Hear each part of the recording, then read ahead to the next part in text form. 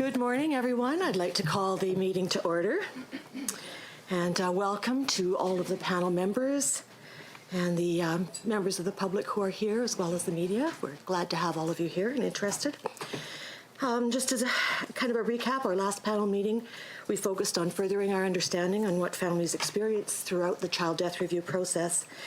So today, I'm honored to welcome the Métis Elder, Gloria Laird, and I would like to ask her to begin this morning with an opening prayer to guide our work. Okay, thank you. Elder Laird is an Aboriginal Resources Consultant at the Yellowhead Youth Centre. So. No, thank you. I was told I had to. I was asked, when I was in a meeting, I got a call asking to provide a bio, and it kind of caught me off guard. I had been taught at a young age that you don't talk about yourself, because that's like bragging about yourself. And so it's always been kind of a challenge for me. But I'll just give you a little bit of background. My family's originally from Gruard, the Lesser Slave Lake area. And my grandfather, Harold Laird, was the Indian agent there.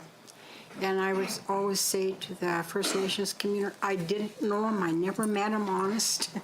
He married a Métis woman, and my mother was a gardener, and her dad was a Hudson Bay man. He traveled in wagons up and down that area. So I'm starting to feel really old because it doesn't. Anyway, so that's a little bit of history, because a lot of people in our community, you know most of the names, and I don't know any other Métis Lairds other than my brother and I are the only ones left in that family. I work for the provincial government, and I'm an Aboriginal Resources Consultant at Yellowhead Youth Centre. I work with youth there. And out in the community, I'm one of the Métis elders for the Métis Nation Region 4. I was actually appointed to 3 different mental health boards, and on the last mental health board appointed a wisdom committee consisting of elders and community people. And Alberta Health Services also has a wisdom committee council. And I was co-chair for both of those committees. I had initially approached my MLA and said, you know, there's a real lack of mental health services for Aboriginal people, and there seems to be such a disconnect. I was working up in the Peace River area, and when I'd go to the communities, they'd tell me it's really difficult to go for mental health services because it's right in town on Main Street, and people see you going there, so everybody's talking about you. So we don't go, and we try to find a ride or somebody to take us to Edmonton to go for these services. And so there was also, I'd had my own experience with mental health issues. I had lost a baby, and a part of that was almost having a nervous breakdown. And the interesting thing for me was just listening to my family not knowing how to deal with me, and having a totally different concept of what was wrong with me than what the doctors were saying. And that was sort of where I piqued my interest, and I think that's something that still has to be dealt with, that a lot of Aboriginal people have a totally different concept of what happens mentally and emotionally when you're having problems. And a lot of people, including myself, would go to a medicine person or to an elder first to get help, rather than a lot of us don't handle prescription drugs very well, and our bodies don't handle them. It's the same with alcohol. Our bodies don't handle them. And it's also something that, from my experience and from people talking to me, that it's not something that you talk about, like it's sort of hidden in families. And so a lot of things escalate before people even find out what's going on, and a lot of that has to do with, I think, lack of services. And so that was where my interest was, and when I got appointed to the 3 different Alberta mental health boards with varying names, I advocated to have wisdom councils and to have elders available for people to access, but also for the medical community to be able to deal with and to be comfortable with our own elders and our medicine people, because they have medicines that'll help our people. So I just wanted to say that, because I know that the very important work that you're doing, that there are considerations that sometimes are not taken into account because it's not brought up. And when I wanted in my own community to deal with mental health issues, I had one of my leaders say, "Don't talk to me, Gloria, I'm not crazy."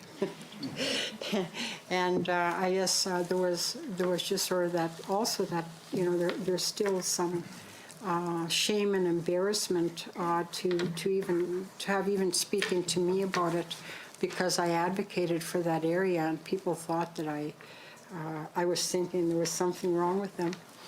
And so that was really interesting. That was over 8 years, and then the Wisdom Council was for 8 years as well before it was disbanded. And there were a lot of our traditional elders on that council that with the mental health board that provided a lot of valuable information, I think, to the mental health community. And so these are some of the areas that I'm hoping that maybe you'll look at and talk to some of our elders when you're dealing with some of these really important issues.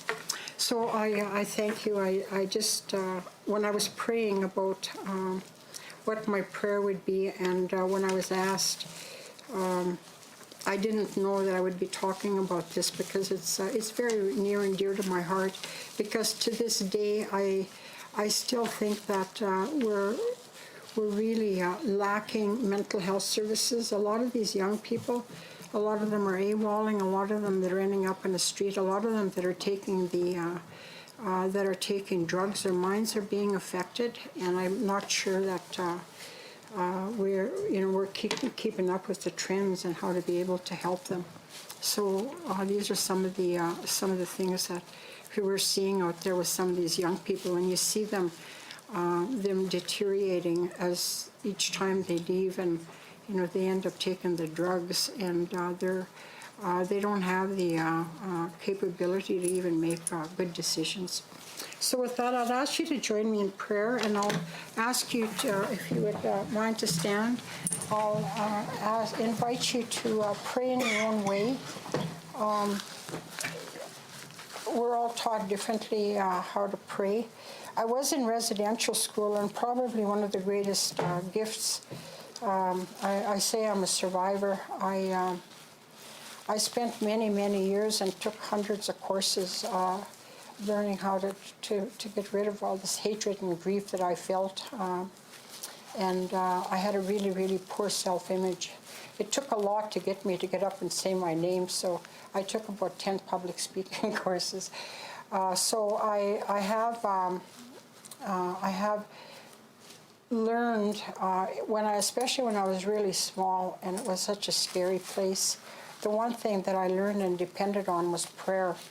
And to this day, it's been very powerful in my life. And for me, I felt that was probably the greatest gift, was learning how to pray and to call on Creator. And my own belief system is learning to understand and appreciate how the grandmothers and grandfathers work with us.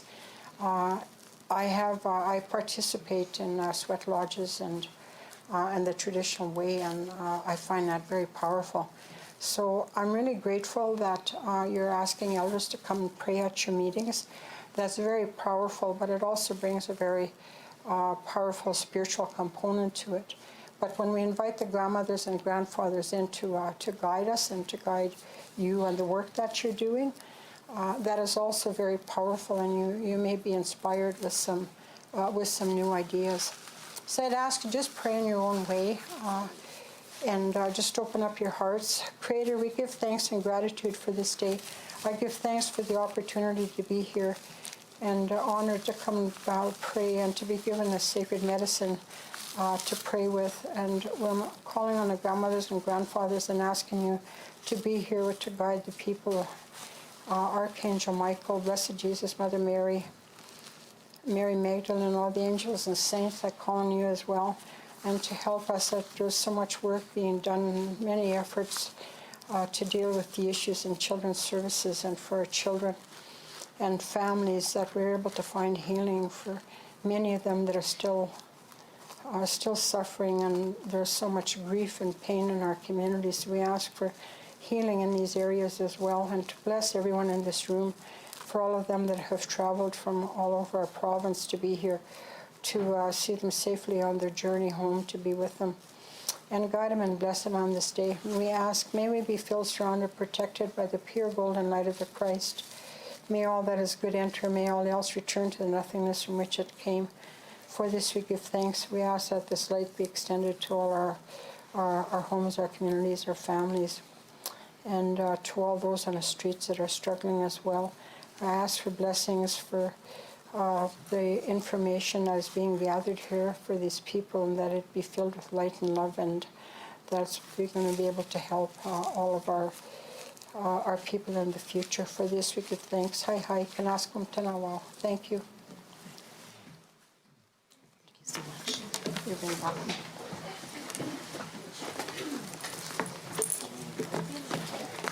On behalf of our committee, I'd like to present you with this. Thank you very much. Thank you so much. I really appreciate it. Thank you.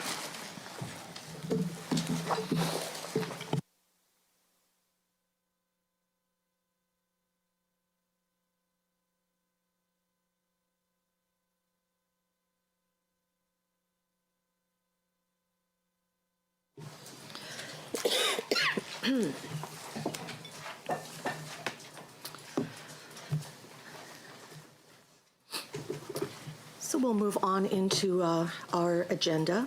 And again, I want to reiterate that we welcome and encourage the public to attend and observe our panel meetings. And we do ask people who are joining us today who wish to provide input on what the panel is discussing to please complete the panel submission form that is handed out to you today, or send an email to panel.submissions@gov.ab.ca from one of the laptops that are available on the main floor next to the panel information desk. Submissions will be considered at the same address throughout this whole panel process.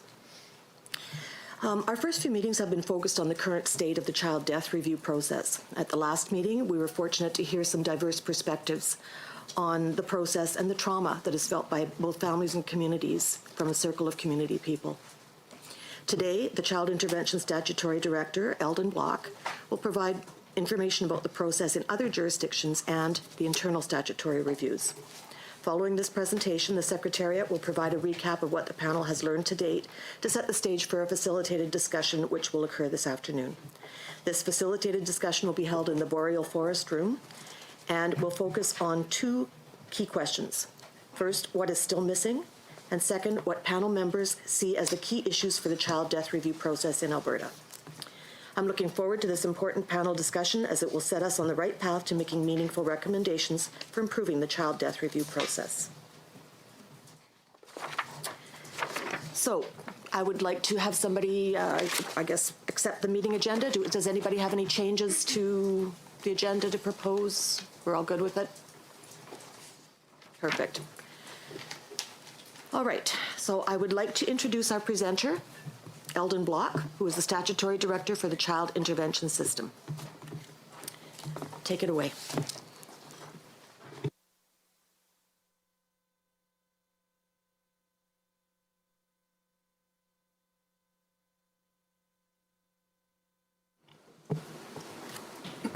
Good morning, and I'd like to thank Elder Laird for her prayer and words of wisdom. I always find that having an elder opening a gathering like this helps provide the guidance and the grounding and focus when we're talking about children, youth, families, and their communities. I want to acknowledge that we are meeting in Treaty 6 traditional territory. Thank you, members of the panel, for the opportunity to meet with you, to provide you with some information about the work that is taking place and has taken place. And thank you for the work that you are doing, because it is important work. I'd also like to thank our deputy for her support. And you've met Robert Hopkins. He's with me here today. He was the one that presented several weeks ago to you. And some of the information that I'm going to go over will be a recap of what he provided, and also there may be some more specific detail. Since July 2013, I've been honored to be in the role of the Provincial Director of the Child, Youth and Family Enhancement Act, otherwise referred to as the statutory directors. One of my responsibilities is to ensure that those that I delegate under the Child, Youth and Family Enhancement Act are supported as they provide supports and services to Albertans within the child intervention system. Key in this is, and as we go through today, that I know each one of those senior leaders in the delegated First Nations and in the provincial offices whose focus is on supporting their staff to work with families and communities to ensure that children are safe and protected. It's with that and a theme that I'll talk about through the presentation is the balance of talking about this important item in a public setting like this, and also balancing the privacy and the private nature of the loss that parents experience, community experience, when children die. It's also in that context that when we're reviewing this information, I've had conversations, and oftentimes it's been that first call from those directors that I mentioned that are supporting staff in their communities about when a tragic event occurs. And I've heard from them about the grief, the loss, the trauma, and what they are doing to support their communities, their staff, and their families. With that, I also have some responsibilities in the area of quality assurance.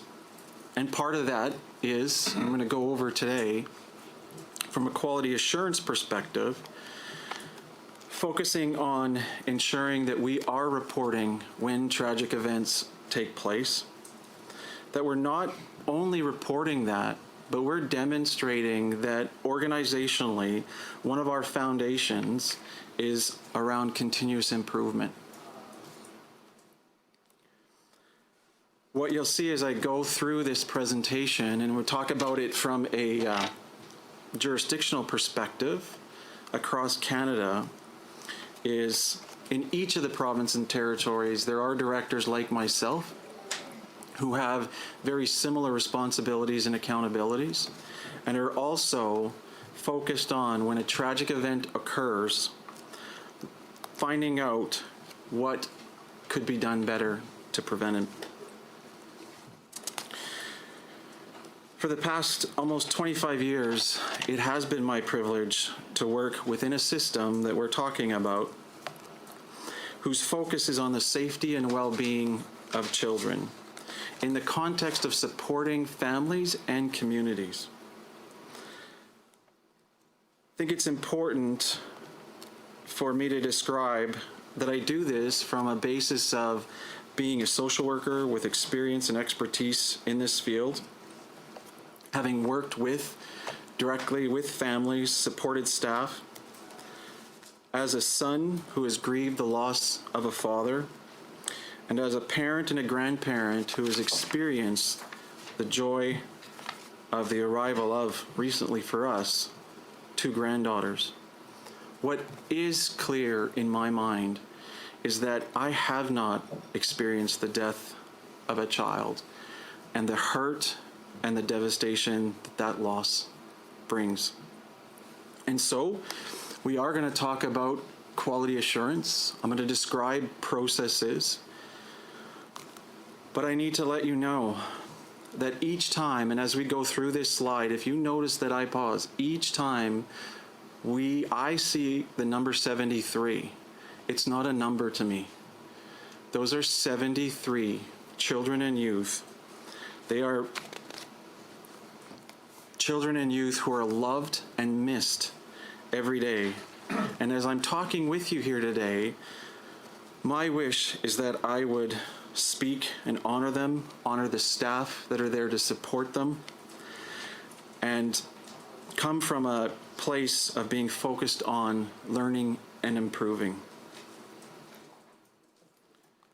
In describing that, it's that tension also of being here today and talking in public,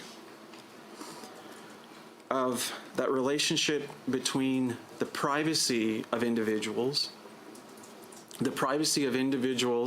who are accessing supports and services, and so wisely put by Elder Laird this morning, the services that they need for mental health and addiction. But balancing that against the need for quality assurance, accountability, public reporting. And it's a tension that's very real for me. So as I speak and as I answer questions later on, you may know that I will pause and reflect. Part of that pausing and reflecting is that balance of the private and the public. I've personally received the information and those calls about the 73 children and youth that we're going to talk about today. I often have the opportunity to talk with frontline staff who've joined our organization, and I'm grateful every number of weeks there are individuals who come forward and are willing and wanting to work within this system. The first thing that I emphasize is that I am grateful every day for the thousands of workers from delegated First Nation agencies, provincial offices, and community agencies who go to work every day on a day like today to support over 10,000 children, youth, and their families. I can't stress enough that this is crucial work. It is complex work, but it is also very rewarding work. And every day, lives of children and youth in Alberta are impacted and families are supported. Again, I'll go back to that tension of the private and public. Sadly, like you've heard and you've had presentations from colleagues of mine in other ministries,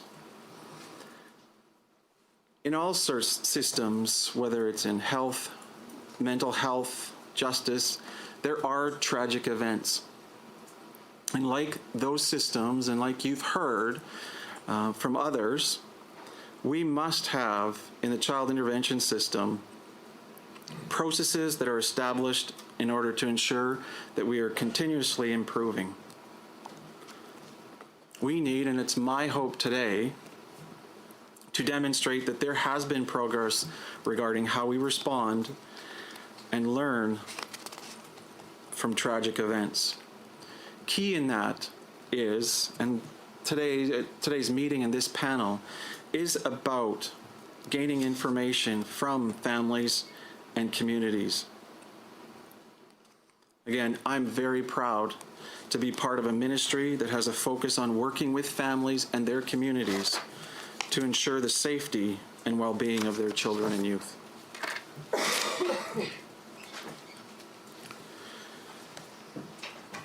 I want to go through and provide a high-level overview of the presentation focus.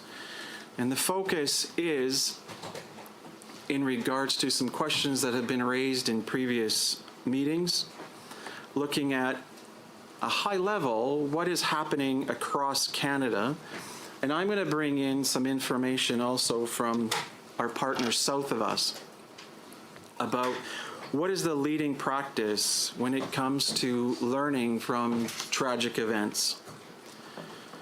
I'll go through in a little more detail the information of what is happening across Canada, and then get into some specific details about the current status of child death reviews, and specifically the 11 statutory reviews that I am moving forward on to gather more information. I want to end then by talking about, so what are the next steps from here?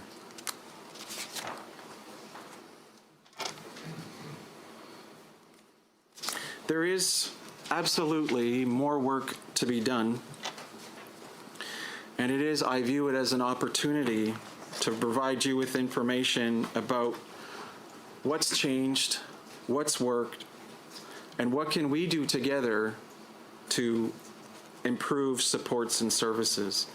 Key in that is ensuring that we have the voice and input of families and communities from here in Alberta.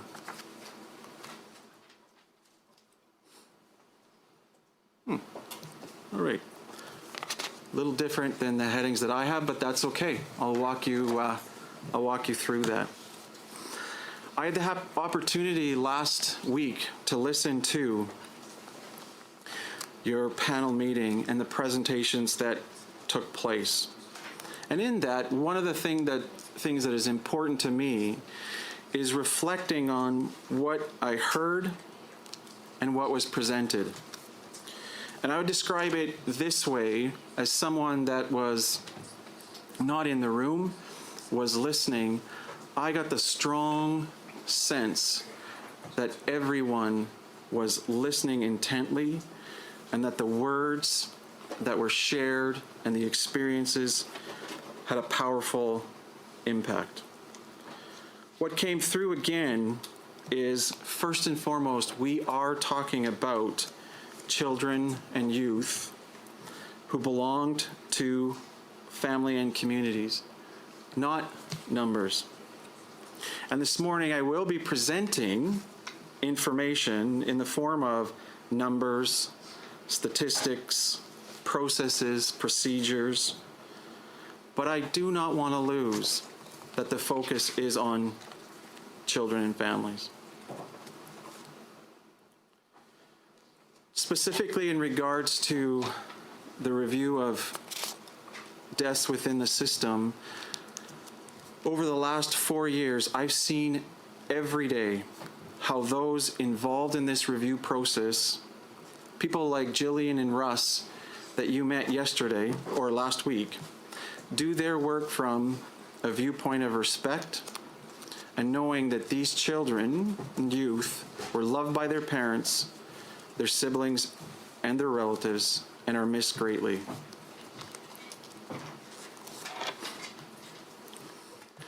Again, although I have not personally lived through the trauma and grief and loss of a child, I have, as a frontline supervisor, working with a young person who was in care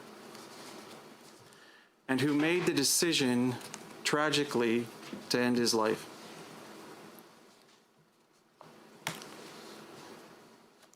I've had the experience of driving onto a yard and giving that news to his aunt and uncle.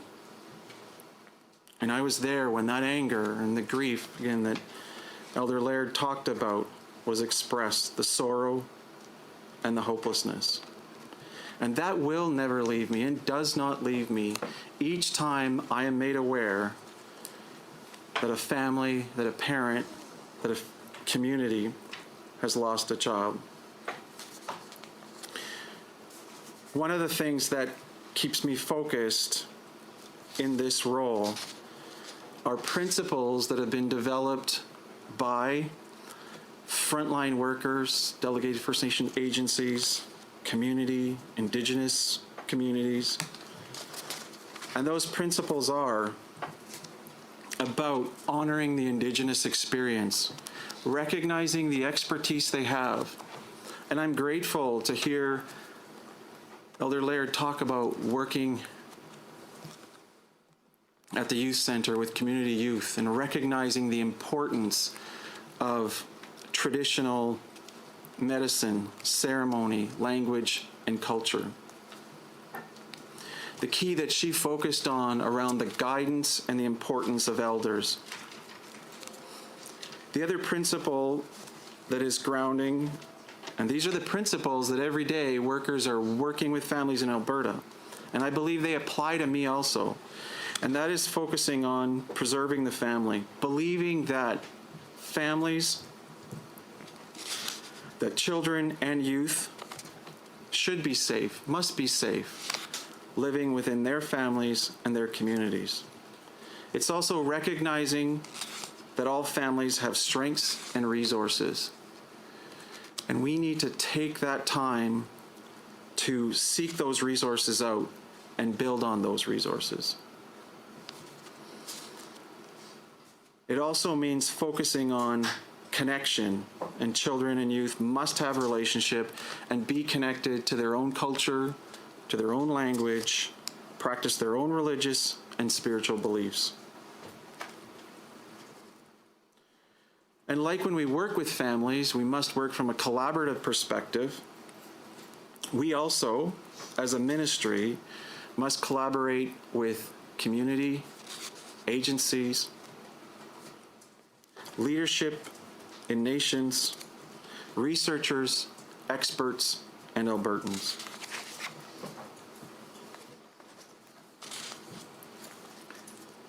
A lot of what I'll talk about today from a quality assurance perspective is focusing on a principle of we need to be focused on continuous improvement.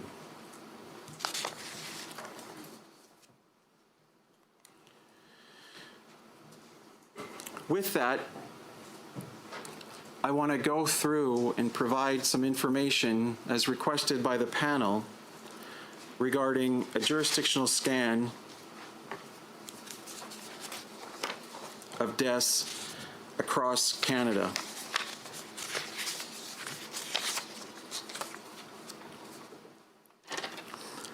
Information from this, or for this, has been gathered from my colleagues across the province and territories, from websites, and also from previous scans that have taken place. And one that I'm going to refer to later on, and you've had as a part of your package, is the Internal Child Death and Serious Incident Review Process Report, the working group, and really the foundational document that we've used in the development of our death review process.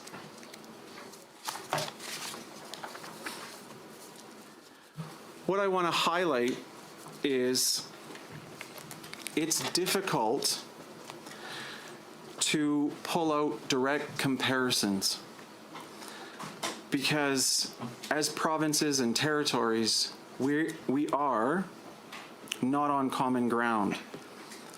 Like Alberta, each province and territory is unique in things like legislation, issues, resources, policy, population, the age that jurisdiction serves, and how they provide support and services.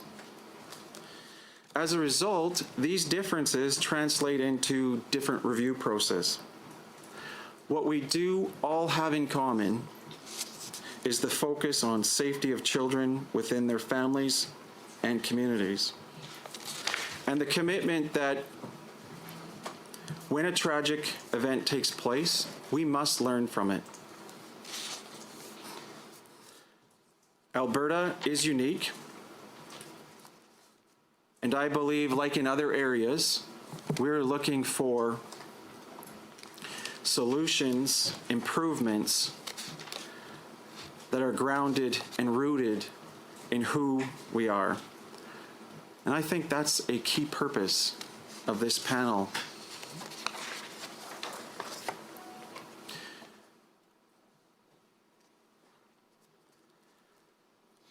In this slide, what I want to highlight is pulling out a high-level comparison using the provinces from British Columbia to Ontario. So again, from a broad perspective, the agreement is when a death of a child occurs, we need to learn. And we need to share that information like we've done here, gather that information. When you look at this slide, what you'll see in terms of a reviewing body, and I'm talking now about the internal review of a death.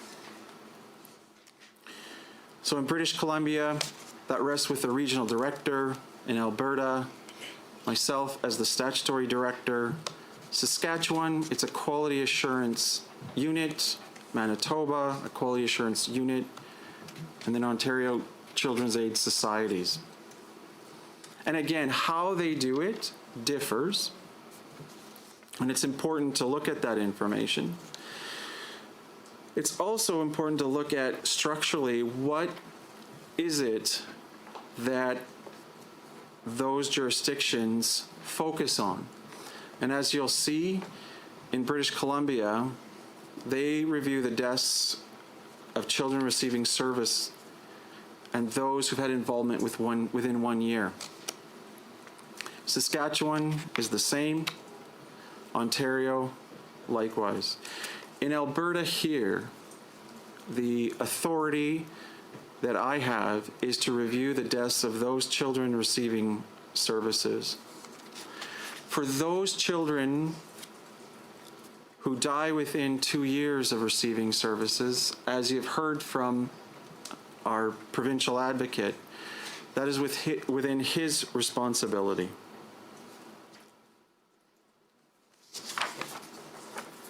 Again, and I'm highlighting what you have heard previously,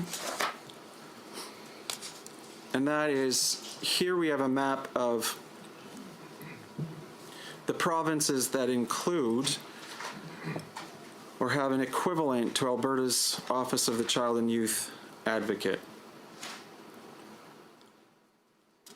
As described in the previous slide, in Alberta, the advocate is unique in that his office's role is to look at deaths within 2 years.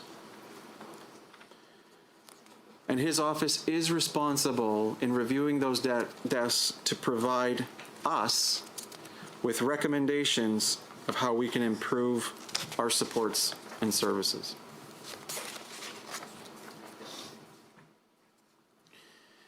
Here, I want to cover, again, information that you've heard directly from the Office of the Chief Medical Examiner,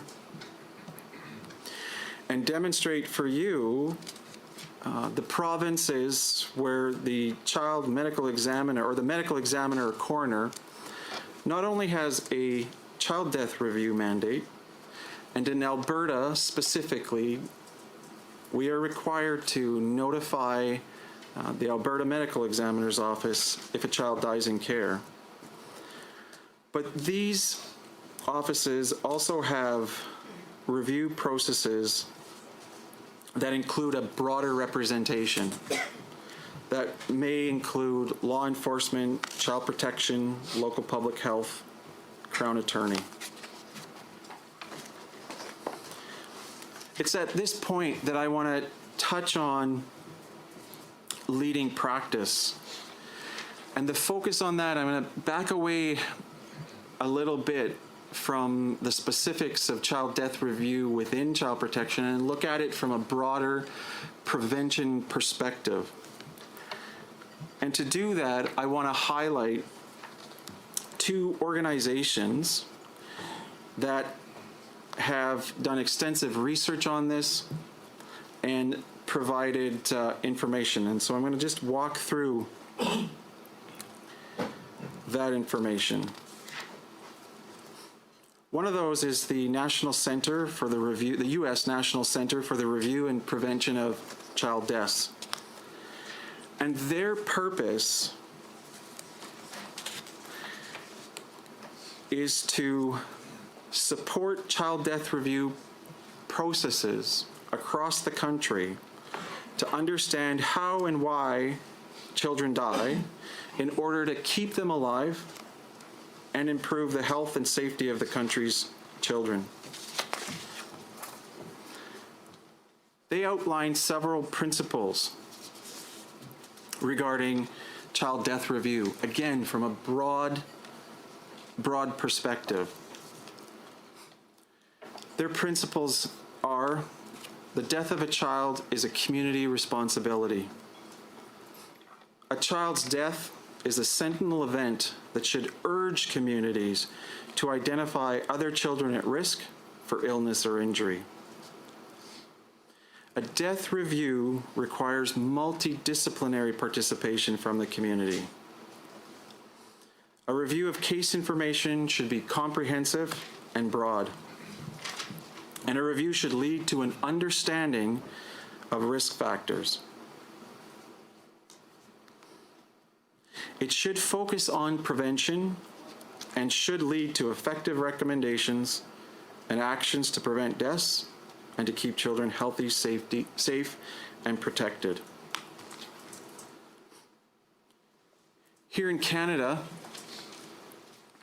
we have a professional organization, the Canadian Pediatric Society, that in 2013 put out a position paper, again, from a broad perspective, looking at all deaths in jurisdictions.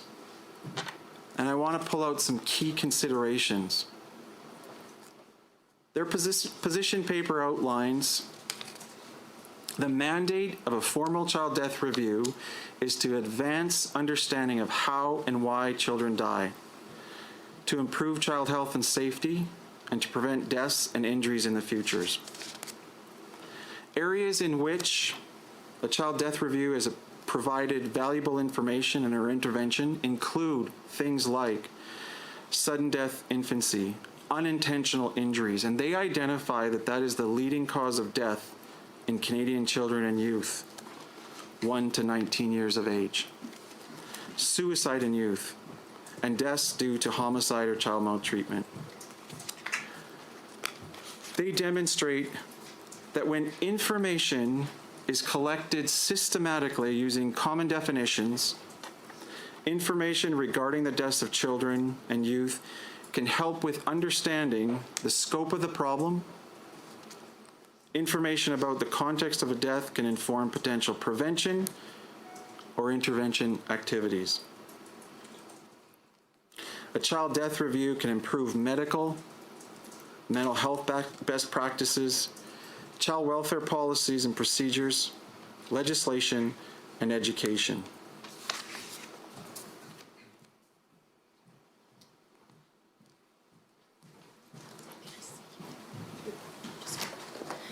You got a different one? Yeah. We're going to interrupt Eldon's presentation for just a second because the secretary will take full responsibility. He had a couple last-minute changes, and I loaded the wrong presentation. So just hang on, and we'll get him his correct one.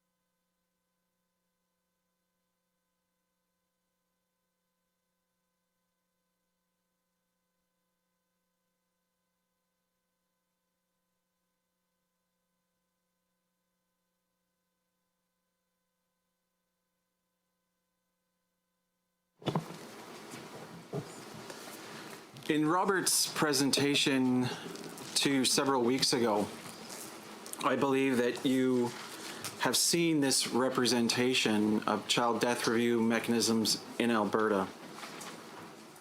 And I've covered from a broad perspective what happens in other jurisdictions, what some possible leading best practices are, and I want to move now into what is taking place in Alberta.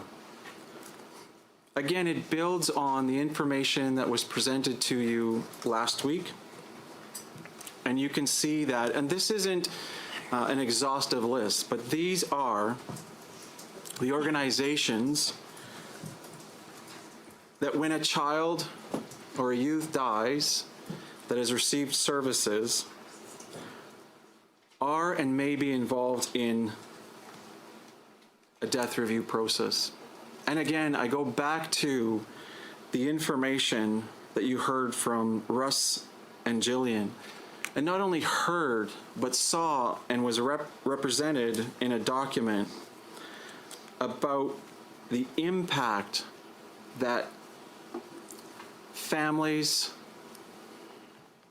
communities, staff experience as a result of, pardon me, multiple reviewing bodies, organizations, over multiple years.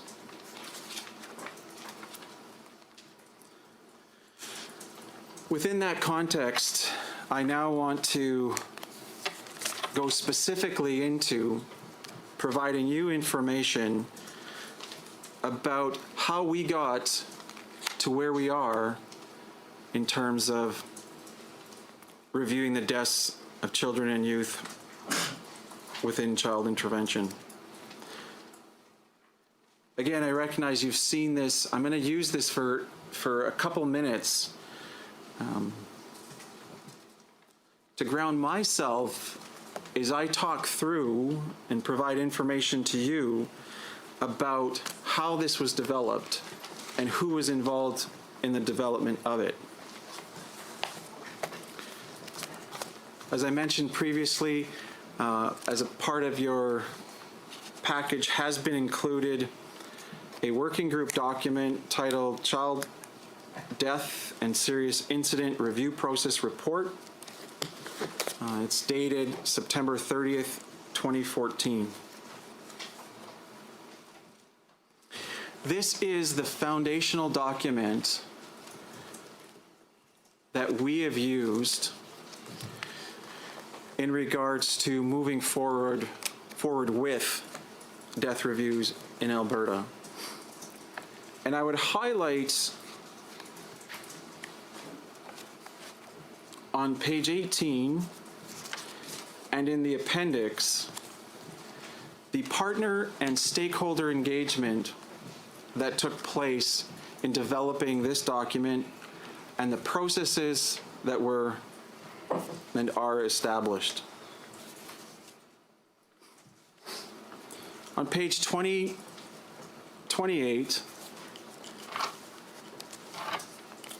there's a table that summarizes the reference groups that were engaged in the development. And those include Indigenous partners and organizations, quality assurance experts, some who are members of this panel, delegated First Nations agencies, directors, provincial directors, Office of the Child and Youth Advocate, the Family Violence Death Review Committee, and Office of the Chief Medical Examiner. What I'd highlight there is the input that they provided. And again, those are themes that come out in last week's presentation.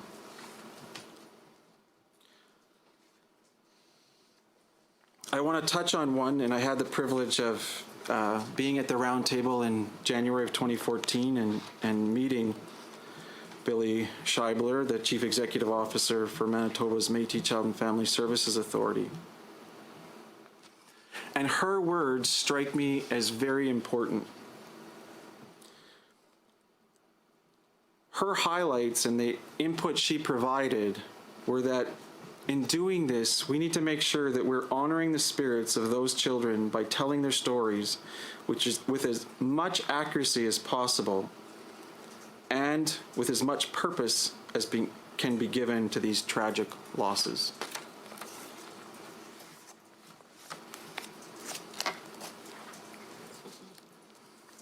I talked about being at the round table in January of 2014.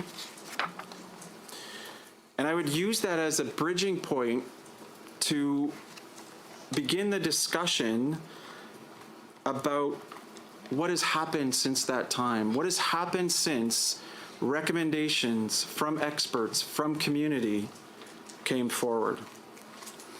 So in April of 2014, the ministry accepted recommendations to develop a robust and transparent internal child death and serious incident review process.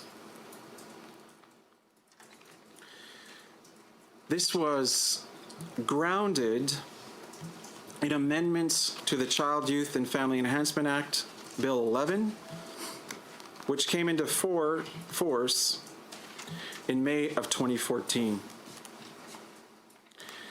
And in there came the legislative authority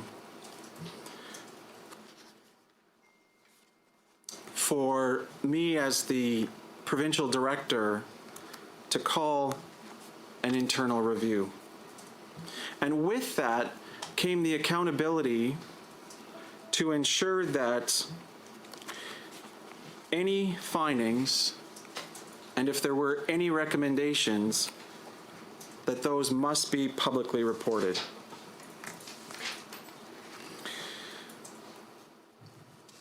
From May to August of 2014 is the time frame that the document I referenced, the working group, was put together with the support of experts in policy, practice, with information from community experts and research. That report was completed in September of 2014. And you have met representatives from the Council for Quality Assurance. They also had input into this document and provided feedback. In December of 2014, this process was approved, and it was in December again in 2014 that the process map that you see on the slide was published on our website.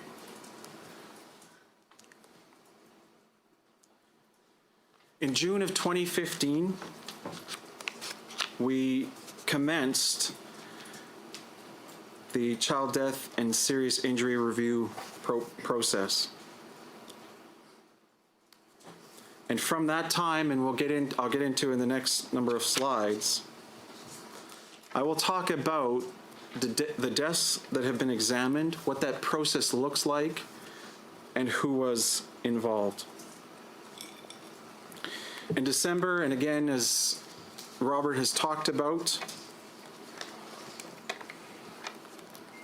I made the decision that we would proceed to review 11 deaths. And then again, I'll go into the specifics.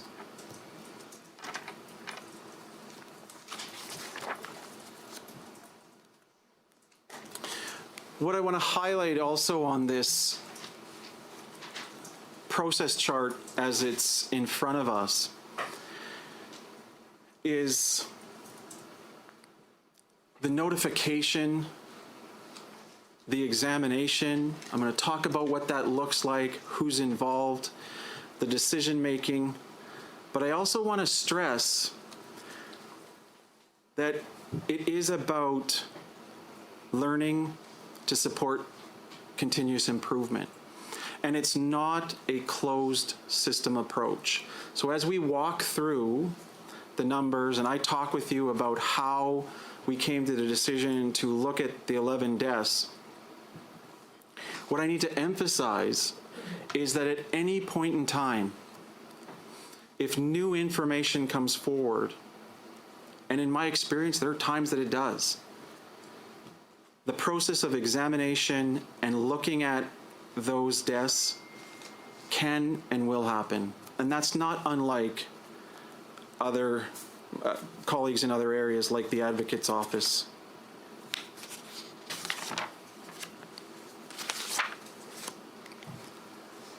I'll touch briefly on where it is that that aspect of quality assurance is grounded. And I'll mention again, it's that balance of, we are talking about children and families, and we also need to talk about quality assurance, review, continuous improvement.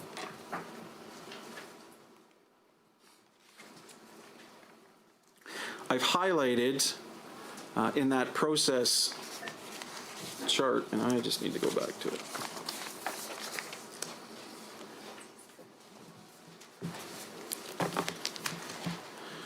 The role that I have in terms of designating individuals to do reviews.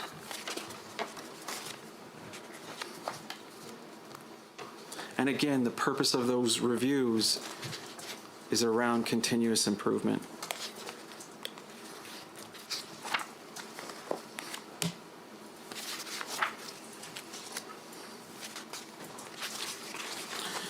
Actually, sorry, I'm going to back up one. I just want to talk about the quality assurance again. And I didn't mention in the internal child death and serious incident review working group and the development of that document,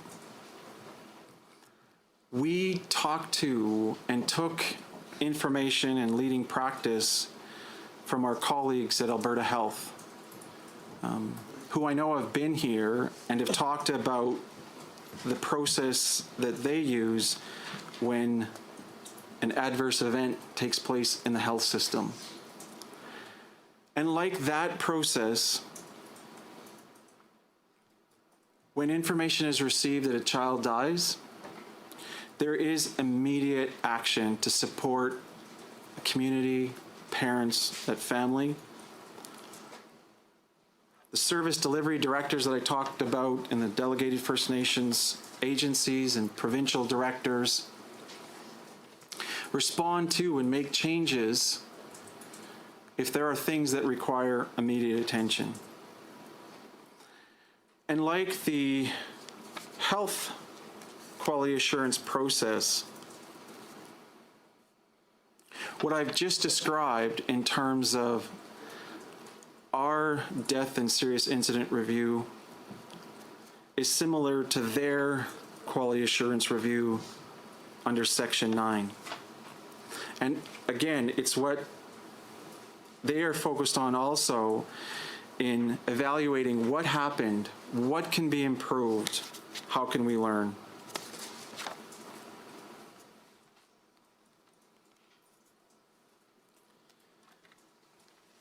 I talked earlier that we would get to information regarding the current status of child death reviews.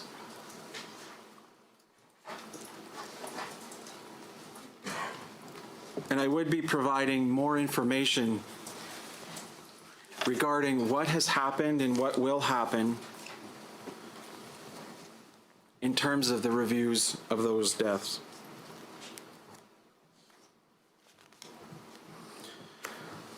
So I've gone through, and that process chart we talked about a little while ago showed notification,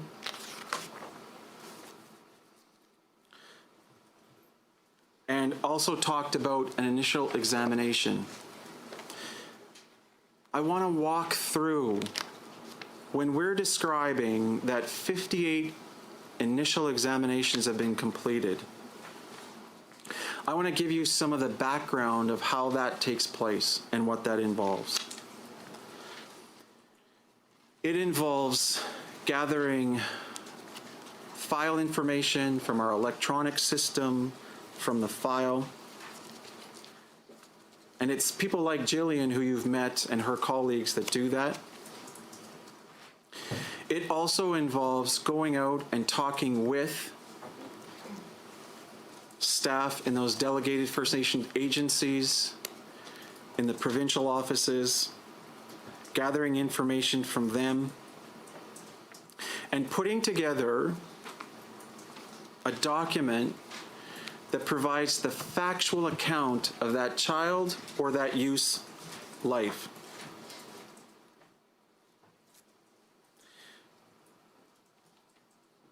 I'll describe that sometimes those initial examinations are completed within 2 months, and other times it can take 12 months and potentially longer. A part of that is dependent on how long we've been involved, and it also involves making sure that we're aware of what is happening in that community, what is happening for the staff and family.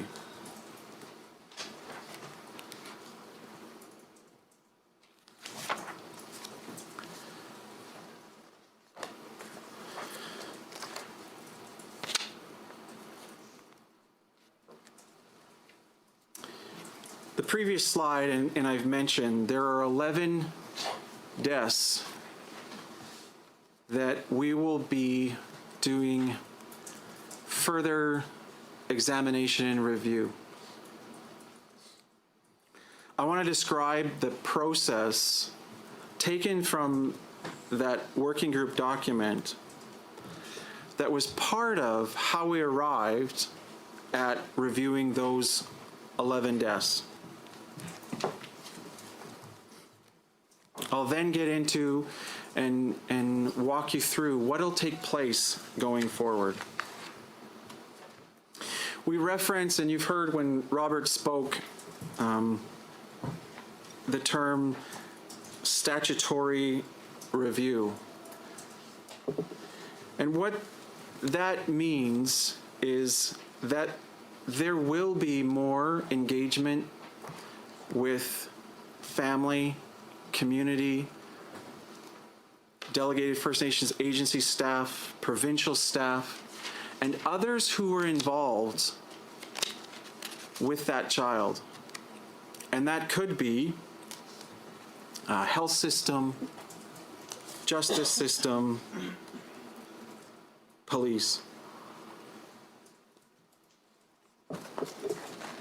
In looking at the considerations,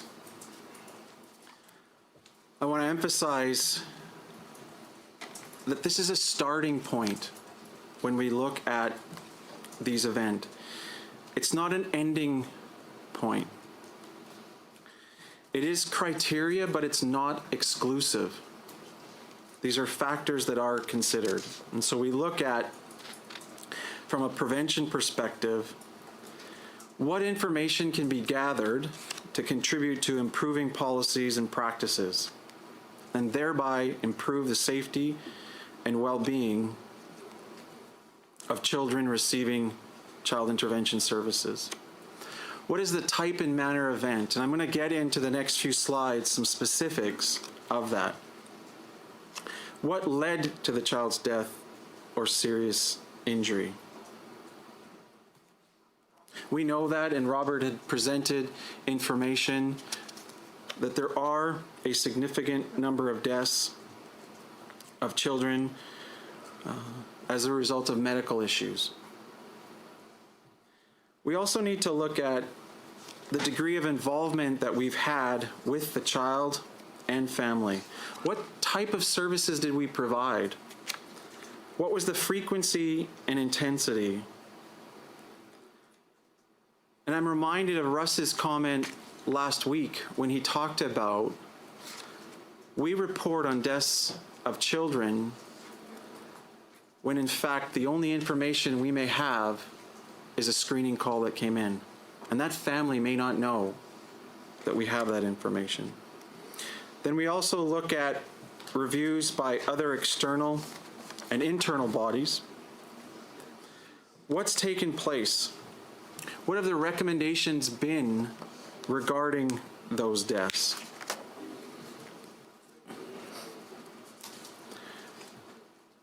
There are also other criteria, and I'm going to talk about that when I talk about and provide you information regarding the 11 children.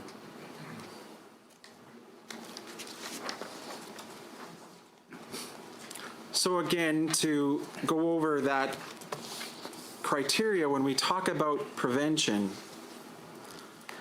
and what we've done, and you've got the recap document with more detailed information in your package about the breakdown of deaths.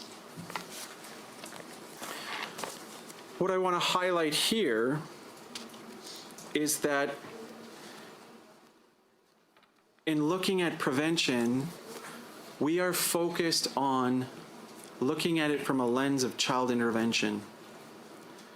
That does not take away from the importance of working with our colleagues in health, the medical examiner's office, and organizations like the Alberta Injury Prevention Center. So it's about lead and focus is one of the considerations.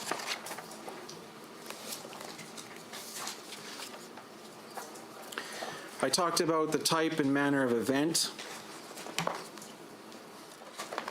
And here what you see is the information we had as of December 31st, 2016 regarding the 73 deaths. And what I want to bring us back to again is that this is not a closed system. As information, if we get more information as a result of the type and manner being confirmed, again, that does not mean that we won't then look at those deaths more comprehensively.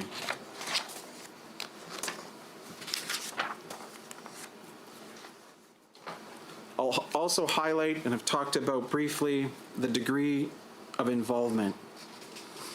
And as you'll see in the recap, pardon me, document, of the 73 deaths, 32 occurred at an initial assessment phase. What I'll describe in more detail in a few minutes is that 7 of the 11 deaths that we will be focusing on were at the initial assessment phase, or we had very, very early involvement. And those involved infants 1 year and younger. And we need to look at how are we involved with those families? What information did they have from our partners? What information did we provide?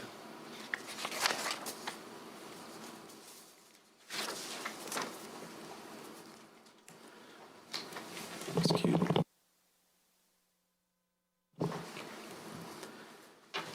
Here I'll highlight that all 73 of the deaths have been reported to the advocate's office. And as Sarita went through last week, she identified the number of recommendations and the work that we are doing to follow up on that. And it's something we need to take into consideration as we're looking at whether or not we'll do a further comprehensive review. We need to make sure we know what has already been recommended.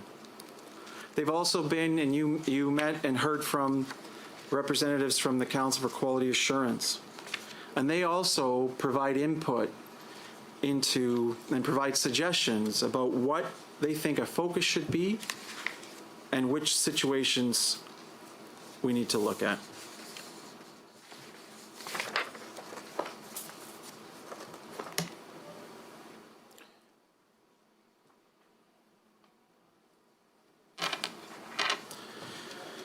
So again, and I talked about the initial examinations that have been completed and the process that's involved in terms of staff going out and meeting with the directors and their staff who've been involved. And in fact, that document, that child's life, that youth's life portrayed in that document is not finalized until the director of that provincial office or region or the director of that delegated First Nations agency signs the document off. They and their staff know and we wait until they sign it off. That it is an accurate reflection of their involvement with that child or youth.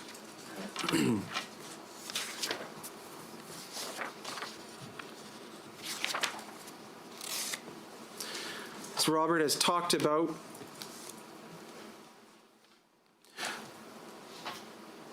"11 deaths will proceed to further statutory review." And the purpose is about systemic learnings. It is about where can we improve.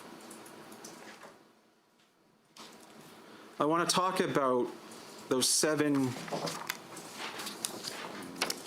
infants under a year and a potential focus that the review will take in completing that review.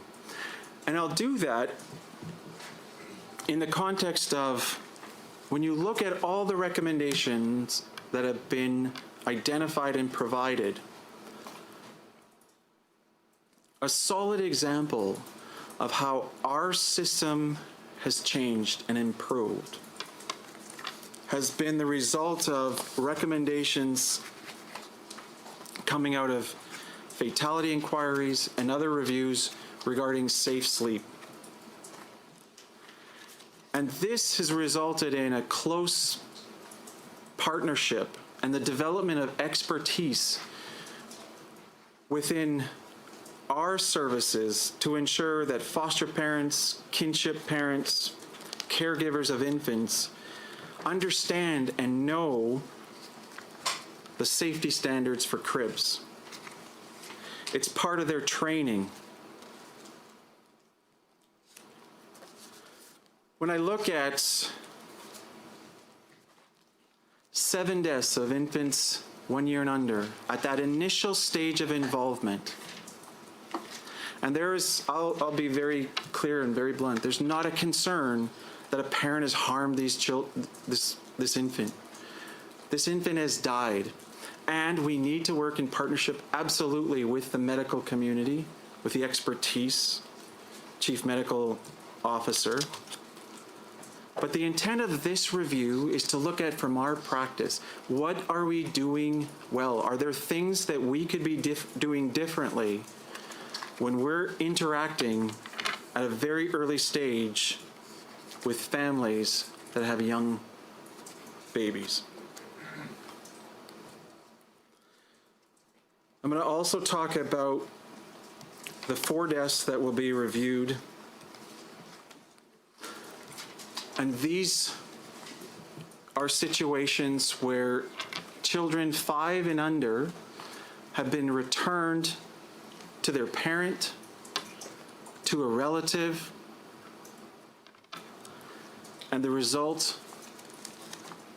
it's resulted in a tragic outcome, the death of that child. Research that you've seen, that I've read, we are talking about a very vulnerable population, 5 years and under. And what we're also talking about are 4 children who were returned to caregivers, and the outcome was tragic in comparison to the hundreds of children every year return safely to their communities, to their parents, and to their families. So the focus is I believe we owe it to those kids to look at what involvement did we have? And was there anything that we could do differently?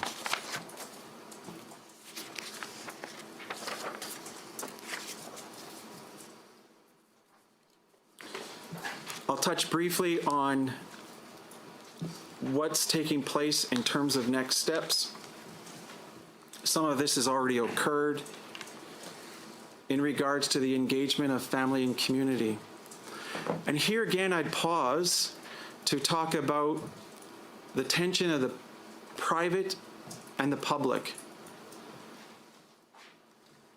I've met with leadership from delegated First Nations agencies, from provincial offices, communities, and I've had the discussion about what will take place in terms of the review. I've heard the pain and the questions about why another review? Why open this up again? Why open our communities and our families to this?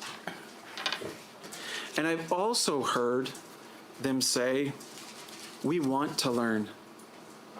We are learning organizations. As a community, we want to know where we can do better. And it's been an honor in circumstances where agencies, community, leadership, knowing that we're doing this review, have said to us, walk with us. Come and join our process as we use our ways of looking at these events as we heal. And I truly count that as an honor. And I think that is the approach that we need to take.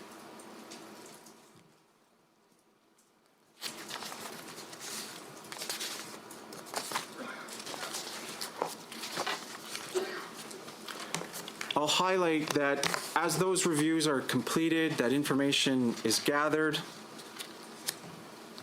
my commitment to them, the directors, their staff, is that before any recommendations are put forward, I will ensure that they are involved meaningfully in the development of those recommendations. They have to mean something for that agency, for that community, and ultimately for children and families. It is about walking together.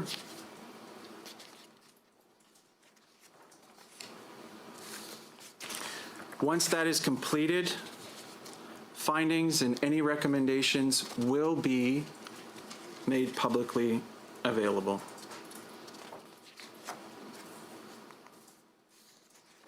Oh, I got ahead of myself. So again, to summarize, this process is about improved health and safety of children. It is about working with families, communities, partners. And it is ultimately about continuous improvement of the child intervention service system. I want to thank you again for this opportunity to meet with you, provide you with this information. Thank you. Thank you very much, Eldon. At this point in our agenda, I'm going to propose we take a 15-minute break, and then we'll come back with some questions for our presenter. So let's say it's 25 after, so 22, we'll reconvene.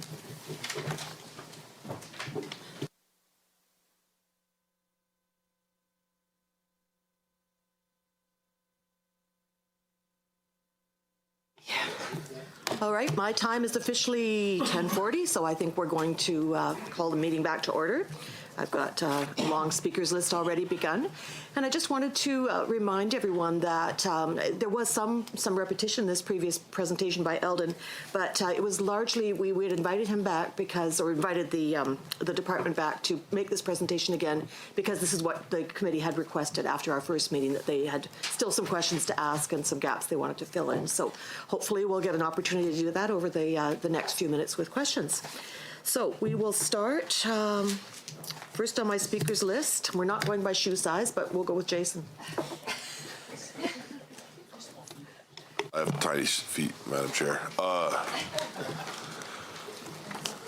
So on page 5 of the slideshow, I believe, at least page 5 of the slideshow that I had the copy of, it basically makes it clear that we, being Alberta, are the only province profiled in there that internally reviews files for those receiving services, and I quote, those receiving services, whereas other provinces, all the other provinces that are reviewed, also review if there was involvement within the system within 1 year. So my question to you is, does your department track and review the deaths of children who have recently been involved in child intervention services? So if a child intervention service dealt with a child that then technically left the system and then that child died, would that death be subject to statutory review? Under the current structure, it is not, and that authority to do that is with the advocate. So the notification, it's the advocate that becomes aware of children that die and have previously received services. So it's his authority. So it is tracked. It's not done by us, and the reviews are not done by us. What would need to change in legislation for those deaths to be reviewed by you?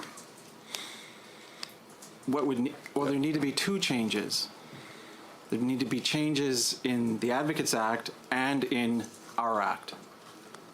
Legislative changes. Right now, the way the legislation is written is that the authority and accountability is for those children receiving services. Yeah. Well, this panel's been hearing about various death review processes all across our province, different bodies that do different processes.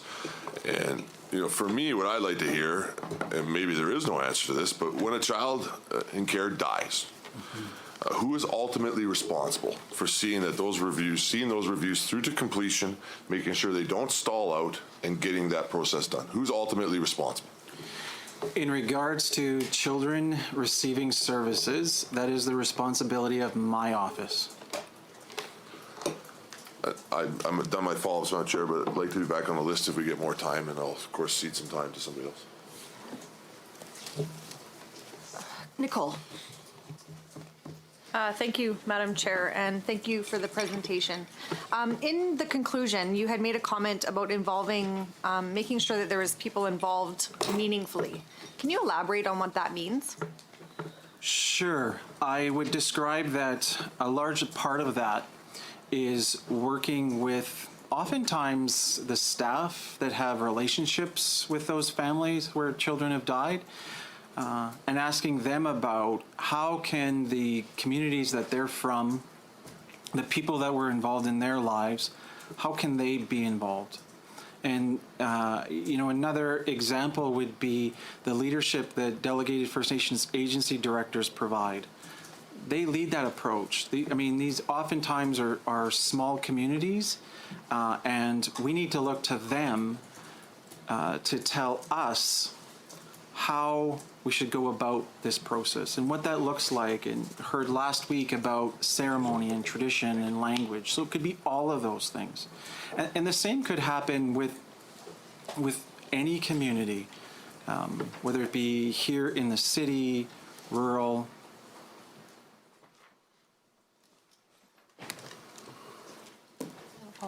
At what point would you start engaging? If you could expand engaging. So when you're working with the staff and the leadership of the DFNAs, at what point do you start that relationship working? So as a result of the structure of our ministry, I have that relationship because I delegate each one of those directors. So we meet regularly, we talk. When there's been a tragic event, that continues in that they are required to notify my office. We then are looking to ask them what are the supports and services they need as they support families. And as we gather the file information, we're again talking with them, and we're taking direction from them about how and who we speak with. Thank you. Greg, followed by Heather. Thank you very much. What do you think needs to change to trend down or to reduce the number of deaths of kids in care? We have to continue the process that started, and for me, being in this role at the round table, and that is the focus on having structures in place from a quality assurance perspective that look at the circumstances, look at what worked well, what didn't, and then use that information to improve our policy, our practice, our relationship with other partners. It's that continuous improvement loop, like we see in organizations like health. It's being aware of, it's about exploring and then making changes. So we're near the end of your presentation. You spoke about the reaction from within your group to the announcement of this panel. And you said there was two reactions. One was, oh my goodness, it's another review. And there was this, I suppose these are my words, not yours, but I would just read that as a pushback or an, oh my goodness, not again. But you also said that there was some interest in being a learning organization. Can you quantify or describe for us the culture within child intervention, within the Office of the Statutory Director, your delegates, and anyone else, as broadly as you want to define that, as it relates to continual improvement and learning? Is there a genuinely open culture of saying, that didn't go as well as it, we've learned something, and it may have been from a tragedy, it may have been from a near miss, it may have been simply from something that didn't go as well as it could have. And do you feel you're making progress in translating recommendations and learnings into action that materially reduces the number of deaths of kids in care? I would go back to where I started, and a key principle that forms the basis of frontline delivery with children, youth, and families, and that is that aspect of continuous improvement. I know and I have seen the commitment that our staff have to learning. And it's, those principles are an example of that. I've been involved in child intervention since 1992. We don't practice the same way as I did then. I heard in last week's presentation from people like Cheryl Whiskeyjack talking about some of the changes she has seen in how we provide supports to families and how we provide, how we interact and work collaboratively with agencies like her agency. And so I'm confident in saying this is a learning organization. This is, we have staff at all levels that are focused on improvement. And I hear from directors and the delegated First Nation agencies and provincially, I hear from them when these tragic events occur about their wanting to improve. No one wants this to happen. I'm sure they don't, and I don't suggest for 1 second that anyone does. How much resistance is there? I mean, you said it yourself, that there are people who say, gosh, another review, can't you just leave us? I mean, I'm now, you didn't say this is, I get the sense I get is though that there is clearly some pushback there. And I'm just curious if you can quantify how, is that a core part of the culture? Is it something that's to be overcome? Is it something that's fading away, or is it something that's entrenched in the system? Yeah, I appreciate the opportunity to respond to that, because the intent of my comments were in the framework of a family's experience. A family's experience and a worker's experience supporting that family. Not that we don't want to have, in fact, I articulated, we need to be evaluated. We need to have feedback. A system doesn't improve if it doesn't get that. So the context that I was referring to is what has been described in the roundtable, was talked about a little bit last week, is a consideration to look at how many review bodies do we need in Alberta and what is the impact? Not that we shouldn't have review bodies.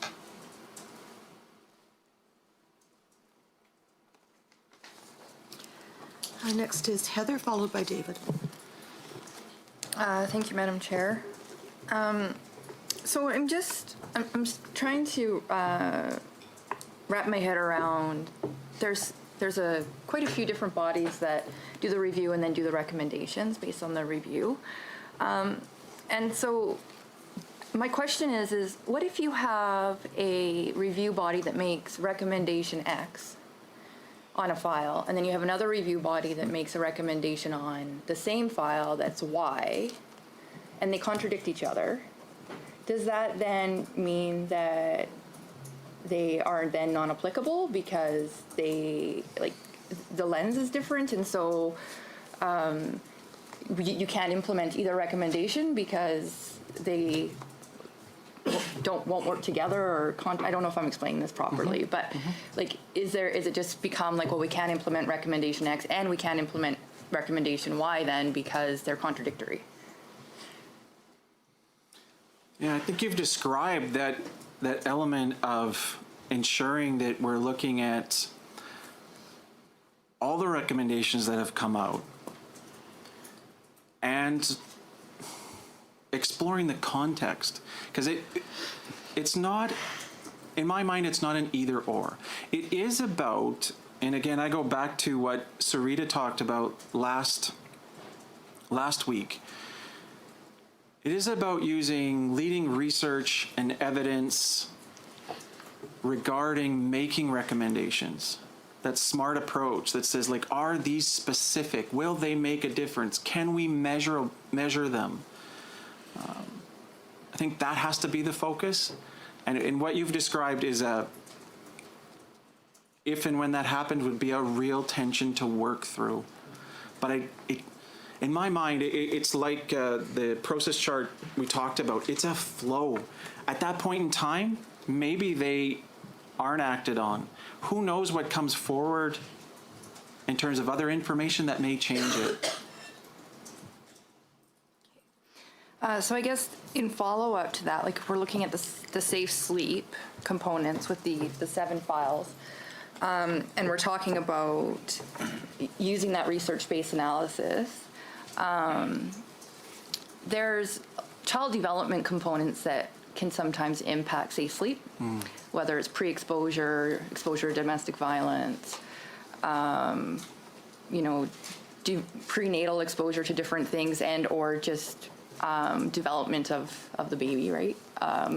So I'm just wondering, when we're looking at these 7 safe sleep files, are they medical in the context of acknowledging that there may be some prenatal exposure, or are these considered separate from that? Like, are they not, have we ruled out that all of those indicators and risk factors are non-existent, and so therefore it was just too many blankets in the crib or a stuffy in the crib? That, like, how are, I guess, I feel like from a research perspective, we know that there's early indicators that put infants at risk. Right. And so how do you determine that these 7 files are outside of those determinants? What you've helped me with is you've raised some of the questions that we need to look at and we need to explore. And to get to some of those, we are going to have to rely on research and expertise from places like the medical examiner.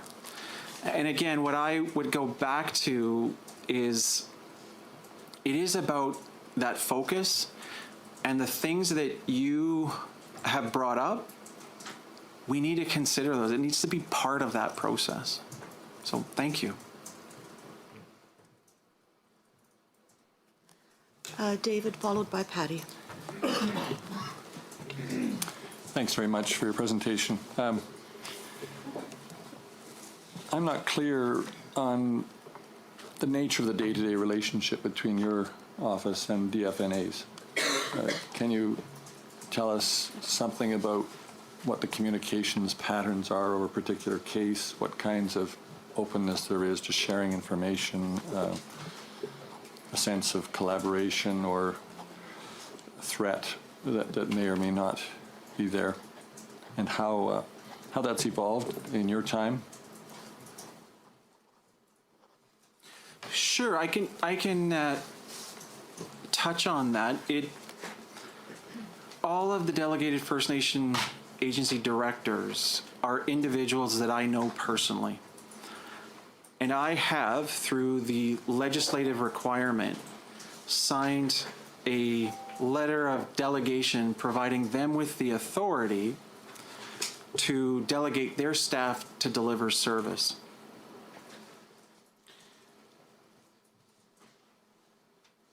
I trust their ability. I know them. And I would describe that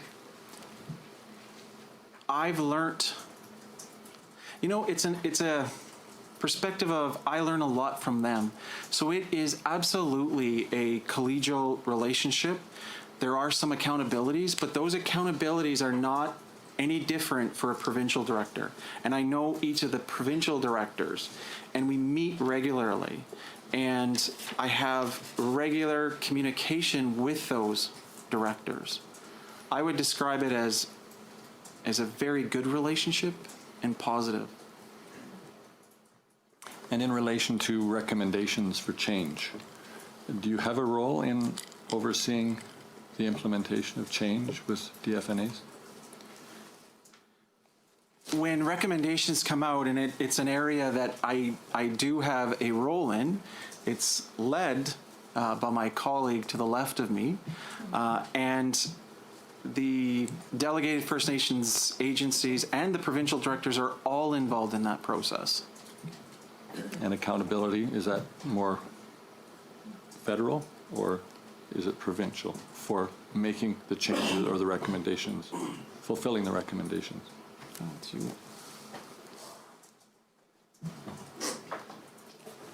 Joni Brodziak, I'll attempt to answer that. I think it's not dissimilar from a question last week related to this area. And it certainly speaks to a need probably for more clarity around how DFNAs operate versus how provincial directors operate and how because I think that's underlying the query. All this to say that when the statutory director delegates a delegated First Nations agency director, they're required to follow the legislation. Through contract agreements with their boards, they're required to generally follow provincial policy. Having said that, they also sit at the tables that helps reshape policy and practice. And so they are a part of the ongoing evolution, not dissimilar to provincial regions, with the exception that their funding comes from the federal government. And as been pointed out, there's some challenges with that funding and challenges with access to the other support services that may typically be available when you're not on a First Nations community. But more to come on DFNAs for sure.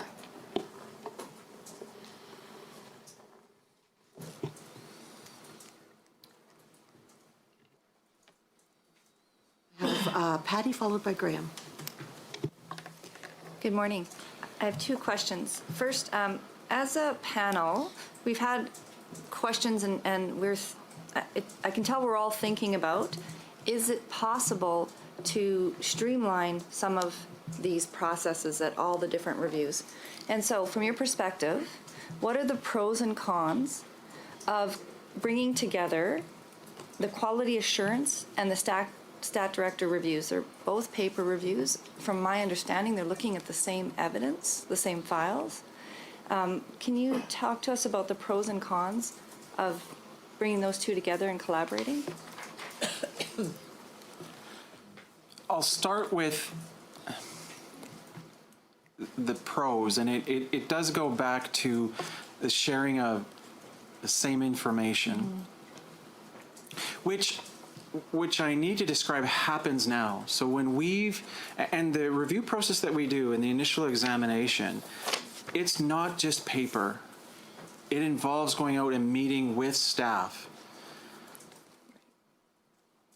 And the documents that are created, I mean, that is shared with the advocate with fatality inquiries. And so pulling things together, I think, from my perspective, the value in that is looking at all deaths, like has been described by the Canadian Pediatric Society, and that larger scale, what can be done across systems for prevention. I would describe, and I can only speak for our organization and quality assurance, I think there always needs to be, whether it's in the health system or our system, internal mechanisms for reviewing our practice and improving. And I think that's consistent in other professions. Okay, thank you for that. And my second question is, it was good to hear your description of your relationship with DFNAs and how there's always that director's eyes, I can't remember who else you said, eyes on that initial examination to make sure that the story told about that child is actually correct. We know that there are a tremendous amount of Indigenous children in small towns and cities where the DFNA does not exist for them, including some reserves that don't have DFNAs. What Indigenous eyes and perspectives see those reports and ensure that there is an Indigenous lens on the initial examination and helps to determine whether those go to stat review? A component of that is the process of making a determination. I'll back up. The initial examinations, when we're talking with the individuals who have been involved with that child and youth's life, one of the things that is there is, and I'll refer to it, might not be this document, but we're looking at who has been involved with that child. And so figuring out those relationships, and if they have connections, have had connections to a First Nation, to a Métis settlement, to another culture, it's exploring within those circumstances who needs to be involved. Does that include like second and third generation Indigenous people who have grown up in Edmonton though? Like, I mean, not everybody has that connection back to a reserve or back to a settlement. Right. And I'm talking from 22 years of experience in my agency. There's a lot of Indigenous people who have no connection back, but still need to have that Indigenous lens on the death of that child. So I think in what comes to mind is when last week Cheryl Whiskey-Jack talked about, and Elder Campbell talked about working with those families, seeking out and getting input from them. It's also when we're looking at these deaths and making determinations about whether a further statutory review would take place, it is involving Indigenous community connections. So staff from there, involvement of delegated First Nations directors and others at that level. So it's at that,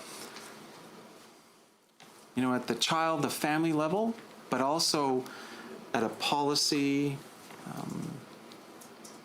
and more practical level too. Graham, followed by Bruce.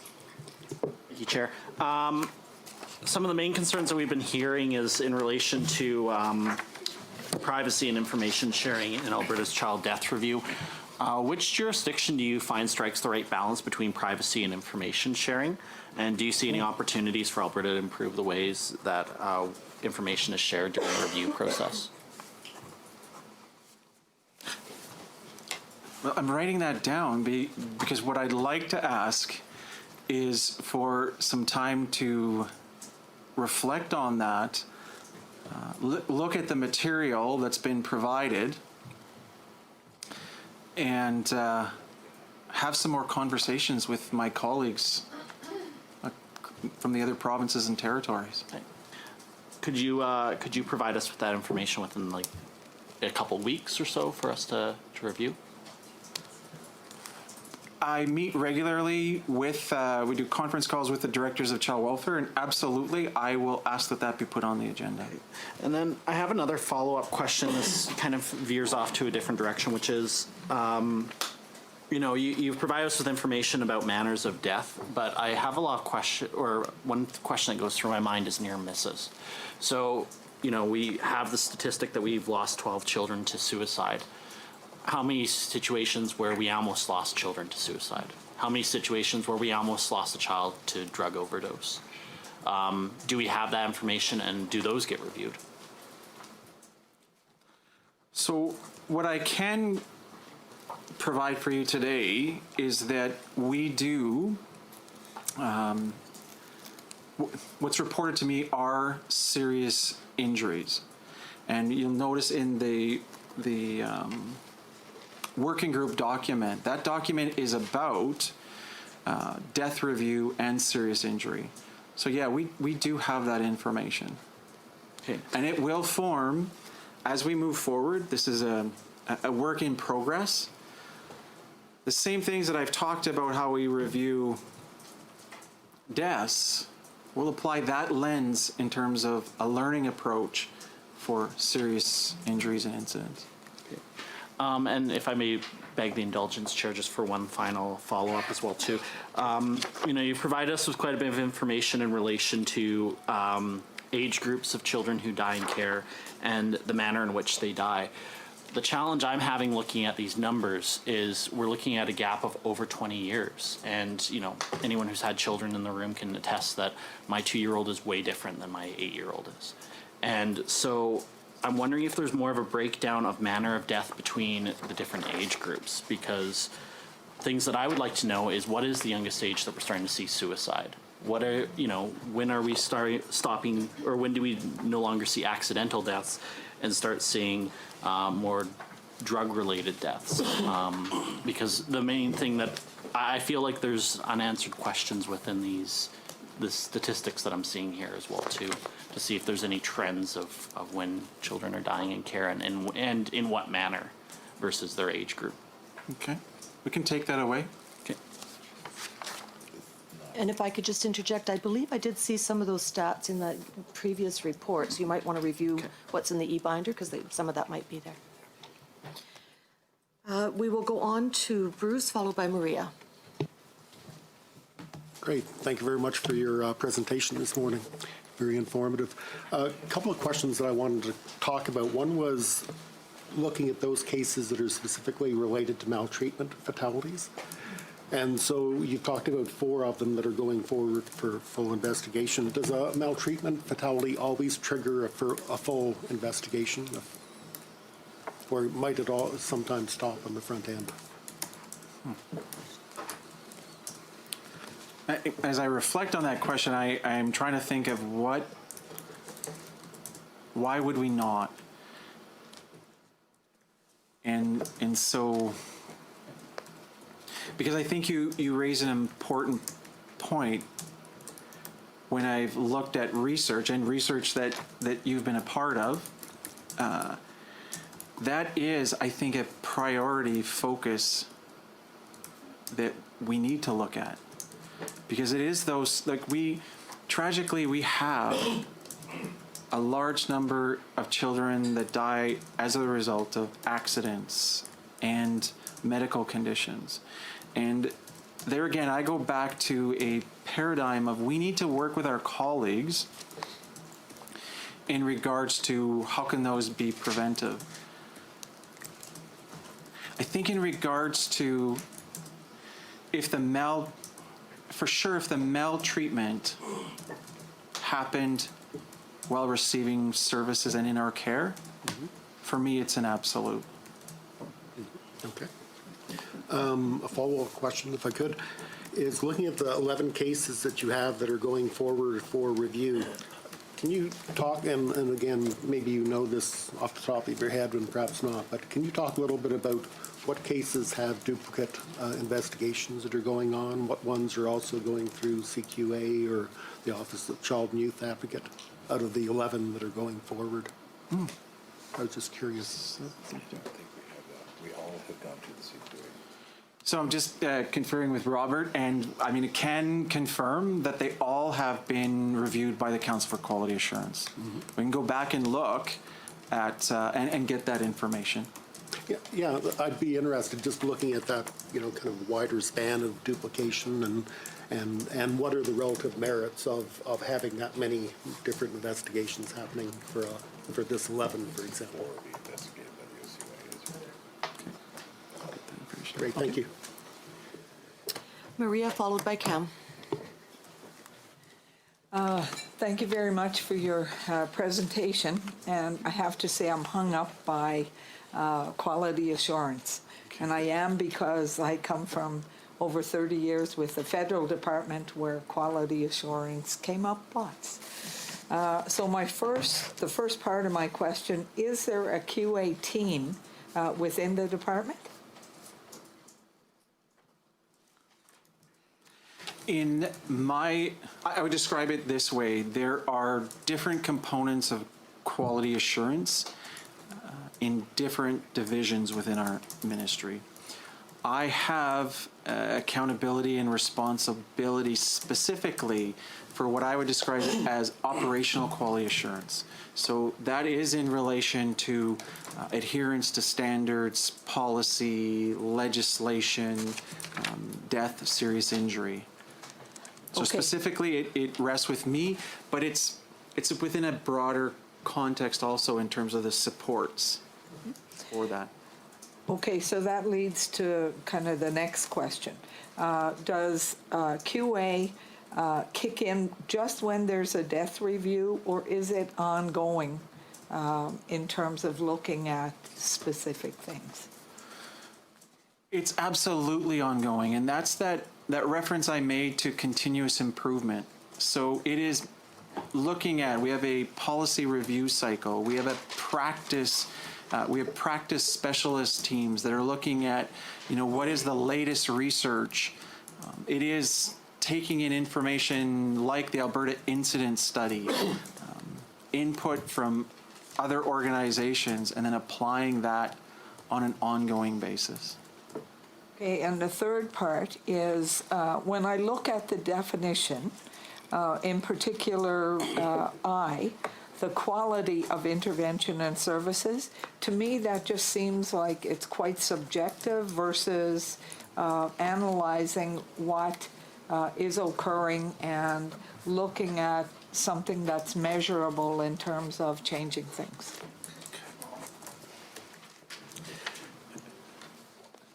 That you raise a good point about quality assurance from a subjective perspective and objective, and I think in the weeks to come, I think you will get information about outcomes and what are results, and that's an aspect of it. It's also moving towards, I think, quality assurance needs to involve finding out from people who have received the service whether the service was effective. And that's a journey that we're on. And the principles that I talked about, that again is a foundation of where we need to go in terms of developing processes to hear what worked well for them? Was it effective? Could we have done better? Okay, and the final part is, given that you've got ongoing quality assurance going on in many aspects of what happens, do you find that maybe it's redundant to have an outside quality assurance, then do a review when something happens?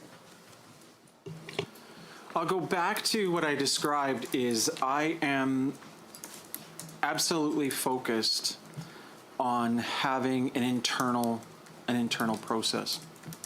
When I look at external reviews, and I think Safe Sleep is an example that I can give as where there was external recommendations that we use and were helpful in us developing, changing our policies, changing our practices. So it's, for me, it's not an either or.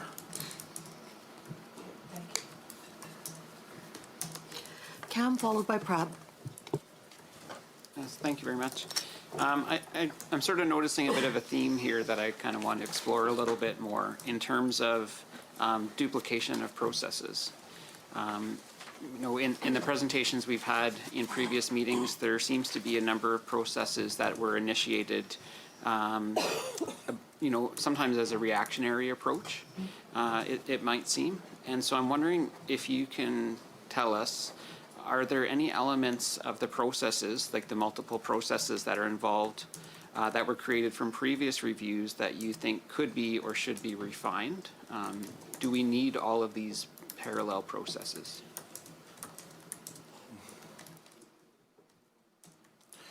I think you've raised a fundamental question that I alone can't answer. What needs to happen is the exploration of what is the information coming out of those reviews. Is it possible to align them? And that involves dialogue and discussion with those other agencies and groups that have been here. And for me, the intent of it lines up with them coming and speaking with you and me and then me being here today to talk with you. It's definitely something to explore. For me, I always go back to, though, is what is the family's experience? And what can we do? Because the most important thing for me is what is happening for them. Okay, I guess, you know, then from the family perspective, like I said earlier, I'm sort of getting a sense that there's a theme of a lack of coordination and duplication between the review processes. So I know Graham sort of asked a question along this line before, but is there another jurisdiction that we can learn from to address the issue that we seem to have this theme of duplication? You know, thinking from a family's perspective, if there's these multiple reviews that are sort of focused on the same goal of finding what went wrong and how to improve the system, you know, if a family's having to go through multiple reviews that have the same goal, is that putting extra stress on the family as they go through all of these processes? So my question, similar to what Graham asked earlier, and perhaps you could bring this up on your meeting with the interjurisdictional folks, is are there other provinces that, you know, obviously the goal is protecting kids and making sure they're safe. So, you know, having a review is obviously essential, but do we need all of these overlapping reviews, and are there other jurisdictions that come to the same conclusion without these overlapping processes? For me, what came out of the scan that was completed and a reference on slide 7, and we've shown that picture of Canada, is we do have jurisdictions, and there is information about jurisdictions where it is death reviews are housed centrally, often with a coroner or medical examiner, and others are involved. So the information is out there, and we need to, and I have been meeting with my colleagues in health and the medical examiner's office, we're exploring that also, as you are when you get this information.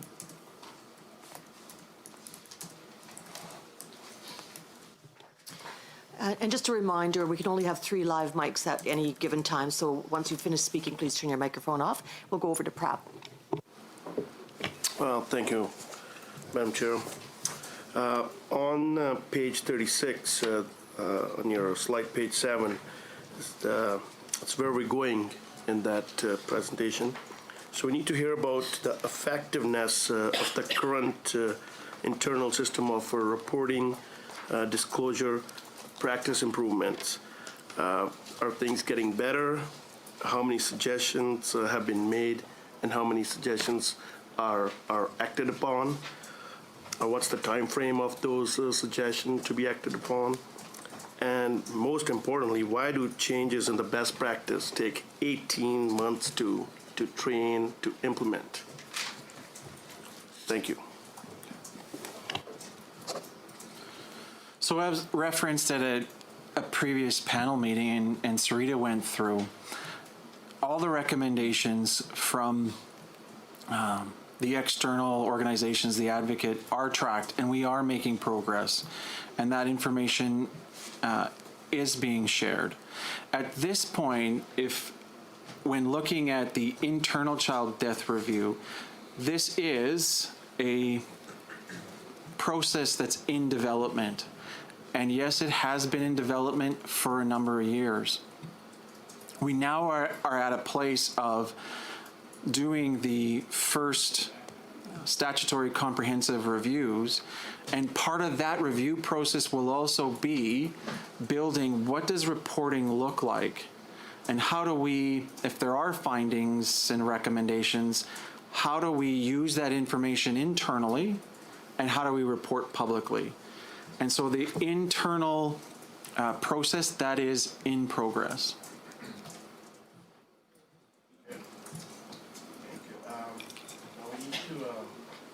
Some way to evaluate and compare how well Alberta's child intervention system is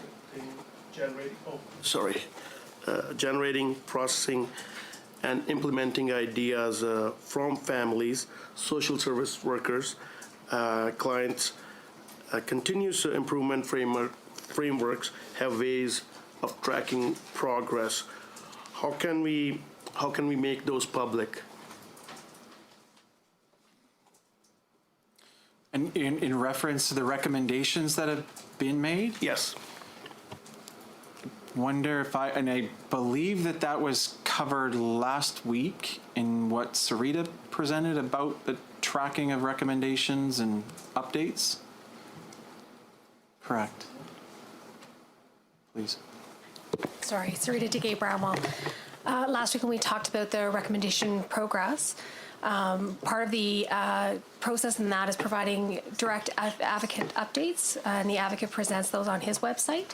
We also have a aggregate roll-up that we provide 5 years of progress updating that will be updated again at the end of March 31 for the next fiscal year.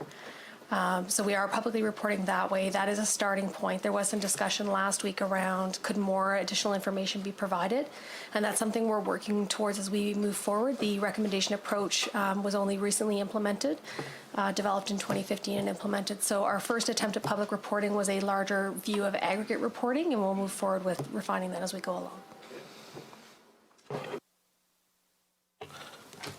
The last part is how do we track the effectiveness and the timeliness of collecting, implementing? It's almost similar to the previous question, and reporting on recommendations that do not come from the organizations that have statutory recommendation powers. Okay, if I understand correctly, in reference to the recommendations that will come out of the internal child death review, those also, following that similar process and format, will be made public. And as we make progression in meeting those recommendations, that also will be public. Okay. All right, thanks.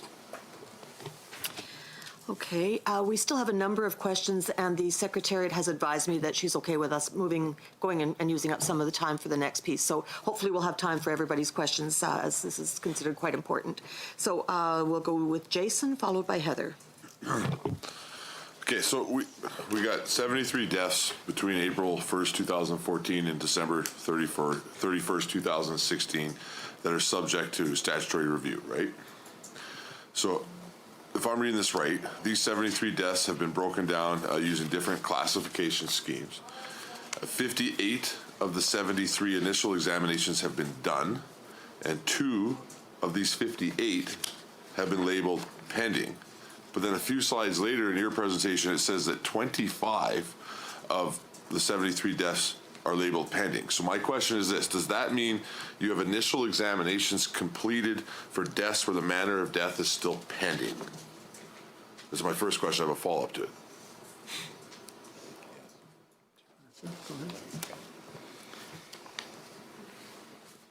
Go ahead, I'll let you. It's Robert Hopkins with the Office of the Statutory Director. The 25 pending are manner of deaths from the medical examiner. The 2 that are pending are initial examinations from internal reviews that we have done. We do move forward because without any form of criticism whatsoever, the length of time for manner of death may take some time from the medical examiner, and we do not stop our process of moving forward with initial exams. We start them right away. So that makes sense to me. So then I guess my question and the follow-up on that is, if we can do that, if we can move forward even though we don't have a cause of death in some cases, and we can move forward and not make them pending, then what's the delay in finishing the other 15 of the 73 deaths? As I described, as we went through the process, the initial examination process that we do involves going through file information that we have about that child and that youth's life. It involves meeting with the staff that worked with that youth, and then developing a document that provides a description of their life. And so there's involvement of delegated First Nation agencies and their staff and communities, provincial staff. And again, that initial examination document that we're talking about is the life story of that youth. It's the facts from their file information and conversation with those people that worked with them. And so we take that time to honor that and ensure that before that is signed off as being complete, the people that have been involved in that child or youth's life, they're the ones saying, yes, this is the reflection. Because when it comes to the internal statutory reviews, as opposed to the ones that are listed in this presentation on page 17, I believe, of the slideshow, what are the major differences between those internal reviews and the ones that are in this slideshow? Is there a difference in getting access to records? What's the difference? So when we're talking about the internal review, again, that's about the child's life. If, in reference to the other reviews and pending, those are reviews completed by organizations like the Chief Medical Examiner. And she's been here and talked about that process and what they've experienced. What's the difference between those reviews and the reviews on this slide, from your perspective, not the Chief Medical Examiner's perspective, but from your perspective, the person who is in charge to make sure that this process takes place all across the board? What's the difference between those 2 types of investigations? It's an examination. Ours is an examination of that child's life, not a forensic medical examination of that child's body and cause of death. Heather, followed by Nicole. Thank you. I need to just, I'm going to follow up a little bit on Jason's question, I think. So I'm curious about how you could explain, like, if you can explain the difference between the reviews that are done internally and the reviews that the other agencies do. So we saw that there's like 7 different ones, OCYA, Family Violence Committee, those different ones. So when you make the determination that there's no need for an additional review, how do you decide? Is it based on these other reviews that are being done, or what is the process there? And then if you do decide to go forward, what is the value that you see the internal process giving us, I guess? Okay. I'll go back to those considerations that I talked about in regards to manner, our involvement, like you described, who else has done reviews. I mean, and those are all considerations. It's considerations that involve discussion and dialogue with others within our ministry, with the delegated First Nations directors and provincial directors, to go through that and look at, because again, what I want to stress is all deaths of kids receiving services are examined, and a detailed document of their, factual document of their life is produced. What I have described today is there are 11 deaths that after consultation with others, I've made a decision that we need to look further into those.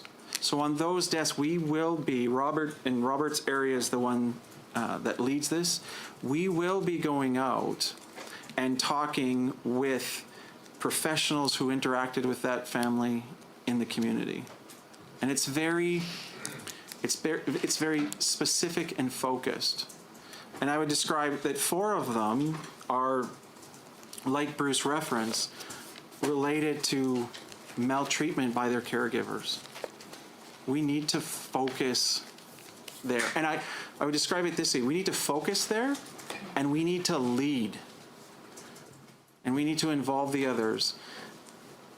We are involved in examining the other deaths that you referenced.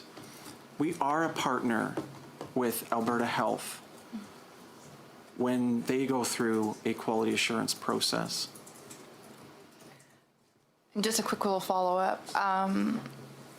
So when we're looking at the child or youth story and the family component, so when you're doing the internal review, and I think I've heard you say that that there is this idea of moving through the child's life and seeing how the system was working with them and what services were provided.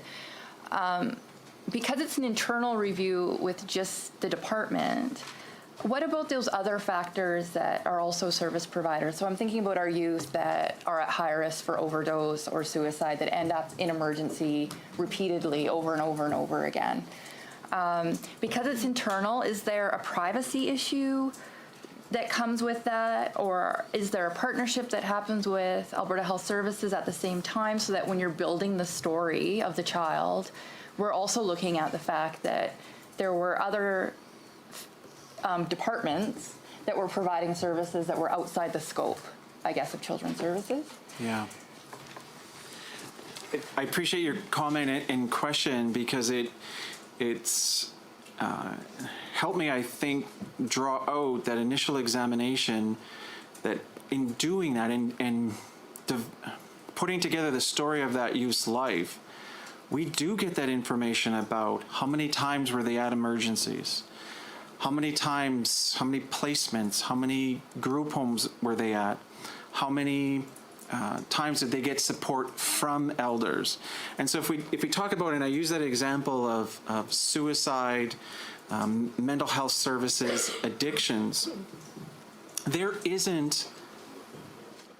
nothing stopping us, and we do share aggregate information about the trends that we're seeing.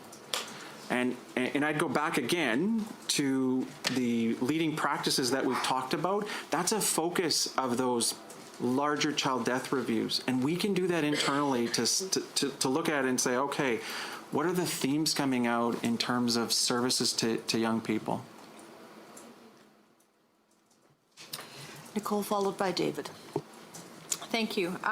So we know, and we've heard from several review bodies that review a single tragedy. And I think it's fair to say that some of what the ICD SIR process does could be done by other review bodies.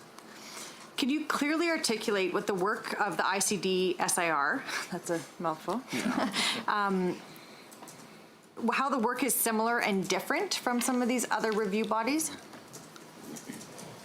I can't see what you're saying.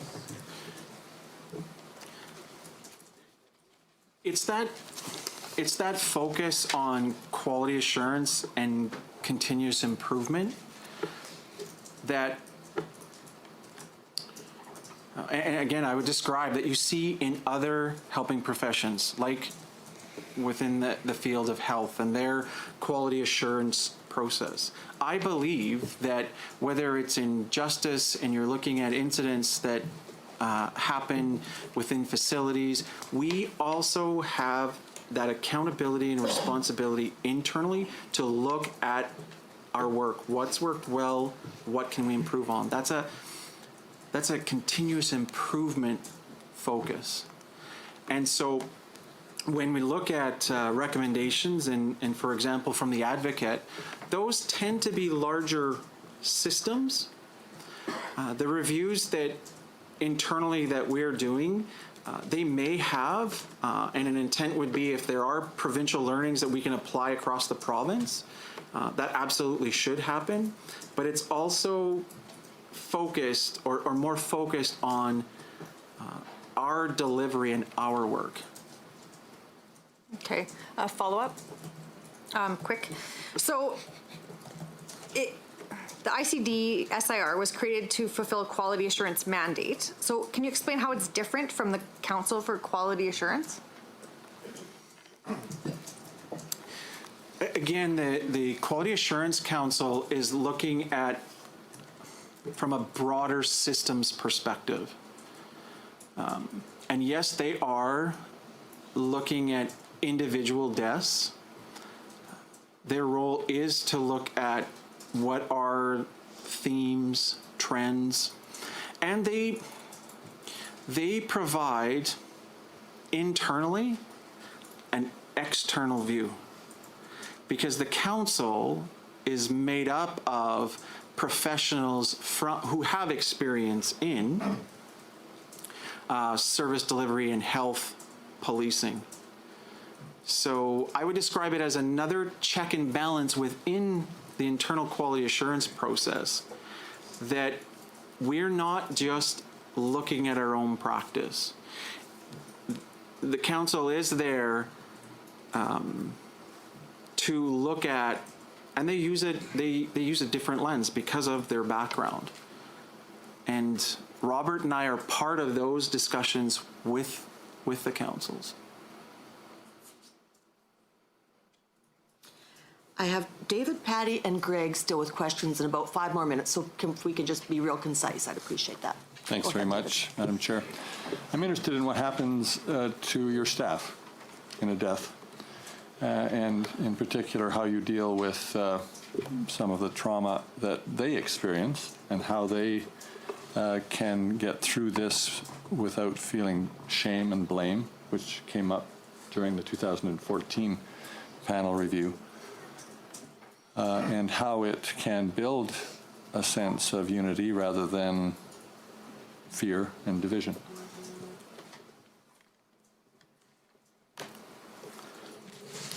In the 4 years that I've been, almost 4 years that I've been in this role, what I've experienced and seen is that regardless of what externally is happening, staff that are working with children, youth, family, and their communities in the field, that is the focus. I would describe that is what keeps them going. And there may be externally things that, it's not maybe, it impacts them. It impacts their work. It impacts them as professionals. But it's going back to that focus on today, thousands of workers came to work to support the over 10,000 children. And it's about having leadership like we have in the Delegated First Nations Agency and provincially that are focused on making sure that we're supporting our staff. And that includes supporting the staff that work in Robert's area, because those are staff that, again, are reading these reports, are meeting with staff, and are impacted. And it's keeping that focus on there are good things happening every day. Thank you. This will be a little more confrontive follow-up. I've seen your corporate surveys over the last 5 years. They're not very good. 50% in some of these surveys indicate lack of confidence in leadership, lack of job satisfaction, high rate of turnover. What do you say to that? How is that culture reflecting a support system, especially for people in the very most traumatic of events? I can speak to what I've experienced and seen, and that is my interactions with frontline staff, with supervisors, with their management and their leadership. I've seen that commitment to their staff, focusing on support.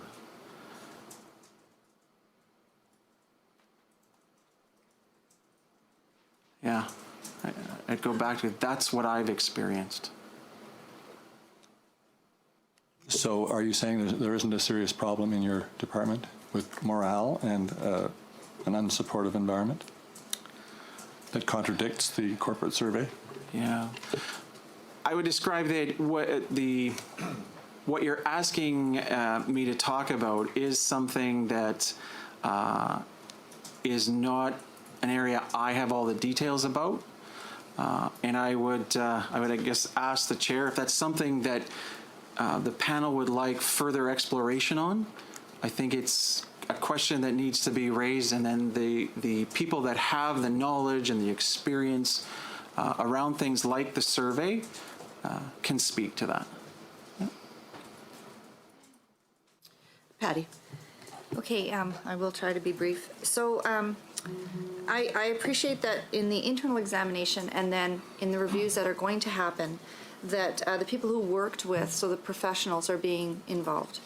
Every once in a while, one of these cases gets in the news, and journalists will then go and talk to family members. Mm-hmm. And sometimes family members will offer some pretty interesting information around the nature of the relationship, perhaps, between the family and the service providers. They might offer us some insight into red flags that might have been raised that didn't particularly trigger the amount of care that might have been needed in that family. So there's that piece. Related to that is grieving processes. In mainstream society, often we hear about, the first birthday after a death, the first event at Christmas, if you celebrate Christmas after a death. And by the time we get to the seconds, okay, it's getting a little bit easier. So that 1 year period seems to be salient. I know in Indigenous communities, we don't post or share pictures of people who have died for a year. Sometimes those pictures even in our houses are put down. Some people might cut their hair. And it's a year process. So, number one, can you imagine a process, internal or stat review, that would include the family voices, that might give rise to information about the nature of the relationship, that helps to, as a quality control. If we're trying to get to why, we've heard it's really hard to get to why. Yeah. Why did staff choose to zig instead of zag? Why did they choose this direction, not that direction? Can we do that? And can you imagine a process that wraps up in a year, that actually assists in family grieving, not stretching it past to what most of us would say that 1 year? Families are still willing to, I think, go through this, and by having a voice, maybe it wouldn't feel like it's all these reviews happening to them. They're not allowed to finish grieving, but rather they see themselves as part of this quality assurance process. That's a big one. I think two things that I would describe, and that is the absolute importance of family voice and taking direction from leadership within delegated First Nations agencies and other organizations about how to do that. And we heard a little bit about that last week again in terms of ceremony and what you're describing. It also is, you raise the point of that, the 1 year, we need a quicker response. And the intent of an internal quality assurance process is a quicker response. And it has been a delay, and I can describe there have been challenges and barriers, and where we're at today is we're moving forward. Could you see a situation where, let's say all the ones who are outstanding are being worked on, but if you had new staff to take on the next death, could you see that being wrapped up in a year? That would be my hope. And I would describe that in the recent number of months, staff have come back. They've been on other projects. One of them, and I'll describe, is Robert sitting beside me. And so we have had challenges, not in terms of positions, because we had the positions. We've had challenges in terms of recruiting to those positions. The work is not for everyone. Others have gone on and done other activities for a period of time. So you have described the end state that we're working for. That 12-month window, I think that is a crucial window. Greg, and then I will let Maria have one final really quick question, and then we'll have to move on. Go ahead, Greg. Thank you very much, and this, I think, does pick up on Patty's questions. What I'm really, really interested in, and I'm hopeful you've had a chance to read Dr. Choate's article that he sent around, and if you haven't, I would encourage all of you to do so. There's a few points that he makes in there as he talks about the inquiry process, which is what we're going through here, and the review process, and some of the failings to actually enact meaningful change. And I just want to briefly quote. He says, "This begs the question that if errors continue to be seen from inquiry to inquiry, as the present research indicates, then it may well be that the inquiries are looking at the wrong issues. Greater attention needs to be paid to how child protection is structured and how environments are created for decision making." And further in this article, he talks about the fact that I'm paraphrasing here, that it ought not to be about bringing down the weight of the media, the weight of these inquiries on frontline workers, and why did you do this or why didn't you do that? That what we ought to be striving for is a culture that says, this happened. We can't undo that. But what can we do to genuinely support that person, those people, those teams that made those decisions? Like to Patty's point, engage family in a meaningful, authentic way, to drive qualitative improvements. And what I'm seeing here, and looking at some of the e-binder documents, is that quantitative improvements in terms of a trend down of numbers of deaths of children in care. And so from some of the documentation that we were presented from the 2014 report shows that deaths of children in care, broadly defined, seem, while it does go up and down from year to year, relatively static at around 100 or a little less than 100 per 100,000 population adjusted. What I'm not seeing, despite the fact that this is another in a long line of these sorts of inquiries, which I think are well-intentioned, don't seem to be having a meaningful impact on the actual number of deaths of children in care. So my question to you is, why do you think that is? What needs to change internally to actually reduce the number of children who die in care?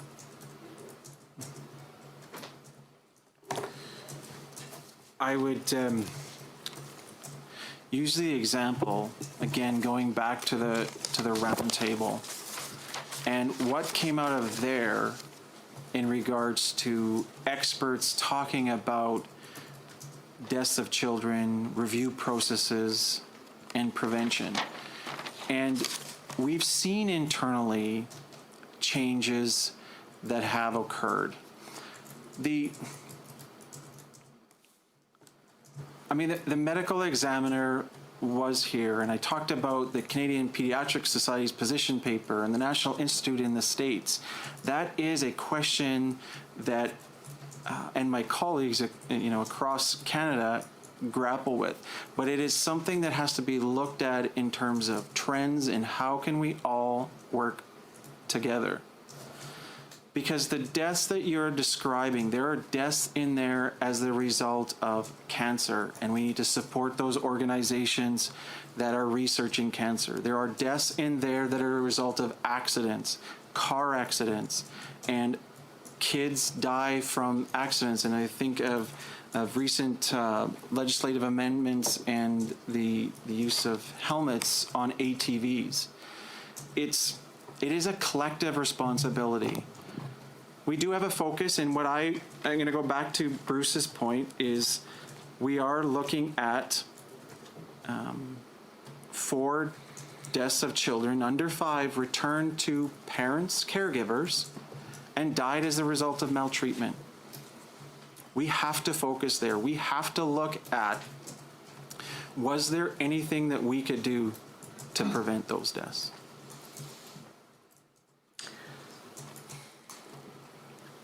So what I hear then is that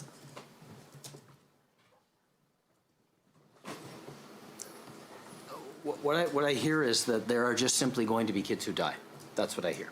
And that's not, so that tells me that either the review process isn't working and we're not genuinely learning lessons, or that there's just a set number of kids who are going to die on average, and frankly, there's not much we can do about it.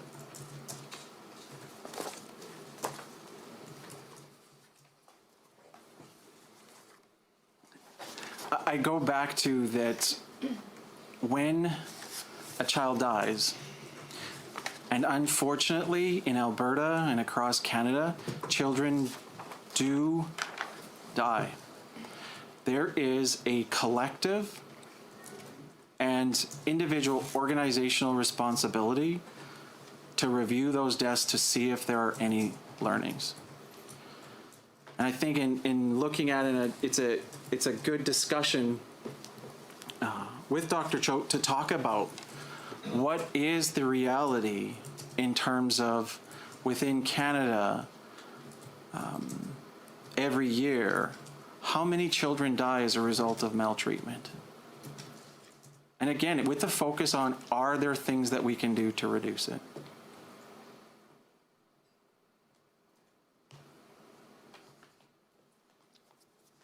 Are there?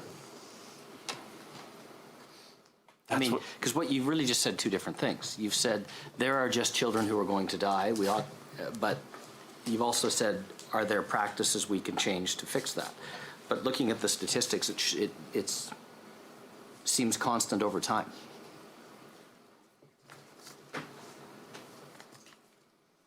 And in my opinion, it shouldn't be, obviously.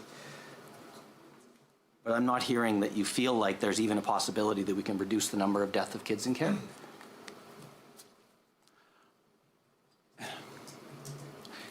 The intent of the review process that I've described is to look and determine, are there things that we could have done differently? So I can't, not having completed this process, I can't describe for you what those things are. That's the intent of a review. That's what we need to get to. And that's going to involve talking with other professionals that were involved in supporting that family and treating that child. And it's from that review process and the intent of the legislation to look at, so what are the findings? It also involves connecting with researchers like Dr. Choate to get their input and information from his article and the extensive research that he's done.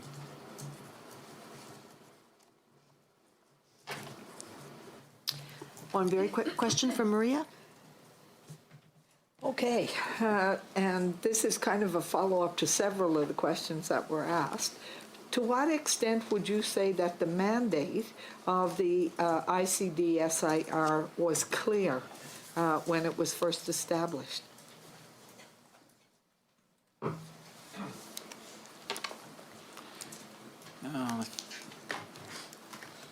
Well, I go back to the legislative intent and the description of quality assurance and looking at, and the way I would describe it as what's worked, what hasn't worked, and how can we improve. I mean, it's the mandate is focused on legislation that is based on engagement with community and other professionals. So you thought it was clear? Yeah. All right. I think what we're going to do now, since the next presentation is actually talking about what we're going to do this afternoon, is postpone that and do it at the beginning of the afternoon session, and then we'll just move right into that. So instead, we'll just break for lunch, and thank you very much to Eldon and Robert and Joni for all their input this morning. Thank you. I believe so. I think we come back. The room will be closed during lunch. We come back to Parkland? Yes. Yes, we come back to the same room after. Yes.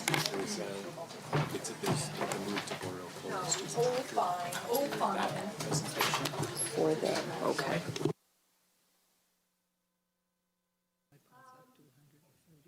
Take you through over the next few minutes is just a bit of a recap of where we've been and where we are in the process. When I was looking back through this, it's hard to imagine we've only been 3 weeks, and this is our 4th when you look at all of the things that have come back to this table and the task in front of you. So we thought it might be helpful if we sort of tracked through a bit of where we're going to and where we've been. So our Bible, if you will, is our terms of reference that was agreed to by the members here right at the beginning.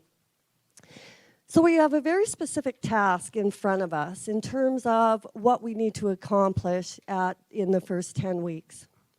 So I thought it might be worth just putting it back up in terms of refocusing us around the recommendations that we're looking to make.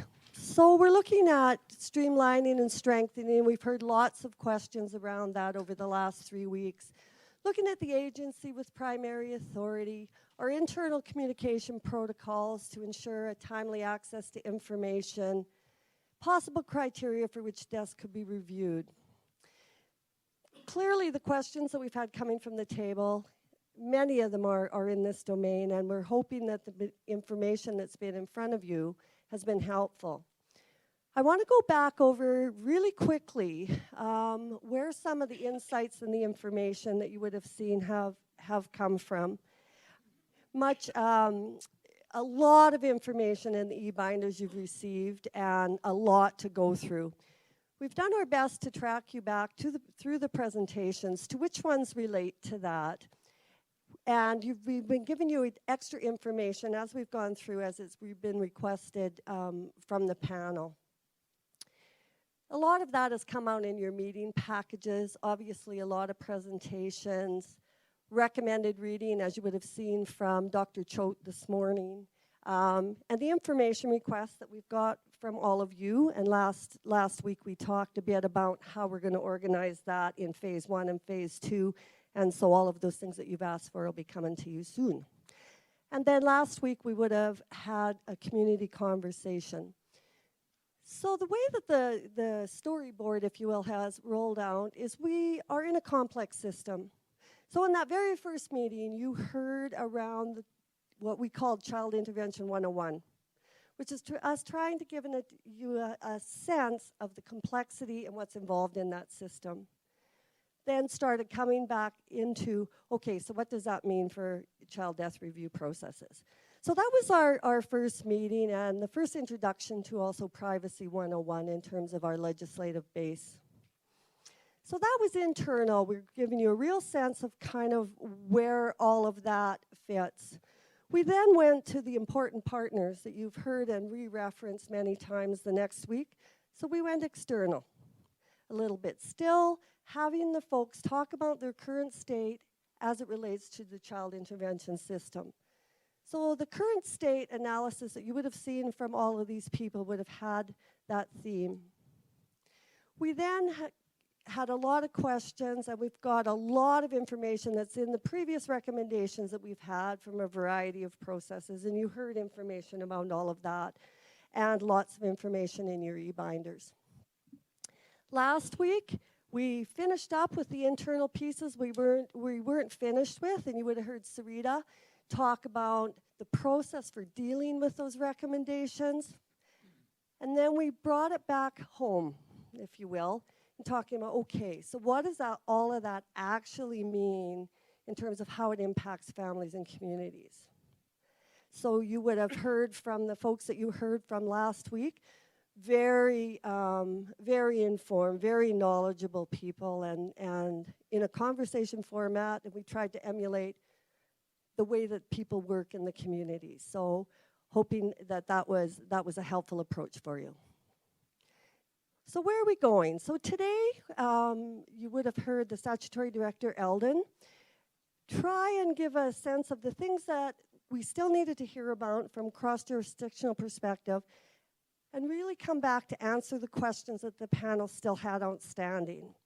So our attempt this morning was to really start to close the content loop a bit, and then start to move into the fact that we have a big job ahead of us to do recommendations. So what we're going to do here in a few minutes, and we've invited Damien Traverse back to help us out, is we're going to ask you some very pointed questions around what else you still need before we move into that recommendation process. So that's going to be the first part of our day, our afternoon. And then we're going to start to shift to try and key in on what are those key issues that we really want to start looking at. So wanted to just kind of do this little bit map, and I hope it's been helpful to kind of get our heads sorted around where we've been and what we've learned. And I'm going to ask Damien to step in. I'll ask questions while he's sort of getting organized here. Is there anything that people wanted to ask right now or add to that I may have forgotten that you think is important? Otherwise, we're going to move right into our process. Okay, great. Damien. There we go. All right, so first off, thanks for having me back. Again, name is Damien Travers, and I come from the Ministry of Culture and Tourism, where I work as a community development officer. So if you've worked with us before, you know that our job really is primarily facilitation. We do that within the nonprofit world. Most of the time, our focus being on planning, board governance, public or stakeholder engagement. In terms of what brings me back here today, and it's to be part of this process, there's a few things I just want to ensure that we both understand from my role and from your role. First, again, my purpose here is to provide neutral facilitation, help guide a process that enables us to get to, or at least start to synthesize into some of those recommendations and ultimately keep us on time. The other side around this is my focus is primarily on process. So part of having facilitation enables me to keep the process in mind and allows you to keep your focus strictly on the content, to start synthesizing and working through that content. Of course, if I'm going to do this role, a couple things I just want to make sure are, going back to Cheryl's slide, is the assumptions I'm making are based on the terms of reference. One, that our purpose is to make recommendations around the child death review process, that we're using a consensus decision-making model, and then the words I got here are intentional and sustained efforts to work together to find common ground to improve the child intervention system. Or is that basically the purpose of why we're here today? Okay, perfect. Just want to make sure that's clear for both sides of us. In terms of the overall trajectory, Cheryl gave us a bit of an account of where we've been and how we've gotten to today. One of the things I would say about today is we are going to be working through periods of divergence and convergence. So I'm thinking about this more of the process of the dynamics of it. So when I say divergence and convergence, usually when we start these processes, when we go into a consensus decision-making model, we are looking for information. So we're looking for all sorts of information to help inform what our recommendations are going to be. When we are doing that, we are gathering that information, that knowledge, that perspective. In doing so, particularly with 13 different perspectives around the table, what we're ultimately doing is creating a bit of a divergent web for us to capture our information in. It's really a process of discovery. And we've been in that up until today. The first part of today is really to kind of help enable this part of the process. But then we're going to start a transition, and that transition is around convergence. So part of our process is to synthesize what are we learning, and then what does it mean in terms of what we see are areas of focus we need to put our attention on. What are the areas of focus where we see issues that need to be addressed? So that's really converging down to some levels of understanding. This overall helps our process by defining what those key areas of focus are, which will then inform where we put our recommendations. So it's the first part of today, ultimately still part of that discovery phase. What have we learned? What do we still need to learn? And then the second part is really around that definition phase, around where do we see the areas of focus? Where do we see the key issues being? Where do we think we need to put our time?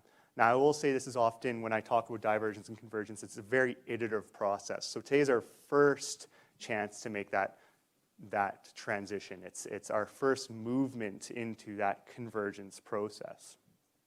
So anything we come up with today is preliminary. We're going to come back around it, and we're going to refine it as we move forward. Does that make sense? Any questions about that? The one thing I would ask, can we get this? No, if we can just lift the screen. It's kind of awkward. I'm partially behind it.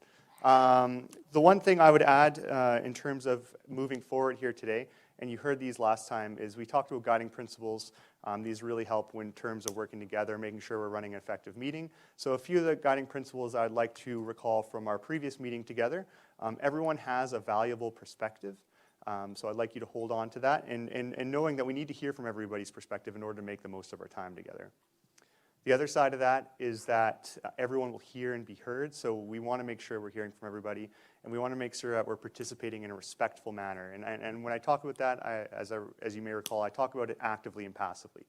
Actively when we're speaking, when we're sharing our perspective, passively when we're listening and reflecting on what's being said.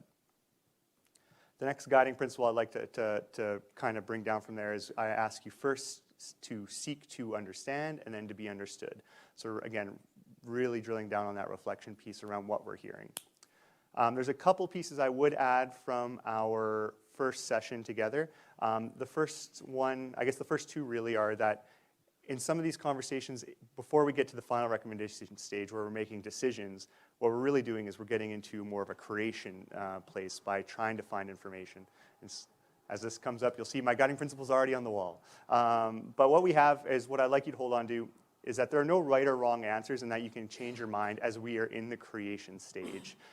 That's a stage where we don't want to limit our possibilities, and these two principles can help make sure that we do not limit our possibilities as we work together. You would have heard me talk about this the last time too, temporarily unhinge from our distractions. So if there's an important call that you need to make, if there's an important email, something's coming up, we're all very busy people. The one thing I would ask is if we can take it outside the room just so we can keep our focus and attention in the room. And last but not least, because we are in a decision-making model process, I just have that silence does not equal agreement. So as a facilitator, one of the things I want to make sure, if we are talking, we're having that dialogue, I can't assume what you mean. And so I need a verbal or physical cue. If you're giving me a blank stare back, I am simply going to ask what that blank stare is about. So again, silence does not equal agreement. Any questions on those? Alrighty. So one thing you might want to know about me is I do come from a physical education background. That was my first love, sport and rec. That's where I got started. And with that, I have a principle around always warming up. It's something I always find imperative. So I'd like to warm up today with a bit of a quick conversation, which will help me as much as it, well, probably more so than what it'll help you in today. But I would like to go around the tables and basically get name, your jurisdiction, and then also expectations for the facilitation. So for our process here today, what expectations do you have? Alrighty, would someone like to start? Maybe we'll start at this table.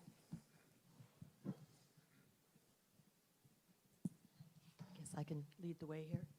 Debbie Jabbour, the MLA for Peace River. And my concept of facilitation is that you simply guide and direct conversation. We're the ones that have to do all the work.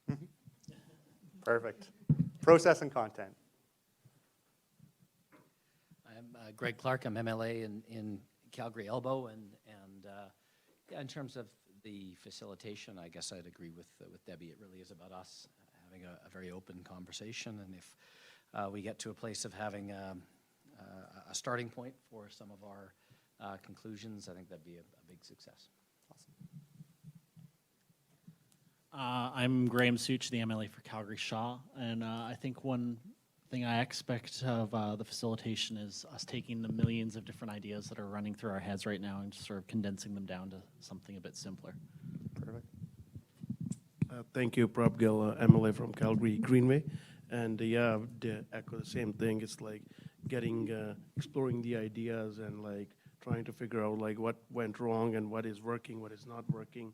And so in future, we can implement those ideas. I think that's about it. Thank you. Thank you. We'll move to this table over here.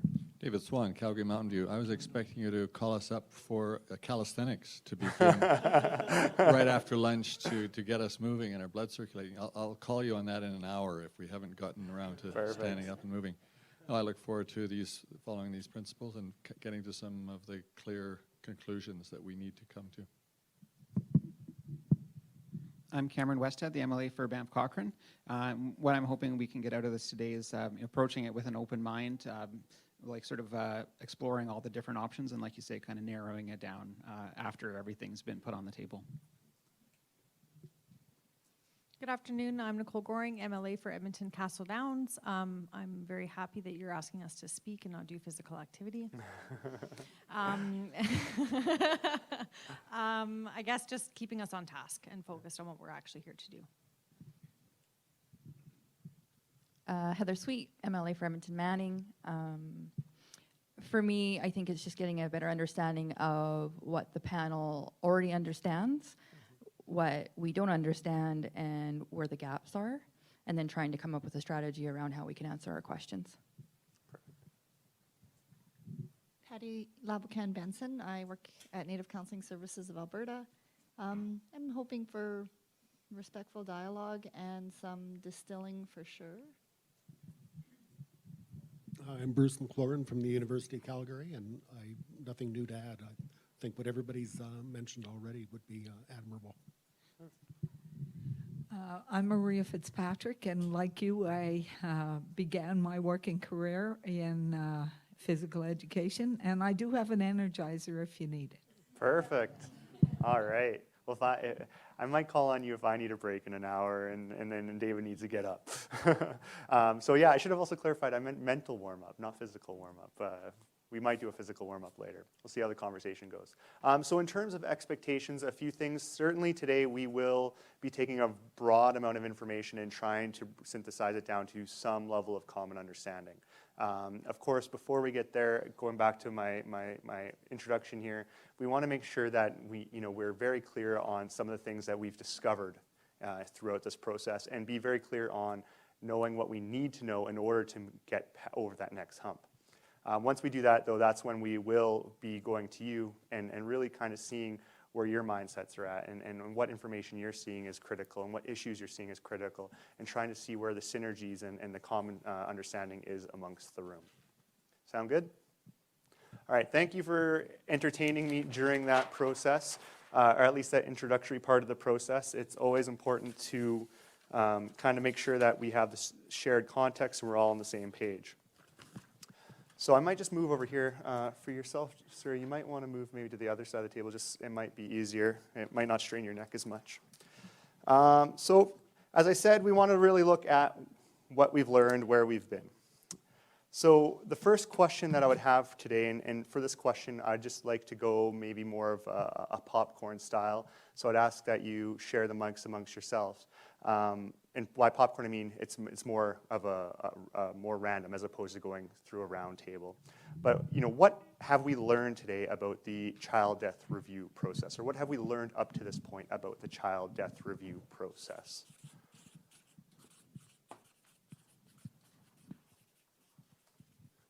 And we'll just go point by point from person to person. So one thing that you've learned, feel free, anybody, to start. Well, there are a number of different bodies that are involved in viewing deaths.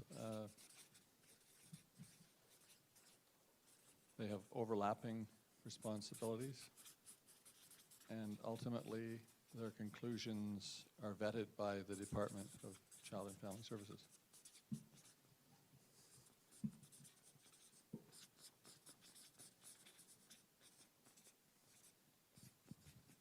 All right, thank you. Next one.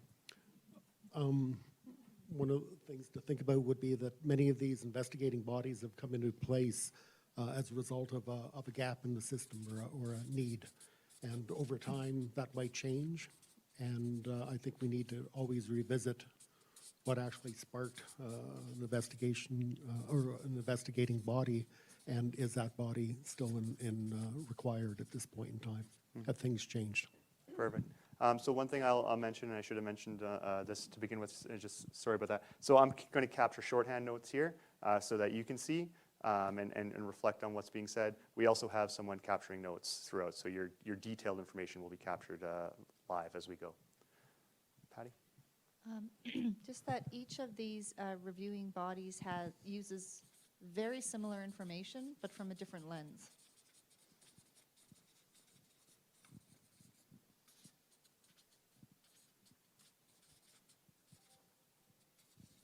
Okay, similar information, different lens. What else have we learned? Debbie? That families and communities sometimes face repeated requests for information.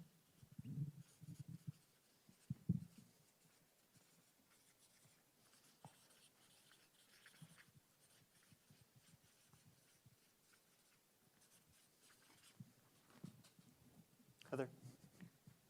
That the reviews tend to be more focused on paper reviews and the worker focus or department focus, and not necessarily the focus of the family.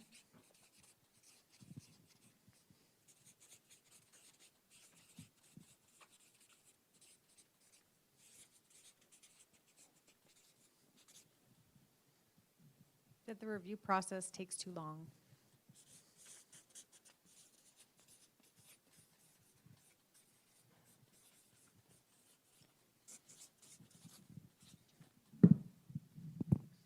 Greg? Thank you. I had to go now because Nicole took mine, and I was worried that others would take it. The review process takes a long time. I'll go a different direction, I guess. That there seems to be no consistent oversight about follow-up on recommendations from the various reviews. Sometimes there is, sometimes there isn't. It depends a bit on the body.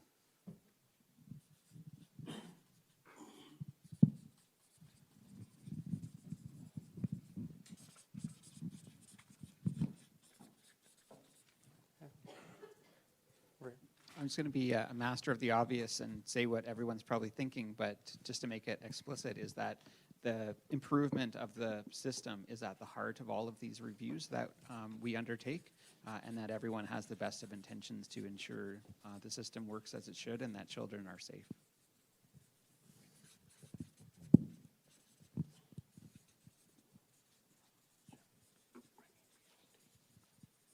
Okay.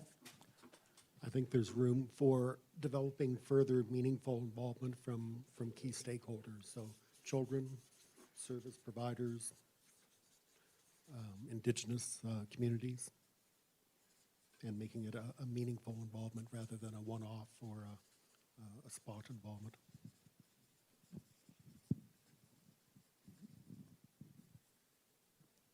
All right.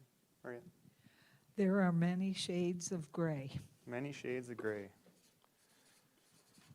Yeah, if there's a defining characteristic of complexity, you're going to get many shades of gray. It's not clear to me how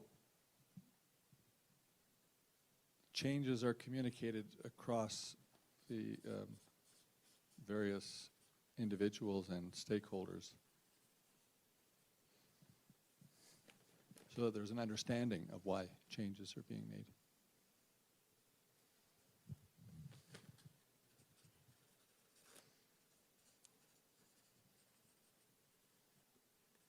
Yeah, so getting into what it's that historical knowledge, and why has this taken place? That there's a lot of historical and systemic factors at play in the way the system works. So it is a challenge to address things that have taken place over generations to be where we are, and you know, that there's no easy answers to how to fix this. Yeah, on that front, one of the questions, you know, that always comes to mind when you're dealing with complexity, you're dealing with systems, is you're often not striving for perfection. What you're striving for is progress. Have we moved the needle in a way that we needed to, that makes things better? Two things. One is that there appears, or I don't understand if there's duplication between the different review bodies, or I'm still trying to get clarity around the mandate of each body that does the review and the necessity of each one.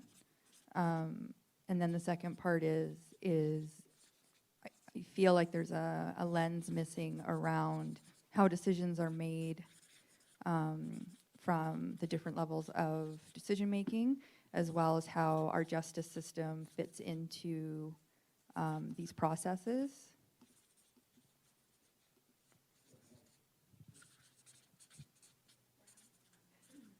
Okay. So I'm going to use that as a bit of a transition, but I just want to get kind of a final tally on things that we've learned, because that kind of leads us naturally into our next question. But is there any other things that, you know, we want to identify up here that we've learned through this process? That families and communities need to be better supported throughout the death review process. And we need to find ways that they feel supported and ways that they can effectively share their story.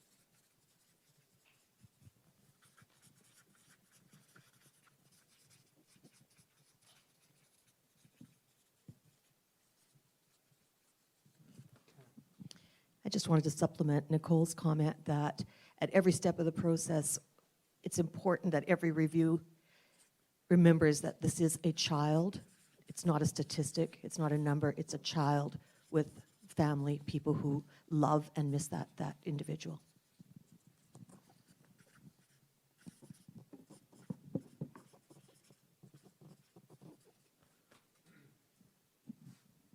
Okay.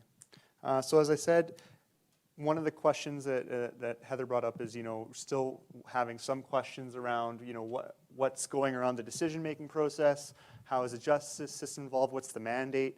So that leads us naturally into the question, what information is still missing for us? So if these are some of the things that we've learned, we've gotten lots of perspectives, we've gotten lots of insight from people, what are some of the things that, you know, we still haven't necessarily had answered? What's still missing?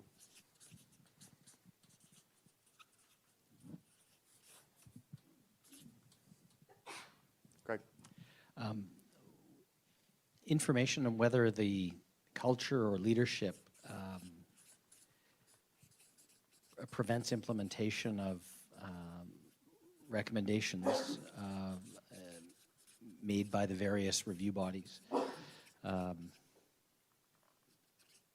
If there are those changes that are necessary, and if so, what form should that take?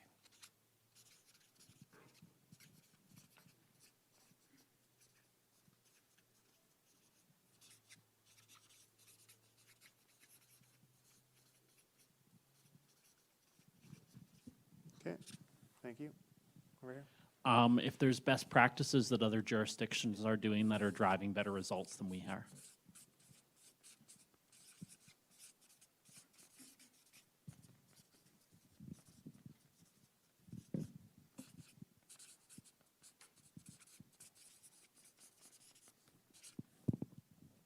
Further distinction between fatalities that are related to maltreatment concerns compared to those that are related to public health issues or medical issues or accidental reasons for children dying. And I think it would benefit us in kind of being able to distinguish between those in the month coming up. Mm-hmm.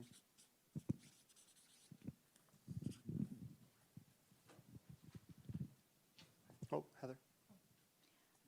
I think also that's missing is the view of the frontline caregiver. So whether that's the adoptive foster parents, or whether that's our child and youth workers who may potentially be the ones that find our children, and also what kind of procedures are in place to ensure the wellness of the staff when dealing with these scenarios.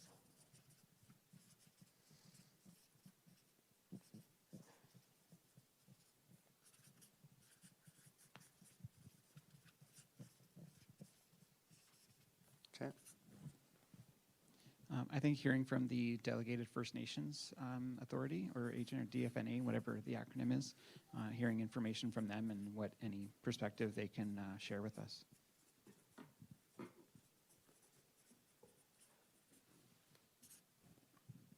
Anything from this table?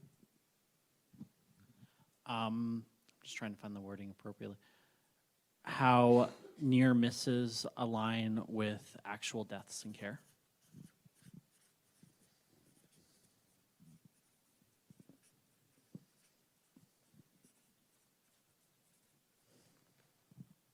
How about over here?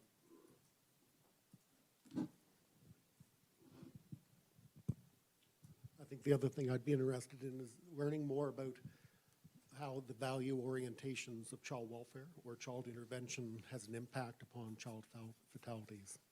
So distinguishing between a paramount concern on child safety versus family togetherness or community support versus child well-being, because each orientation has an impact on how practice gets rolled out in an office. So how the value orientation and how it impacts the overall process for a child.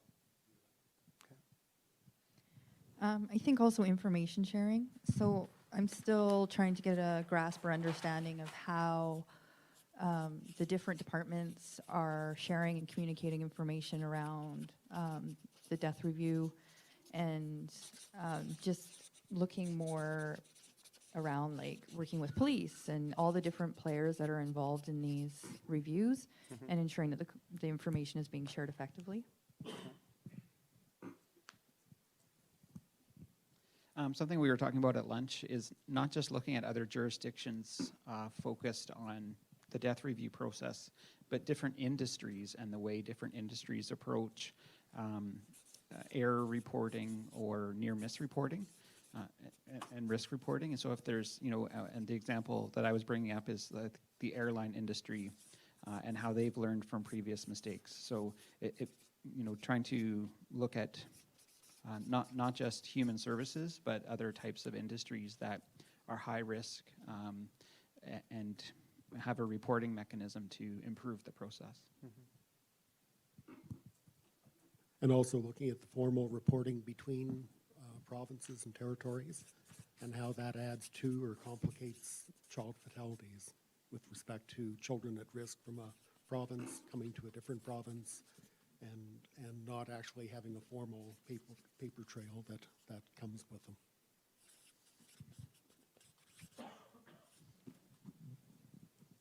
Debbie?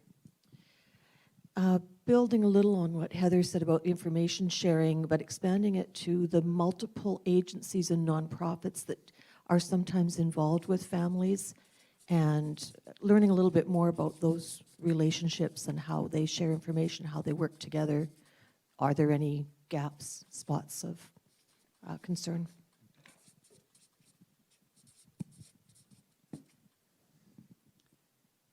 We heard people say that it's more important to find out why people made decisions as opposed to what decision was made. And I don't believe I've heard anything around the why, like the best practices in getting to why decisions are made the way that they are.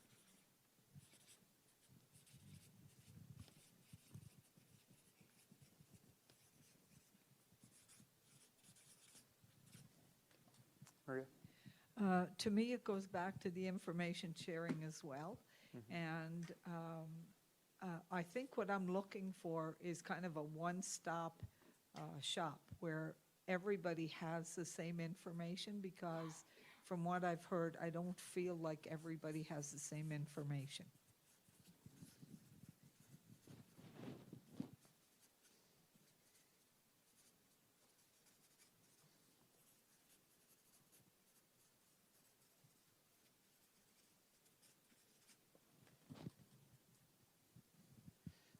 I think another area we can look at is in terms of recommendations. What makes a high quality recommendation? We've been told that there's hundreds of recommendations that are out there, and discovering what makes a recommendation effective, and it gets at the root of solving these problems. So I'll use that as another transition, because we're naturally getting into the follow-up decisional question in terms of some of our pieces. So we're now looking for one-stop shop. We're looking at what makes a high-quality recommendation. We talked lots about info sharing, looked at culture, leadership, and what's preventing implementation, what are best practices, what's the value orientation do in terms of the impact on the process. But I guess if I put the question out to you blankly and very frankly, what is it that we absolutely want to hear before we move forward?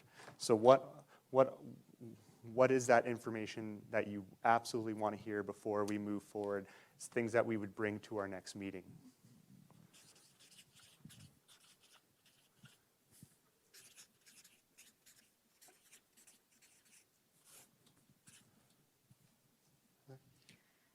I think we want to hear that frontline experience around, again, going back to what Patty was saying around how are these decisions made, so that we can hear the frontline experience as when these things happen, what it feels like, what it looks like, all of that kind of stuff. Mm-hmm. Maria? What I want to hear is a recommendation that is achievable, it's measurable, and in fact, it is going to make a difference.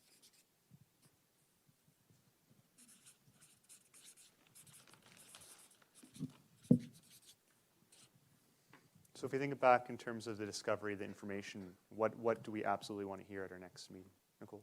I'd like to hear more from the Indigenous community. I know we're going to be doing some of that in phase 2, but I think it's absolutely essential that we hear it in phase 1 as well.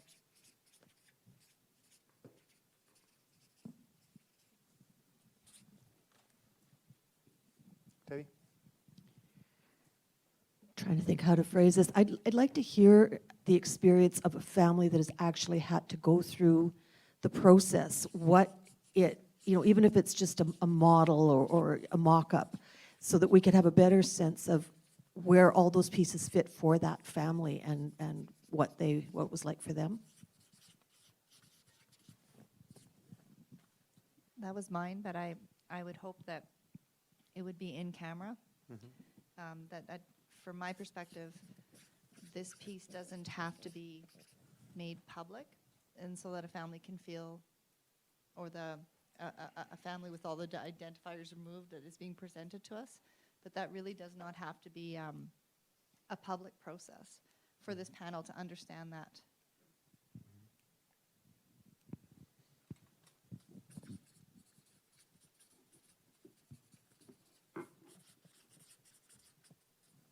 All right. Anything else I need to put up on this list? Something we absolutely need to hear before we move forward? Heather?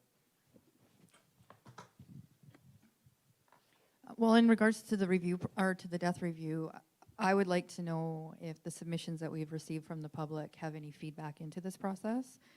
Some of it may feed into phase 2, but we have been receiving submissions, so I think a summary of those submissions, or however we're going to do that, so that we can review that prior to looking at recommendations.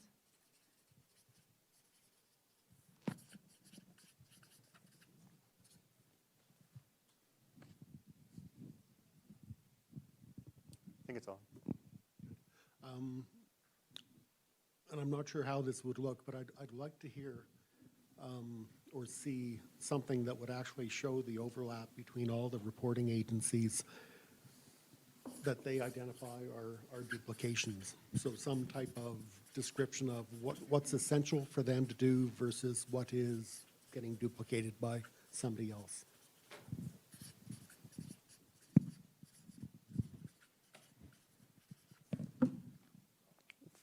For you, and I'm just drilling down deeper on this question now, and it may already be up here, and if it's up here, that's fantastic. But what is absolutely critical? What is, from your perspective, what is that absolutely critical thing you can't move forward without it? Debbie? I don't know if it's critical not moving forward, but I'd like somehow a timeline so we could pinpoint where delays are happening. So, this is where it happens, then there's this gap, why is there this gap, and kind of continuing from the beginning of a process to the end.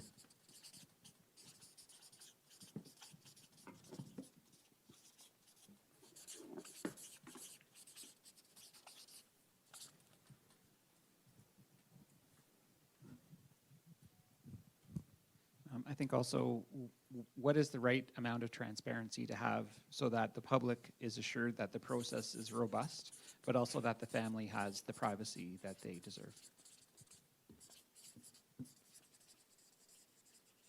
So it's about balancing the transparency versus the public nature and the need for some privacy around this.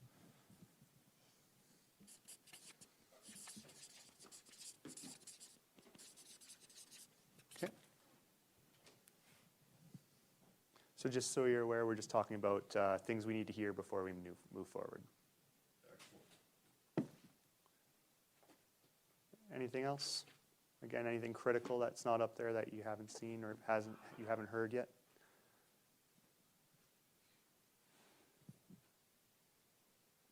Okay, so if we do a quick review just in terms of, again, linking it back to that discovery process.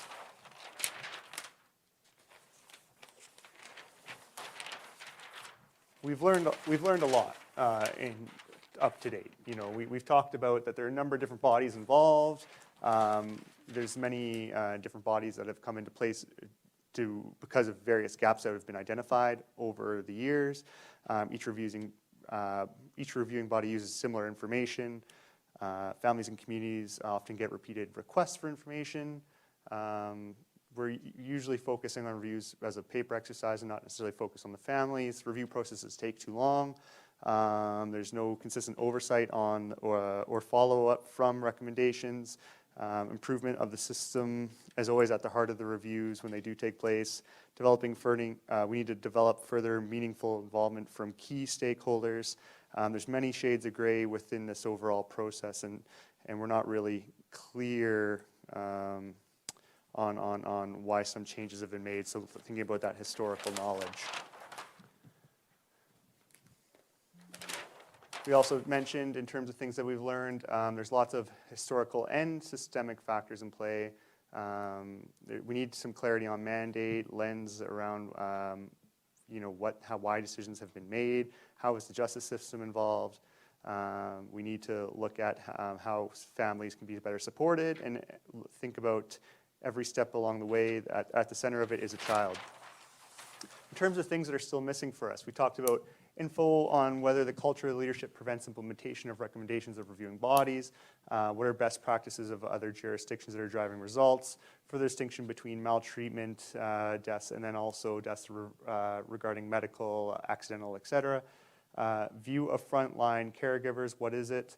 What procedures are in place? We need to hear from First Nations authorities in terms of this process. We also want to look at how near misses are aligning with deaths. We want to think about the value orientation. So how does a value orientation impact the overall system? We also talked about what's missing, info sharing, a lot around info sharing. So how do different departments, how are they sharing info? How do different industries approach error or near misses? What are some of the formal processes for sharing information between provinces? We need to extend info sharing into also some of the agencies and nonprofits that are existing in this world. We need to hear why decisions are made. We want to hear from someone from a one-stop shop where everyone has the same information and what makes a high-quality recommendation. In terms of, as we move forward, things that we absolutely need to bring to the table, we need to see that and hear from that frontline experience and see how decisions are made. We want recommendations that are achievable and make a difference. We want more Indigenous community involved in this process. Experience of a family going through the process. So this doesn't necessarily have to be public. It could be in camera, or we could scrub information out for, thinking about the safety and the privacy of those families. We want to look at how the public submissions are having an impact on this process. So what is information? How does it relate to phase one? See something that eventually shows the overlap of the agencies on a similar vein. Look at the timeline. Where are the delays happening? And what is the right amount of transparency versus family privacy? Was there anything that I missed there that you feel is important to capture before we move forward?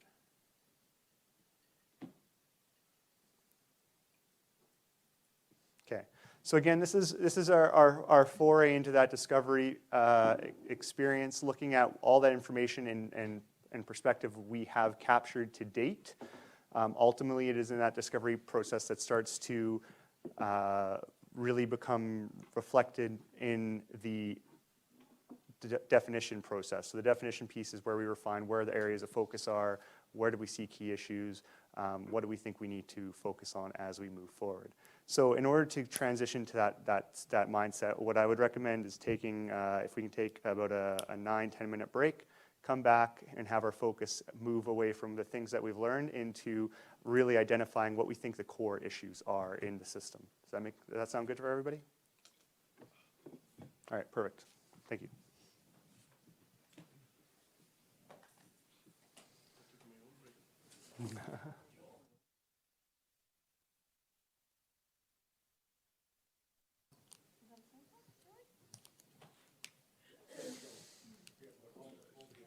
So I'll bring us back together, back into the facilitation space. The one thing I would say is I read a great book called Chaos Theory, and it talked about, we have those moments of insight when we get into those soft spaces, those white spaces where, we're not necessarily thinking about our intended focus. And so I sent you to a break, and I want to make sure coming out of the break you didn't have a great idea that really captures one of our points. So before we move forward, just want to make sure we give the opportunity to capture any of those pieces. So is there anything else that we feel is still missing that we need to hear before we move forward?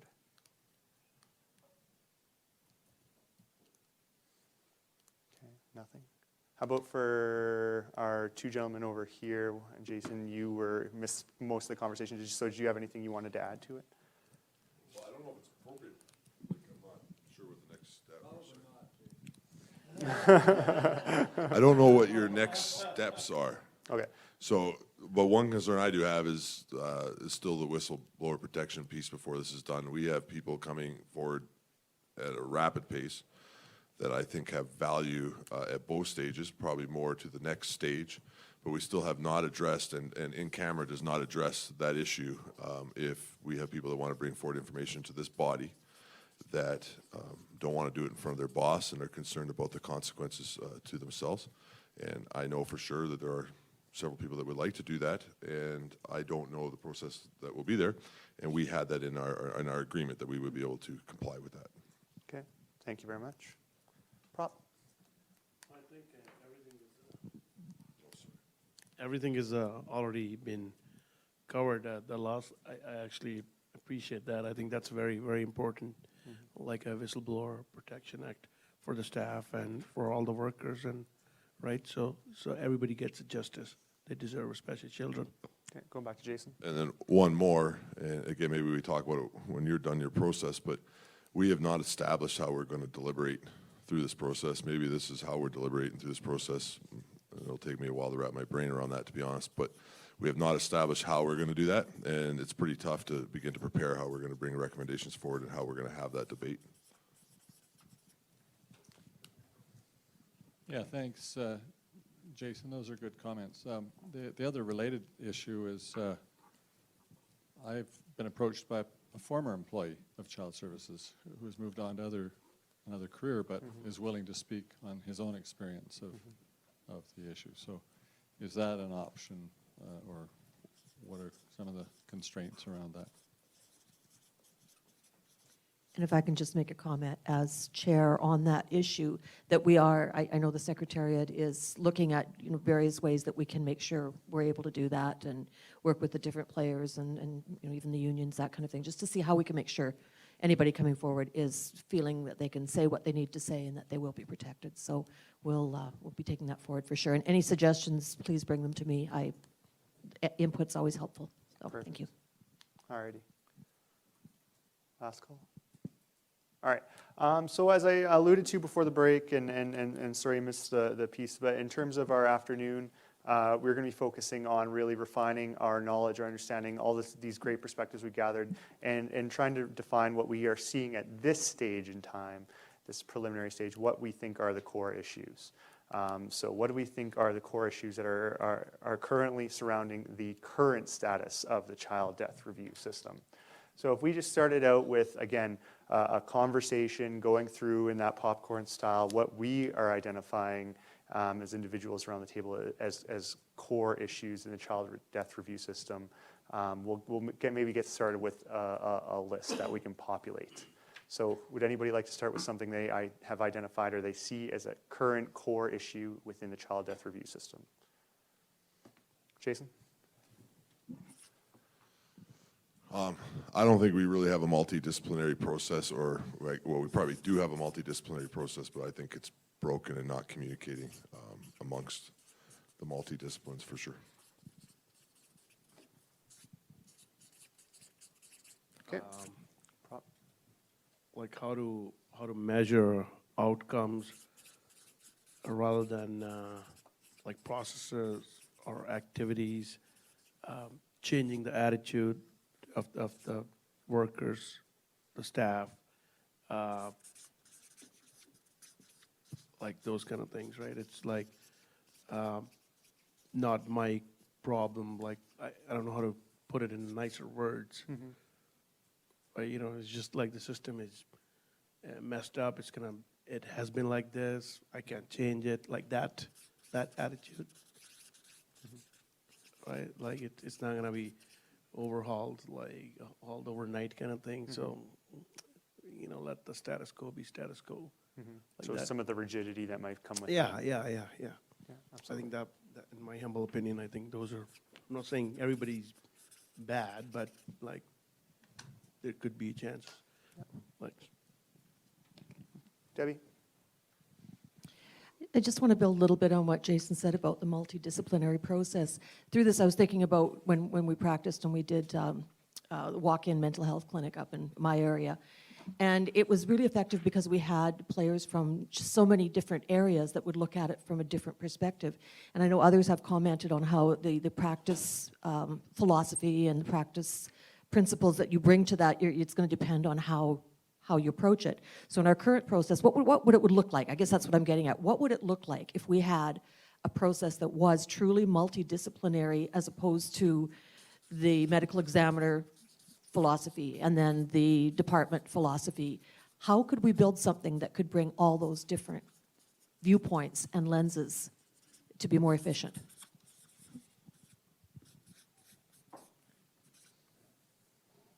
Over here. Well, building on what Debbie said too is thinking about the duplication of the review processes that we have, and with the different disciplines kind of somewhat in silos, perhaps streamlining the number of review bodies that we have so that there is a more comprehensive multidisciplinary approach. Yeah. We'll go to Greg, then to Maria. And as we're doing that, how do we speed up the reviews? Give them a hard deadline of 364 days, a year less a day. But in all sincerity, I think, really have some focus on, because it seems when things are dragging on 4 years plus, that's too long. Maria? I'm going to go back to what I had said previously about recommendations that are achievable, that they're measurable. I want to see recommendations that really have some quality in them, and I want to see a clarity of the mandate that goes to any review body. Again, it looks at the duplication of services. And I know people have different perspectives, but I want to see some real clarity in what's going to happen in any review process. And I want to see it coming out at the end with something that you can do something with that's actually going to make a change. Patty? Okay, so I would like to see a recommendation that demonstrates a clear understanding of grieving family grieving at the loss of a child, and that includes support services that are meaningful in that grieving process throughout the duration of the review.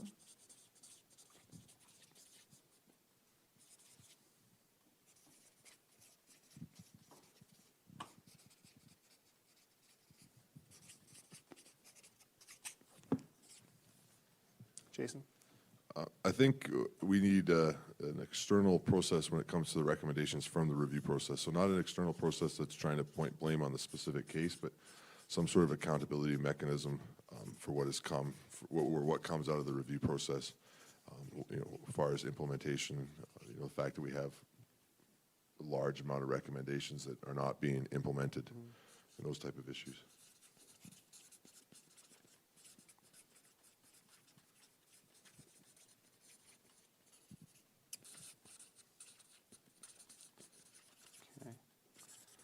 So just a reminder, in terms of the conversation, we're trying to identify what, we see as issues that are within the current child death review system.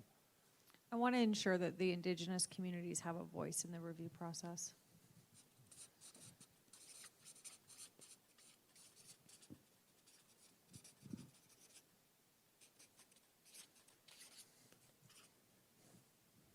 I would like to see a process where there, with regards to the publication ban, that a family does not have to go to court to have that ban. That the process takes into consideration the grief of a family, and if they want that, the process just has to be more sympathetic to their experience.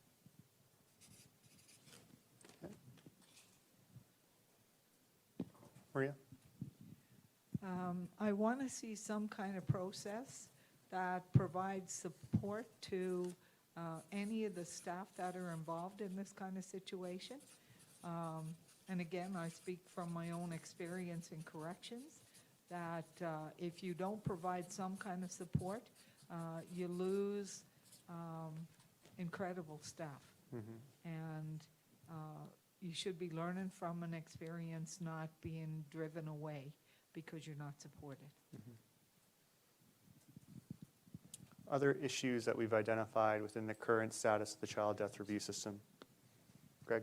Yeah, to pick up on what Maria was saying, I think that we do have to ensure the front lines have a voice and feel able to speak freely in the review process without fear of retribution.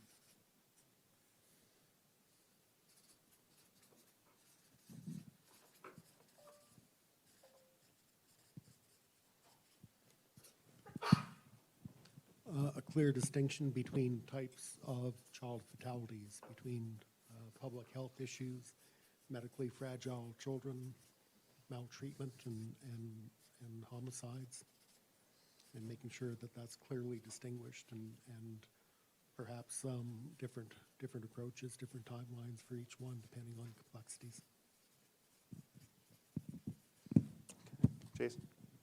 The clarity issue has been mentioned, and it's very important, but building on that, I think it needs to be clear within the system who owns the process part of that system.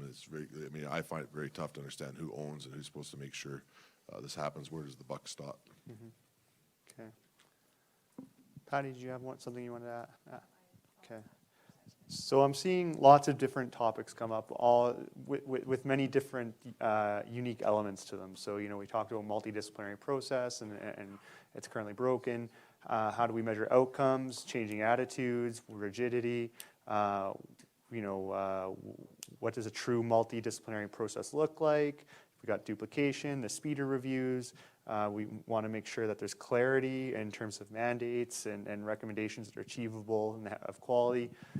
We want to have a clear understanding of the grieving and the loss of the child, and have support services throughout the process. We want external processes and accountability mechanism for recommendations, and because we're seeing large volumes of recommendations not being implemented. We need to make sure we have an Indigenous community voice involved. We want to make sure that we have, that the family does not have to go to court for publication bans, process to support staff who are involved, ensure front lines have voice without fear of retribution, clear distinction between various definitions of death and different approaches for those, and then clear who owns the process. So there's a lot of different material there. There's a lot of diverse material there, which of course gives us the challenge that I'm sure that you instinctually feel around how do we find the common ground, or where is the common interest, what do we want to commonly look at. So I would like to introduce an exercise where you take a moment, you can look at this list, but then also reflect individually on if you had to come up with the top 3 issues as you can identify them around the current status of the child death review system, what would those top 3 be? So again, it's the top 3 issues that exist around the current status of the child death review system. And what I'd like to do is I'd like to give you the opportunity to put those on cards. And we'll see if there's any synergy amongst you. So it'll be a great opportunity just for us to organize where do we have people who are thinking along the same vein, and where do we see maybe some differences and some uniqueness. So I'll hand out these cards. I'll give you 3 each. The one thing I'd ask is you keep 1 idea per card so it's easier to sort them. So don't put all 3 of your ideas on one card, put 3 of them on a cards. Or put 1 of them per card, and I'll give you 3 cards. I'll also give you some markers for this process.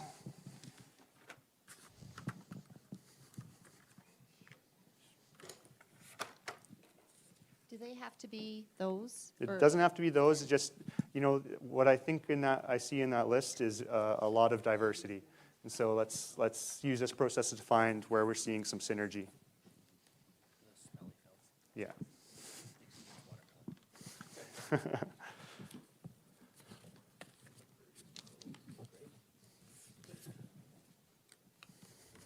There's a marker.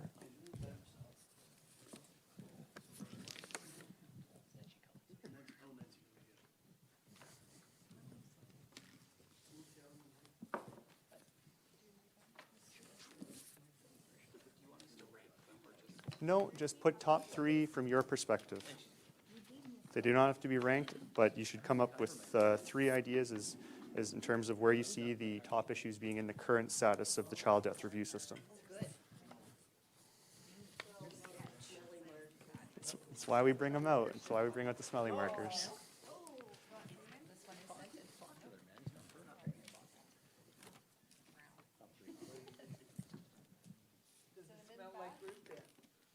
I think, is that cinnamon, that one?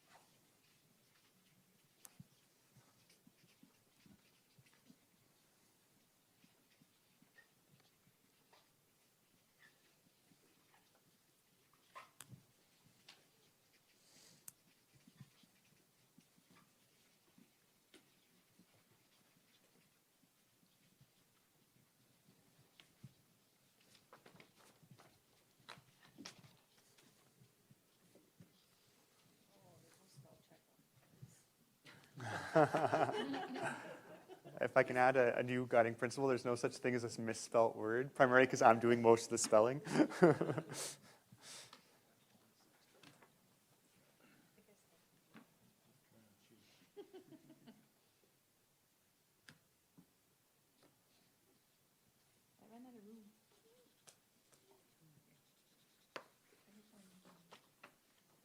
All right.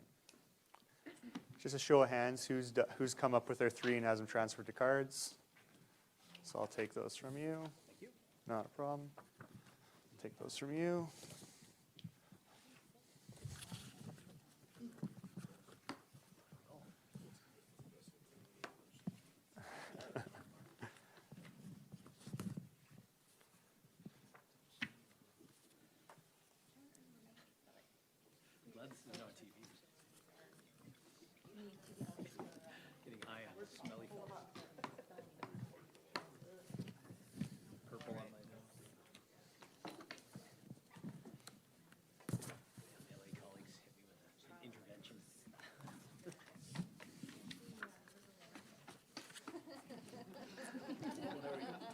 I'm afraid I gotta be in Calgary.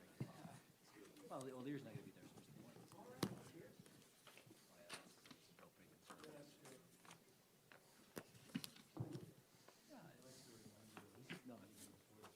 I might sign up for Kelly Beach just because I want to see how that one ends. So I've got an extra card for the before? Yeah, let's break the rules. I know absolutely no insight whatsoever, just to be a political nerd. I shouldn't say I am. Like,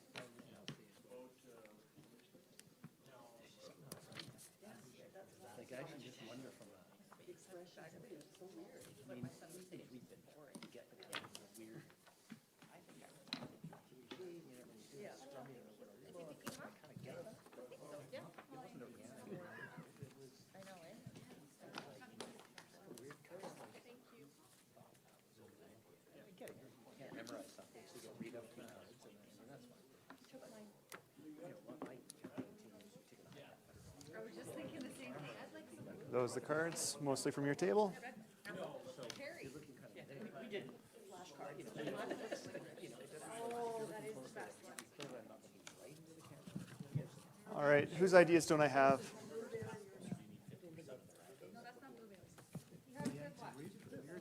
You've never markers? Oh, yeah, it's all good, thank you.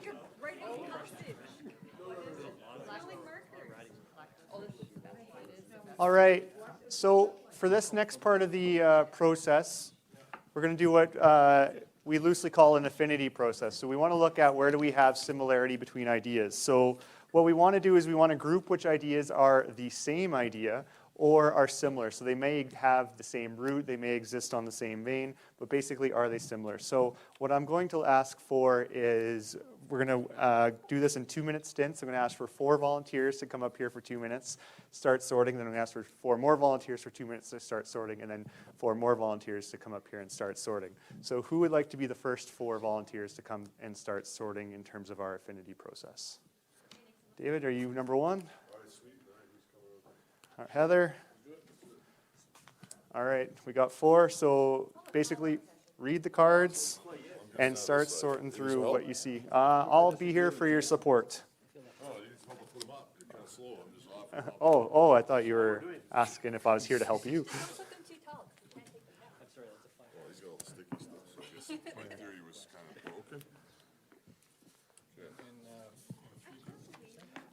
Just start grouping them which ones you see as similar. So if it doesn't fit with something else, don't force it.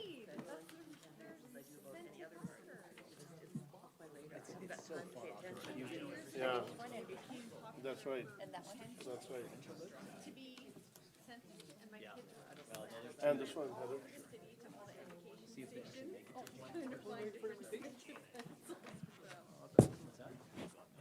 Oh, thank you. Diver.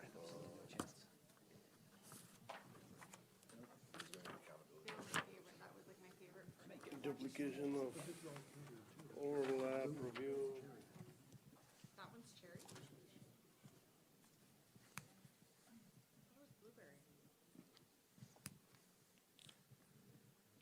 Oh, I just stabbed myself.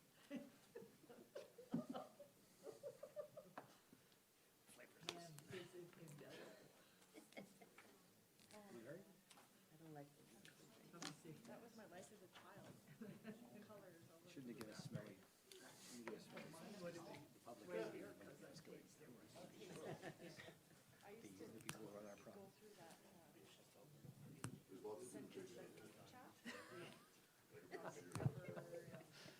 The kids in the hall, girl drink drunk. Have you seen that?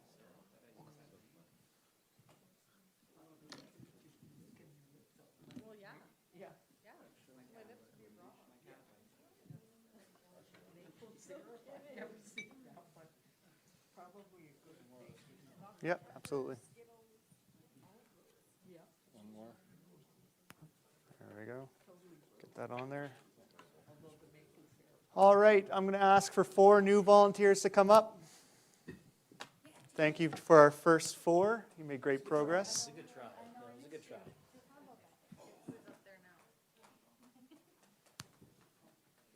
So again, we want to look at the columns. We want to look at anything that's outlying, see if it belongs somewhere.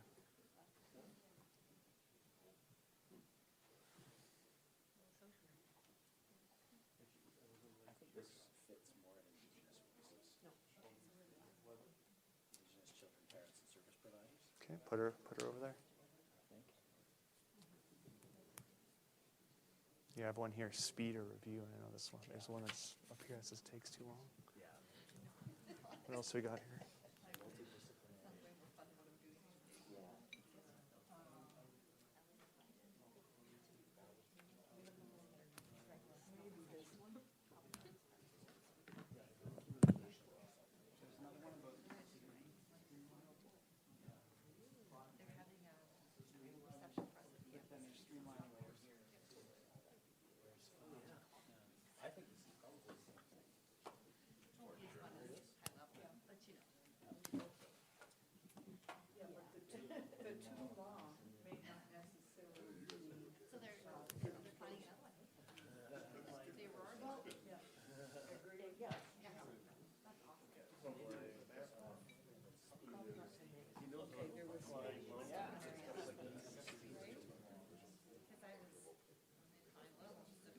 So is this all one group here?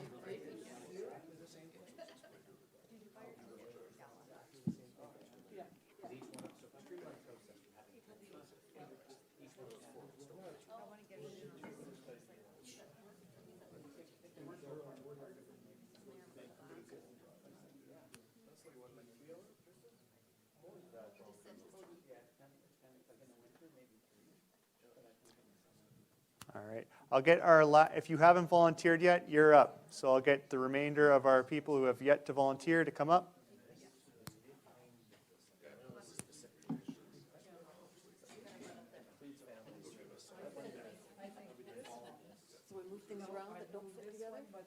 So yeah, so a lot of this is sorted, so your big job now. So you get the last word. Your main job now is to look through and see if there's anything that doesn't make sense in terms of the grouping it's in. So is this kind of on its own? Right now it is.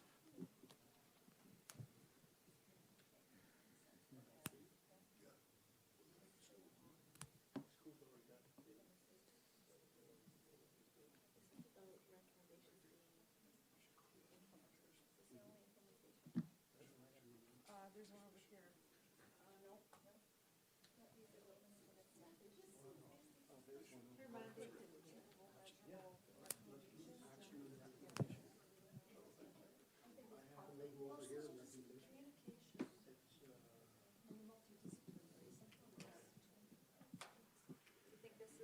They're like connected, but maybe not totally the same.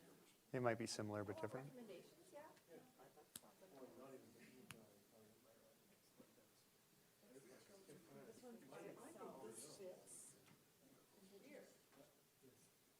Are they going to keep Greenway the way it is, basically?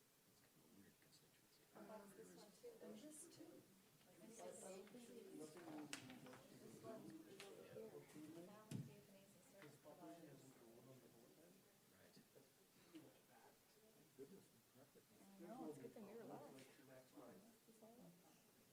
Is there anything else you're seeing? That's why we don't take an hour. You're never going to ask us up again. No. We're really interested, if you look at Elbow, it's got this kind of weird chunk off one side. This one also. We call it the Angry Mermaid, because there's a little thing at the top where the Talisman Center is, or the Repsol Center. The one that I would wonder though is there a distinction with the Indigenous community that's being made here, because there's a lot of voice being lent to that right now.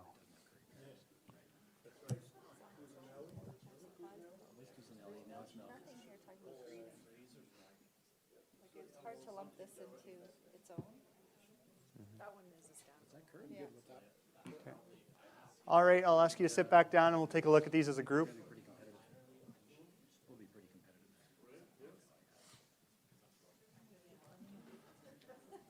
So if I can grab your attention, we'll call this the wall. So if I can get your attention over at the wall. We have right now 1, 2, 3, 4, 5, 6, 7, 8, 9 clear categories. I'm not too sure if 2 of these are maybe subsections of another category.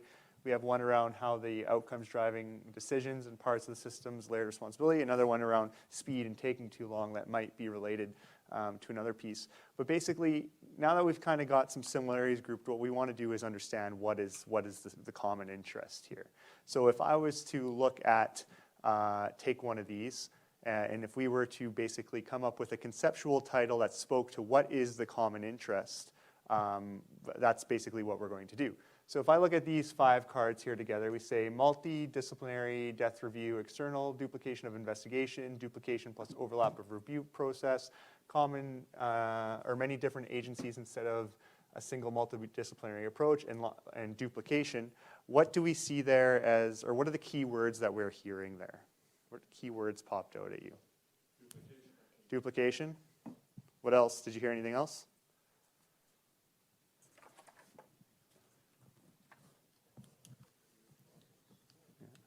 So then if we were to look at this, what do we think the common interest is in terms of where we're seeing an issue?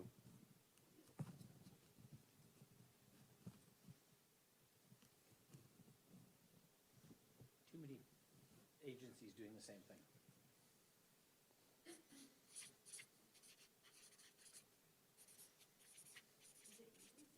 Or review processes within. Too many review processes doing the same thing?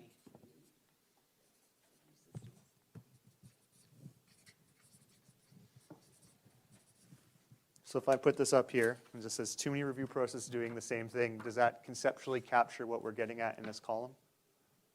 Is there any objections?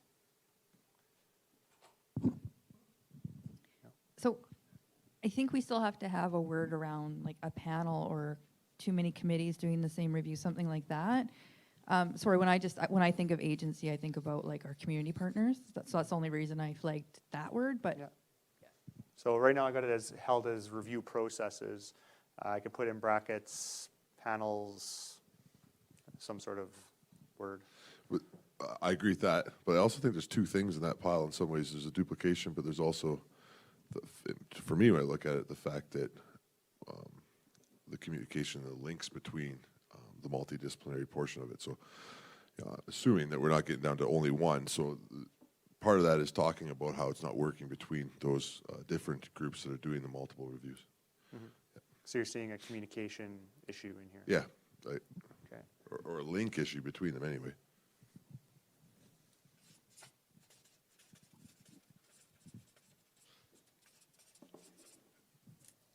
Okay.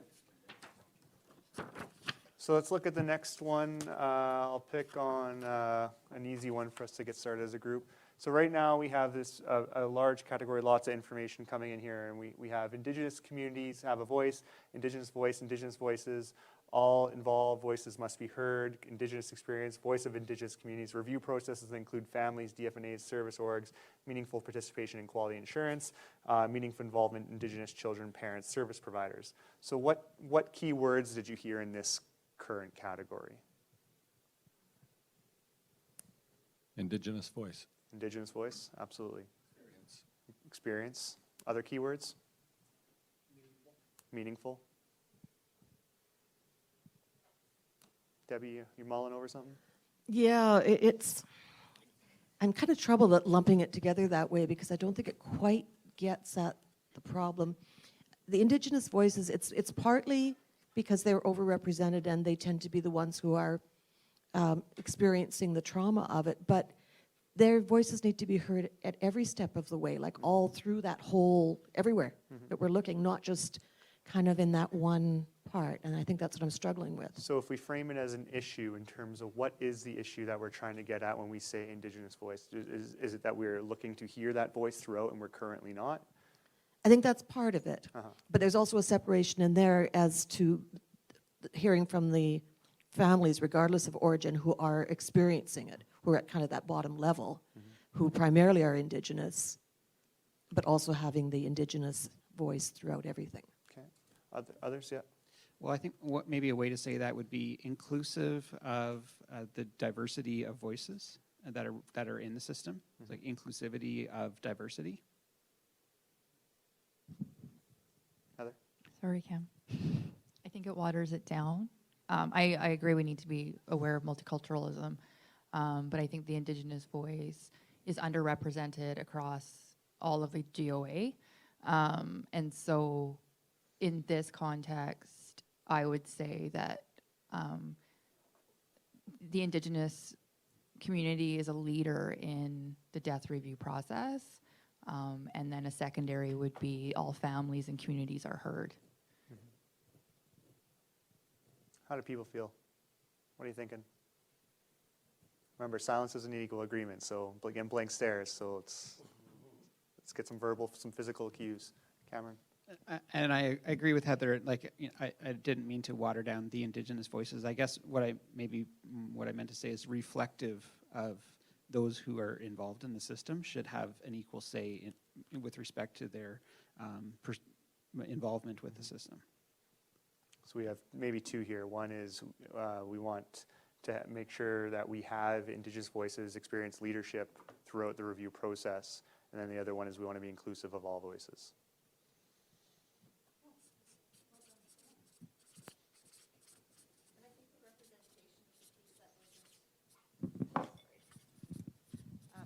Because I'm aware too that new Canadians might come from cultures that are very different. It's important to have people on the review panels that understand the culture and the circumstances of the families who are going through this review, or the children who passed. And so knowing that Indigenous children represent up to 73%, the Indigenous piece is critical. We just can't lose the cultural voice of other families as well. Okay. So right now I have, the Indigenous voice experience, leadership need to be throughout the process, and then the other side of this column is we need to be inclusive of all the system's voices, or voices in the system. Does that capture it? About the culture of the family that is involved in the review. So if that family is Filipino, that there is Filipino expertise. If that family is Somali, it's Somali expertise. If that family is Cree, it's Cree expertise, not Blackfoot. If it's Blackfoot, it is not Métis. We get the expertise that is specific to that culture. Mm-hmm. Okay. So I just put in brackets, we require the voices, requires the cultural expertise. Okay. But if we pick Could I go back? Could I go back just one step back to the previous one? We talked about the multidisciplinary. Number one theme. Mm-hmm. But the other point that was made there was external. I guess what I was trying to convey there is that there needs to be an internal process in the Child and Family Services, but there also needs to be an external process. So I'm also distinguishing between an internal and an external process, that both are valid, both are contributing something. We'll pull characteristics out of each column once we kind of got it titled. Make sure that we don't lose anything. Over here, we got accountability, clear accountability for implementation, action on recommendations, measurable outcomes, picking up trends, clear mandate with achievable, measurable recommendations. What keywords are we hearing? Recommendations, accountability, what else? Action, measurable. So what is the essence of the column? What is the issue that we're trying to frame?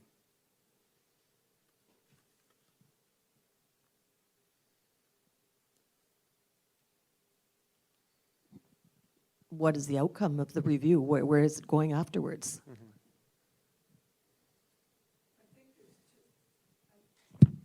I think there's two things. One is that it starts with a clear statement about where you're going, and the end is the accountability for getting there.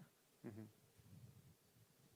So we have, where is this going? We need a clear statement around where is this going, and then how are we getting there? What else do we see in that column? I think it's about accountability or line of sight into what happens with the recommendation. Mm-hmm. Because not all recommendations are created equal. There may be a reason not to implement a recommendation or not to implement it fully. That may be a valid outcome.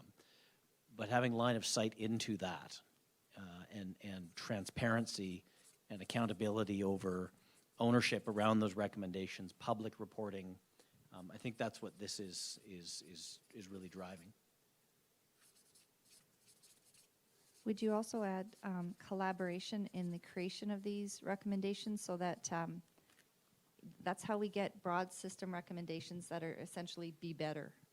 And those are so hard to work with, but when we collaborate with the people who have to implement, maybe the language can, in that process of discussing, the language can get more specific. So the collaboration piece in the creation of recommendations. Thoughts? And that could also drive prioritization. So be better could be something that happens over 5 years, but this year we're doing this thing and we're collaborating. Right?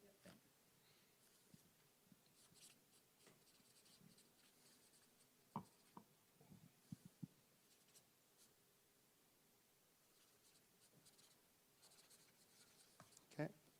Other thoughts? So right now we got it. Accountability, transparency, line of sight around recommendations, and really being collaborative around implementation. Does that hold it conceptually for you? Okay. So I'm going to give 2 of these to your tables to discuss and come up with some titles just to help move this process along. So for this table, I'm going to give you this piece around ensuring frontline workers have a voice and staff support, and then also the voice of the family, the balance between the privacy and transparency, balance between transparency and privacy versus meaningful work. So really trying to capture what is the issue that we're framing within. So that's for this table, Debbie, your table here. For the table over there, I'm going to give you overabundance of caution among system participants, multidisciplinary process, too many groups doing the same thing. And the other one I'm going to give you is poor communication across all players, clarity, ownership, collaboration, and review process towards streamlining the process. So I'll just bring these over for you so you can see them. But again, I want you to come up with and really frame conceptually what you think the issue that is being framed for us amongst these cards is. So I'll give you this nice dark green one. No problem. Oh, you need to.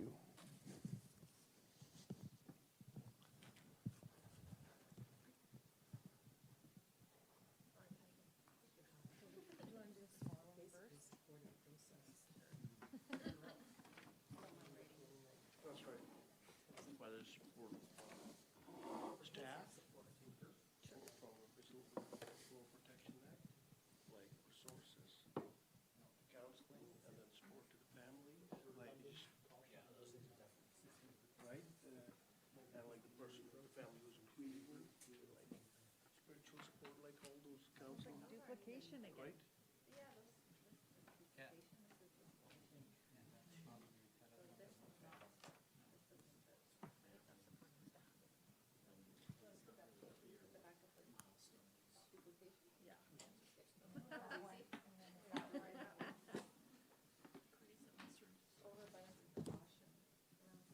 Because like when something like this happens, like a child dies and they have to go through Did anyone here write it? Alberta Works or, like for financial support, all those little things.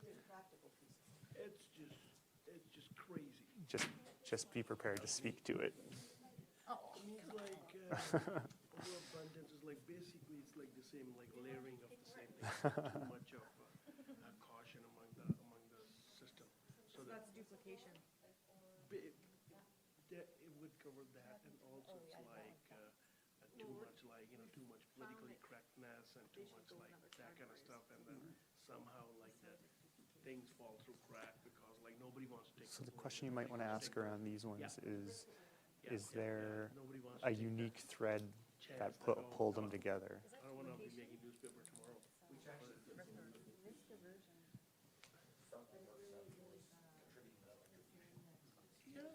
Well, and that's the support piece. It's not just supporting what it is, it's just supporting the workers who feel comfortable they can do what they have to do. So it's support to be able to do your job, it's support to be able to help the families, it's support. More communication. And I mean,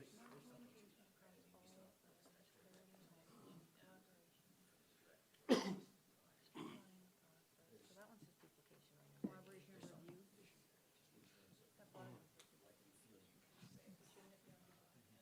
streamlining is duplication again. So those bottom two, order duplication.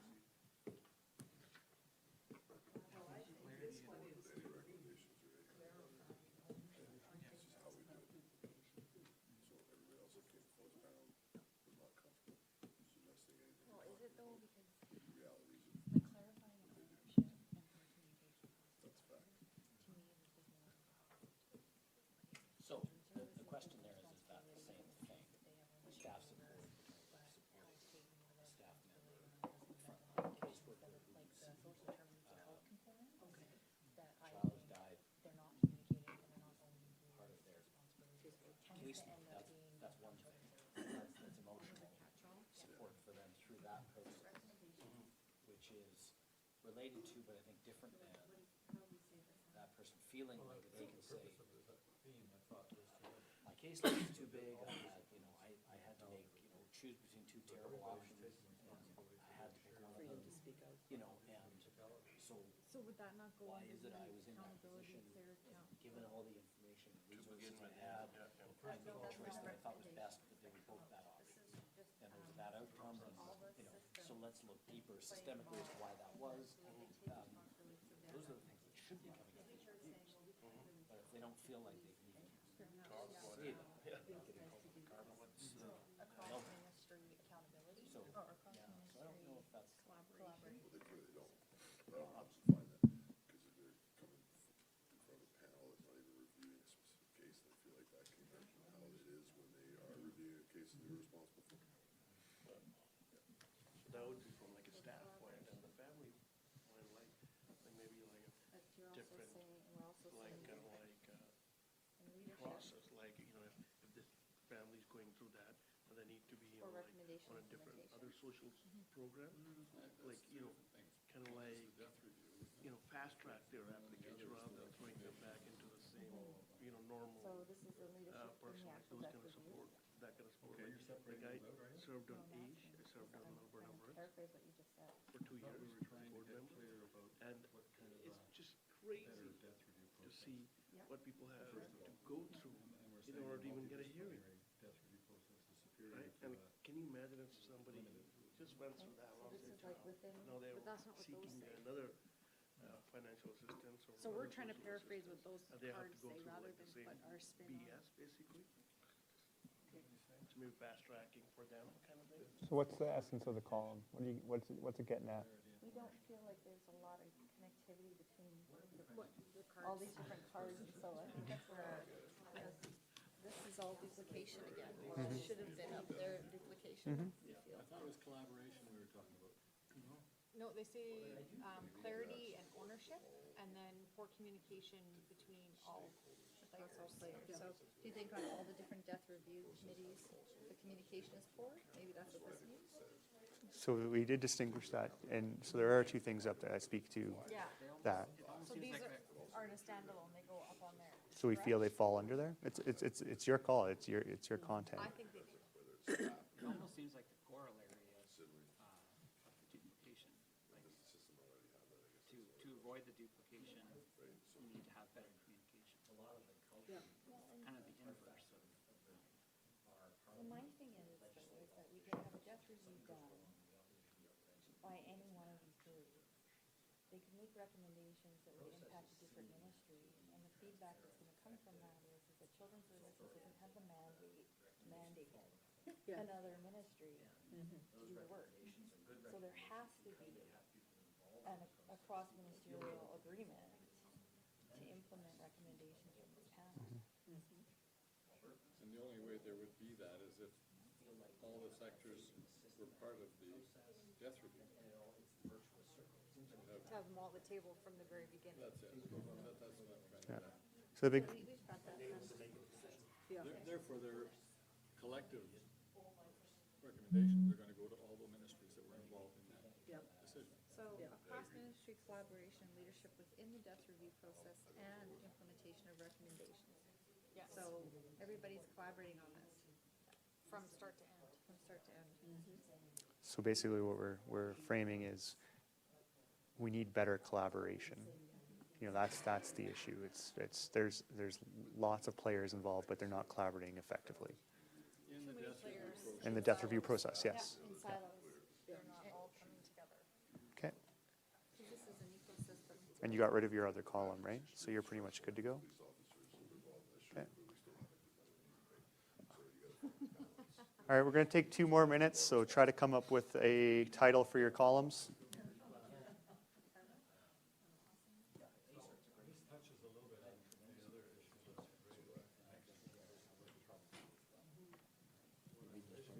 So how do we look at other systems within Alberta, in other areas? And okay, how do we replicate that basic model, right?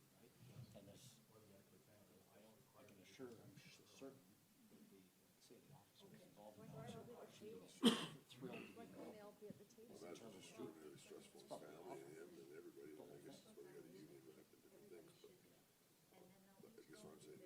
whole thing.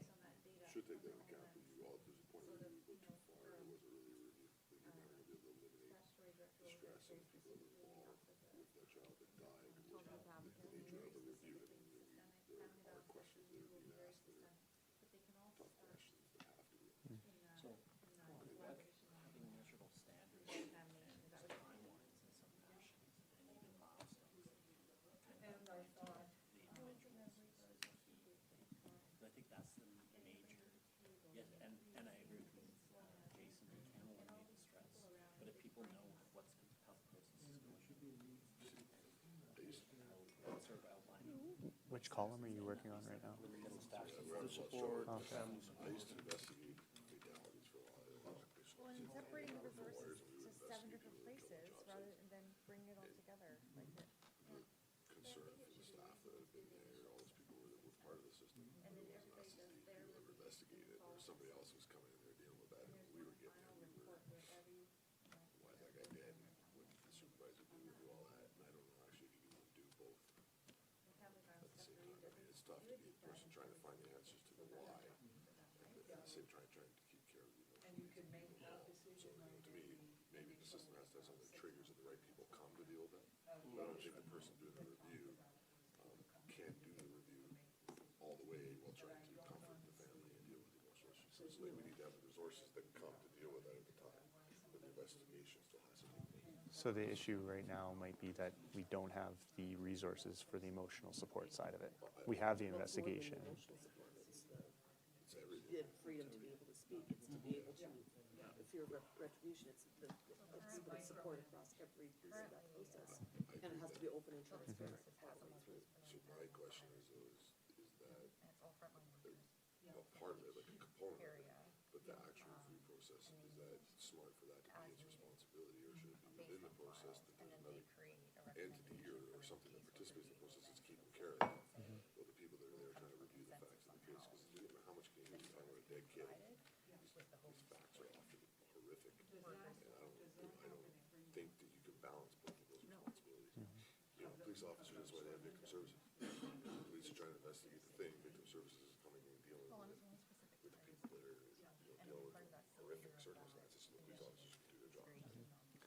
I agree. I think it branches from the same root, but I do think it branches. Absolutely. So it's just capturing what we see as the issue. So if, like, it sounds like you have a pretty clear idea around what the issue is. Ensuring that all stakeholders receive adequate support in this process and are able to have somebody advocate so their voices can be heard through the process. And so that's I up don't know how there. to do that, That's but I think one of the what other we're trying to issues. say. We want them to be supported, we want to make sure that somebody can advocate to make sure their voices are There heard. you go. Put it down. Somebody that writes about litigation, write that. And then what about the other one around the balance between privacy and transparency? Yeah, my writing's terrible. You have to say it all again. Oh. I was supposed to be doctor, so I can't write. Making sure, how many I said, ensuring that all stakeholders are receiving the support they need during the situation and are being advocated for so that voices can be heard in the process. I think that's what I said, something similar. Yep. What's the other one? The balance between privacy and transparency. Well, that is it. I mean. And committing to that.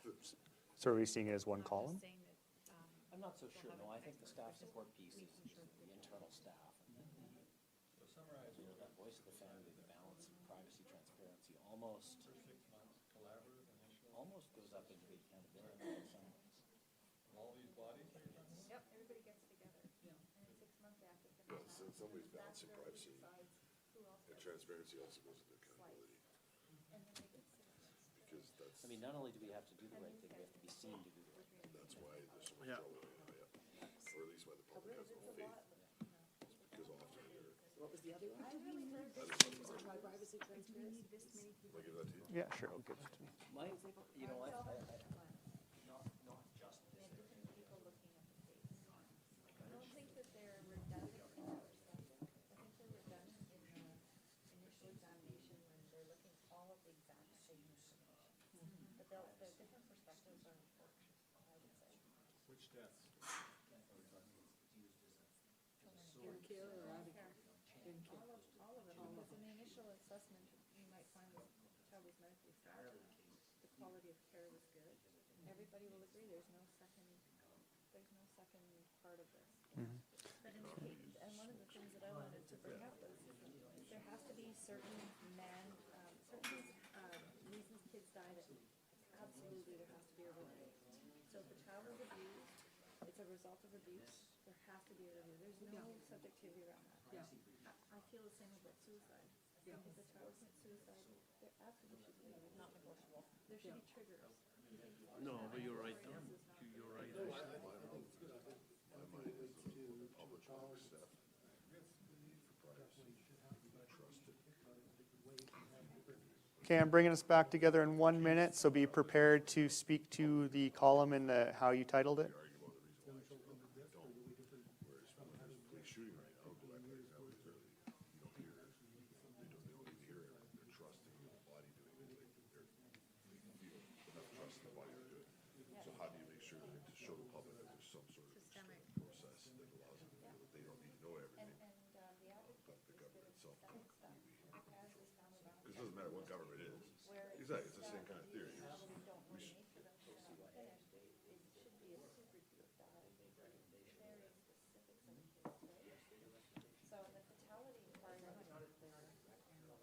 it's not direct, but it's the same. It's an interesting concept. If those recommendations were going to come to, I'm not saying that one specific government on the basis of the but the fact is, it's the same thing as the department's policing itself. There's no reason why we're looking at it again.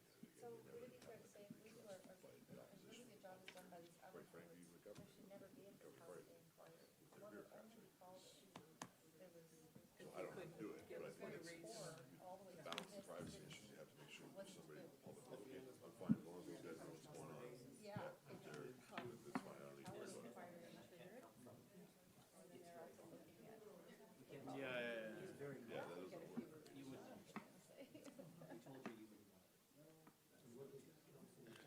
Let's get something down. We're trying. Yeah.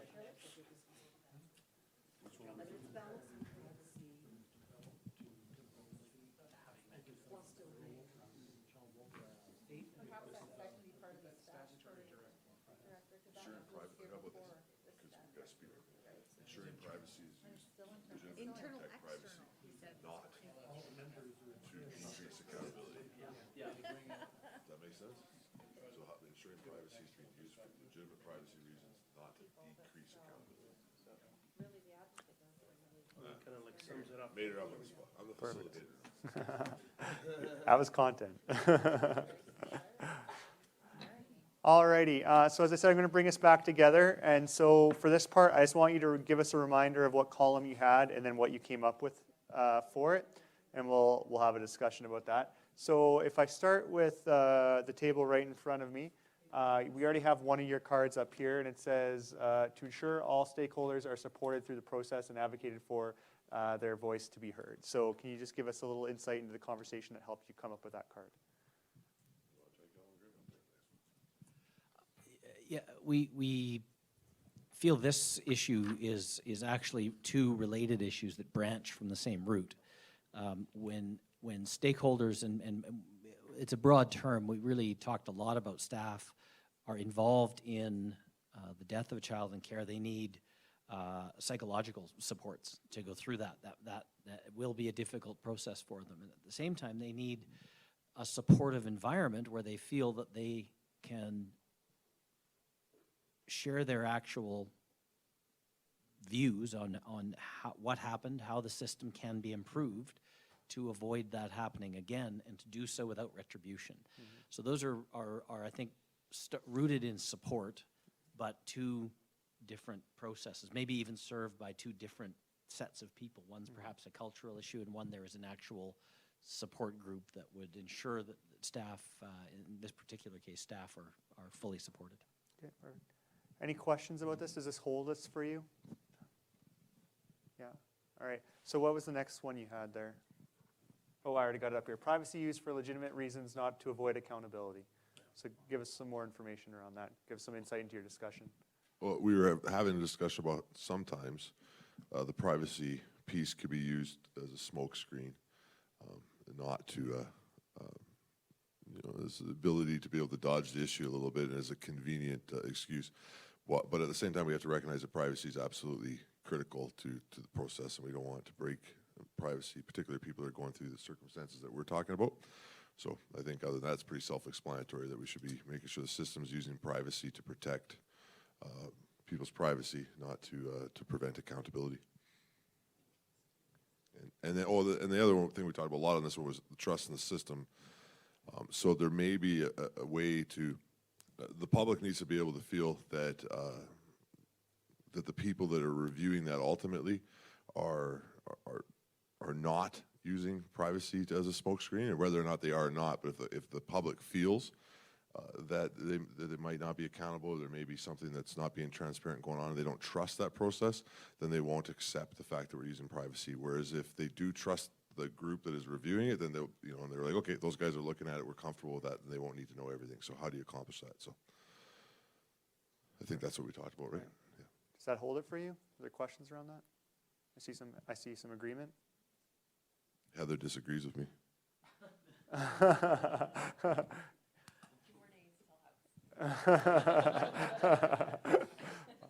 All righty.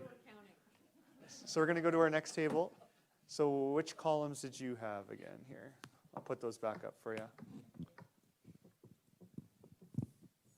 So we didn't feel like all these cards held together all that well. But what we came up with is a cross-ministry collaboration and leadership within the death review process and implementation of actions and ownership. Okay. So, and I just want to say to the experienced staff in the room, yes, we are delusional when we say, because we know that this is might be too naive, but the first 6 months after the death of a child, there would be a collaborative initial assessment and examination, at which time there would be a decision as to what other things needed to happen. And the following 6 months would be a time for each of these reviews with their specific lens to have a chance to look at the case, and on day 364, a report would be done. And we know that this might be idealistic, but this is one way it might be accomplished. So we're framing what we think maybe the solution to this one is. So it's tied together. You had a second column. What happened to it? So we felt it came under the duplication category. There was duplication around the duplication. That's what I'm hearing. And any comments, questions? How do we feel about that? Yeah. All right. So we started with a conversation where we generated a number of different potential issues, and what we really came up with is that there are between 5 and 9. So we talked about accountability, transparency, the line of sight around recommendations. We talked about there's too many review processes doing the same thing, and there's a communication issue in there.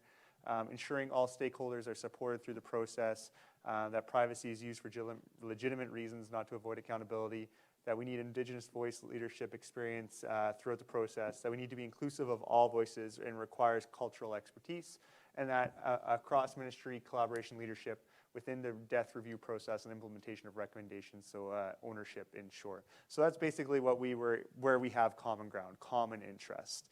Now, in order to understand more about this, we really need to do what David had asked us earlier, and that's to define the characteristics. So I'd like to set up an exercise where we all get to input into what the characteristics of each issue is, but in order to do that, I need roughly 5 minutes. So if we can take 5 minutes, a 5-minute break, maybe a bio break, get some water. When you come back, I'll have an exercise for you to go through and really define what the characteristics of each issue are. Thank you.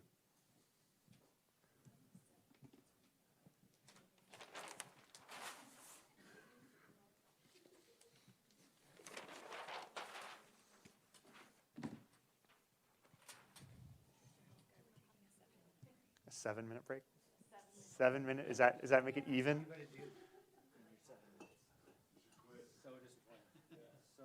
believe we call those fresh air breaks.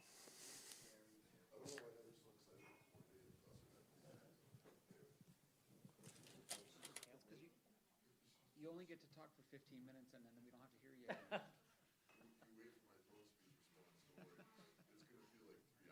How long did you for Throne Speech?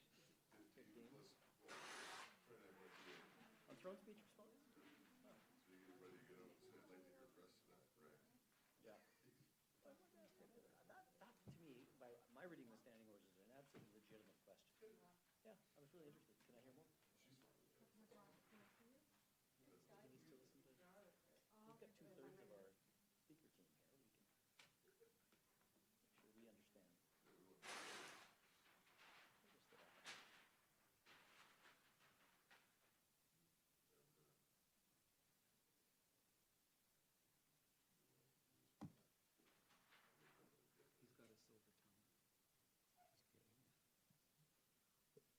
Here's news from Donald Trump. Oh, you're kidding me. An extremely credible source has called my office and told me that Barack Obama's birth certificate is bogus. Okay, fake news, real news? I just thought I'd let you know in your green thing, I just said some. Yeah, it'll never end. You are a good man. Are you serious? You brought that up again? Stacking the stacking the that's an all-time classic. Just use for the panel here. I set up some cookies for you in the green room. Cookies would be good. Let's see how my, uh-oh. Oh, that's right. Could define as a degree of support of what even the rest of the Congress say. Some of the Republican Party were talking about it this morning on CNN, actually. They brought them all out one by one, and they're all being very supportive of it so far, so we'll see what Trump says. Say that again. All the other Republican leaders came out this morning, and they had them all speak through their speech tonight, and they were saying it's going to be very collaborative, and, we look forward to working with the president, and this will be one of the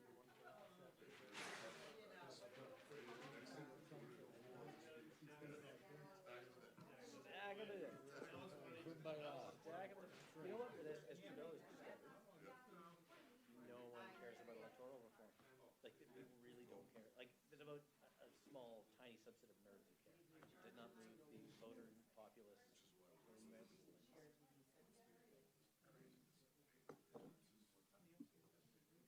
off. A year of my life will never get. That's 20 meetings. I went to every single one of 20 meetings. Every single one. In person. Ethics and accountability. It was just, it's such, and the problem is the next, look, here's their, either they think something, they haven't given up that dream, or they just put us in such a freaking disaster.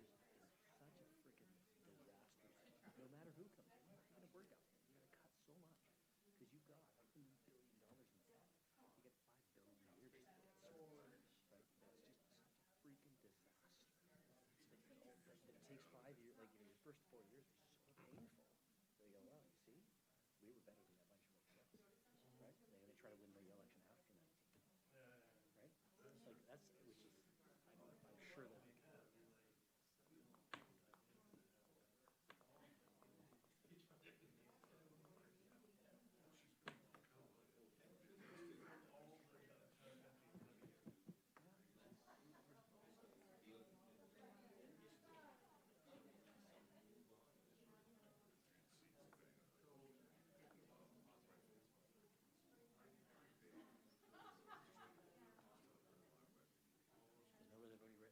good people are at your events and that. Maybe even one of the last 3 years.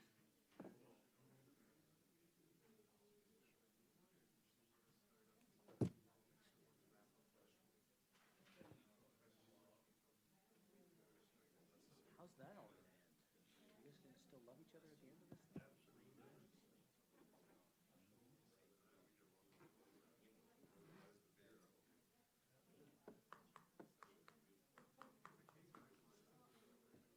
Yeah, you have to say that. Lots of tears before bedtime. Well, you guys, it's easy for you. That's easy peasy for you guys. Yes,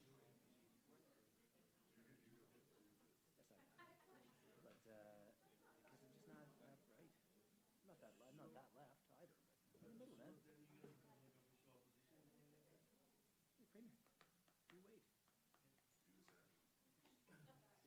She made her bet, man. She's driving back tonight? No, we're going to fly back.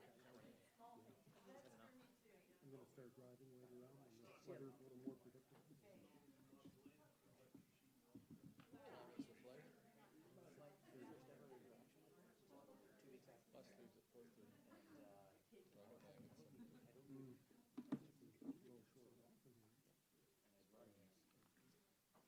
It is 3 hours.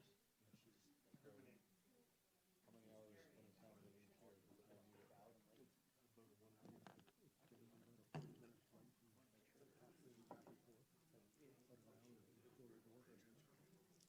Door to door. From airport to airport. Oh, yeah. From this building to your home, how much time are you going to spend? An hour in the cab, I imagine, and about a 30-minute drive. That's fine. By the time you check in through, you have to go through security. Hour. Yeah. And then every time I've flown, the flight is delayed, and it's unpredictable. So that, like, the bus seems more predictable. It runs on time.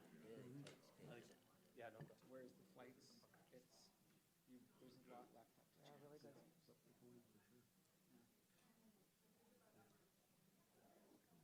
good. Do you take a cab from your house to the bus station? I drive my car over and leave it there. All right, we'll come back to you in 2 minutes. Come back together in 2 minutes. Yeah. Do you have a car? Condo is a block away. You walk everywhere. Or you need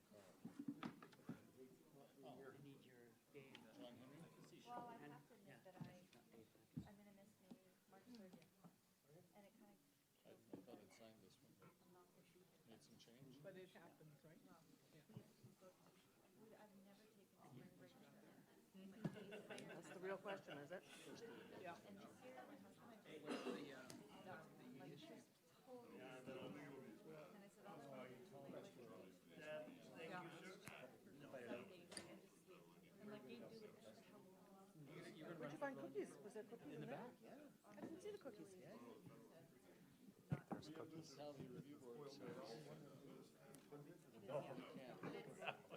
But you know, I was, Yeah, I don't know. You know, honestly, like until you he actually didn't really feel like I had a rep.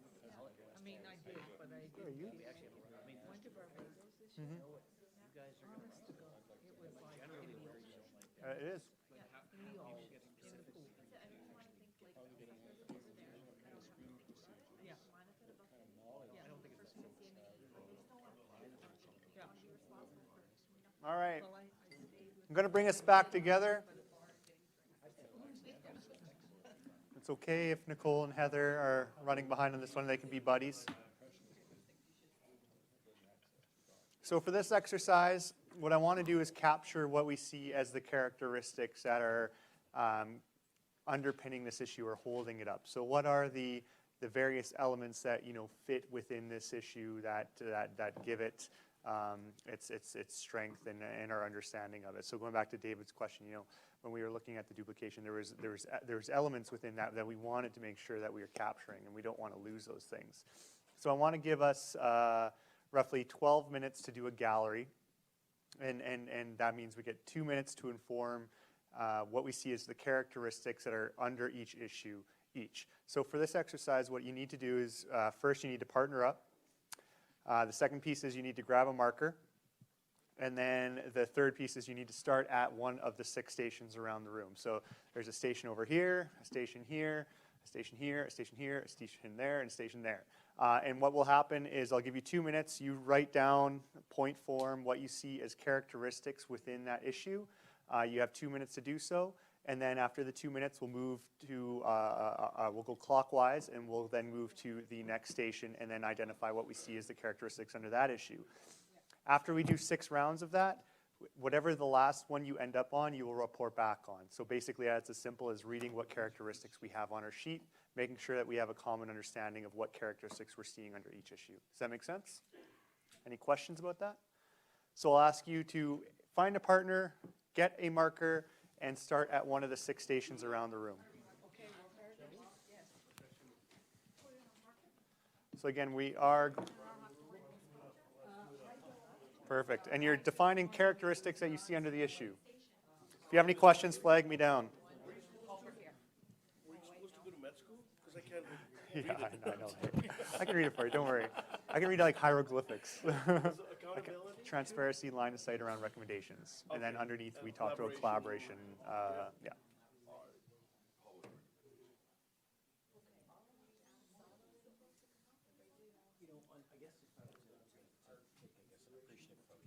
So it's just the characteristics under this. So if we talked about, privacy use for legitimate reasons, not avoid accountability, what are some of the characteristics that fall under this issue that we're seeing? So one of it might be that there's a tension between our need for the accountability and the need for transparency. Another side of it might be,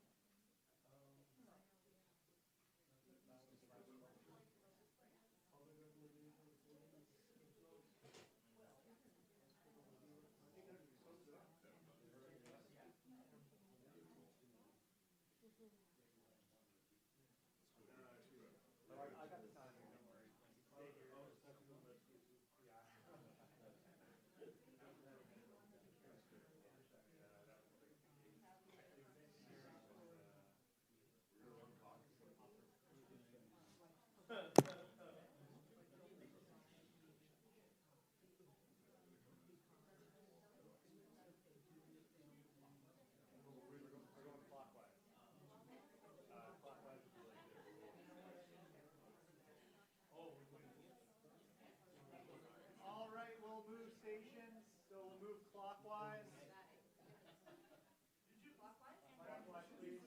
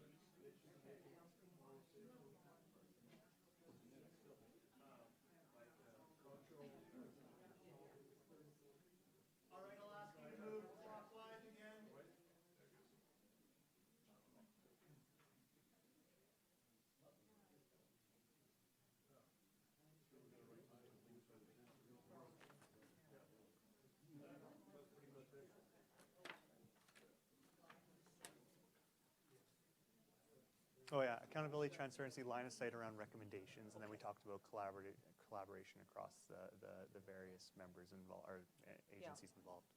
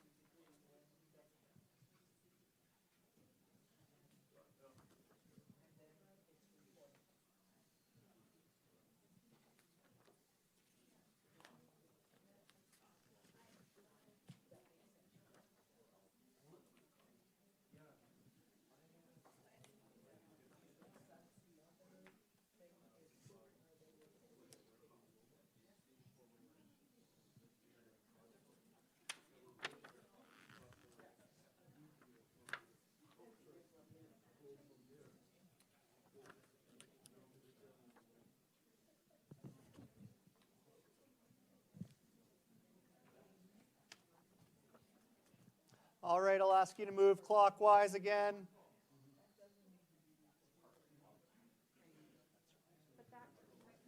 So we're moving clockwise to the next station.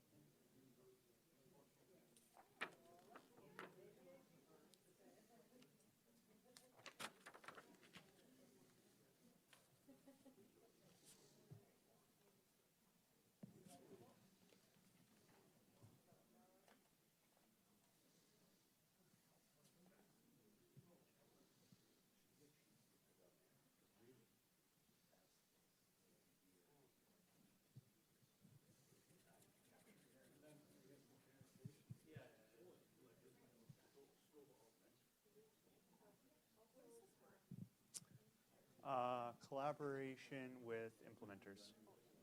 Yeah, my bad. So that was really more of the recommendation that was coming out of underneath the issue at this point in time.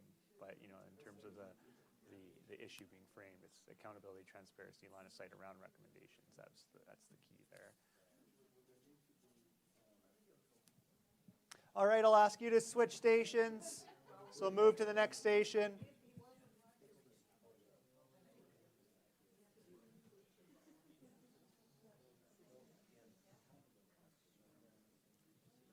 Line of sight around recommendations. So that was the primary issue, and then kind of one of the things that we talked about is collaboration amongst the implementers as we move through what the recommendations are. So. Yeah.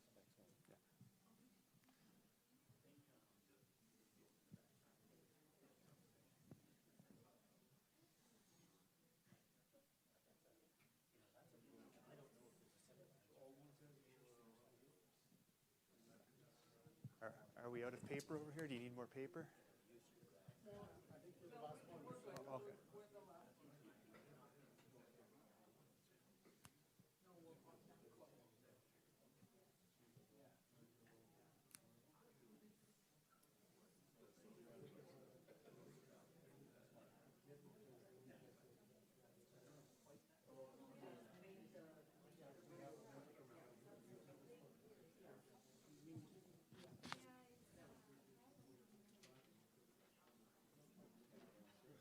need more paper, let me know. Oh, we're just wondering about going through on the wall. Oh, yeah, no, don't worry about that. Well, this is fine with me.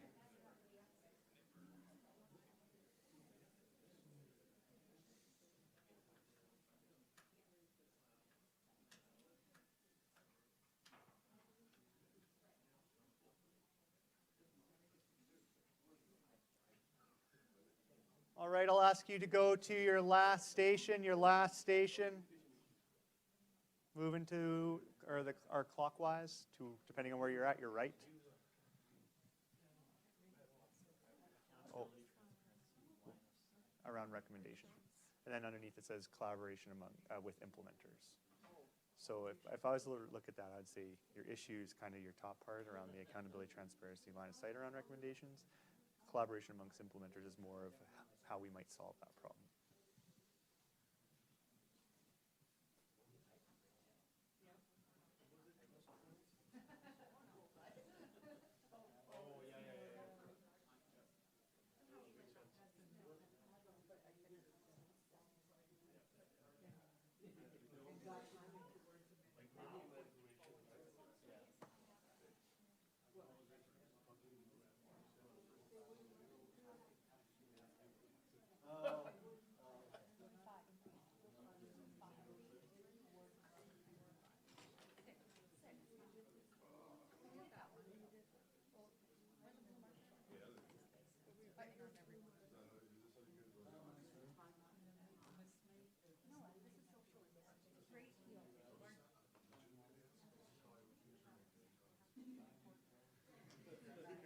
Collaborative, sharing, teamwork, all of those things.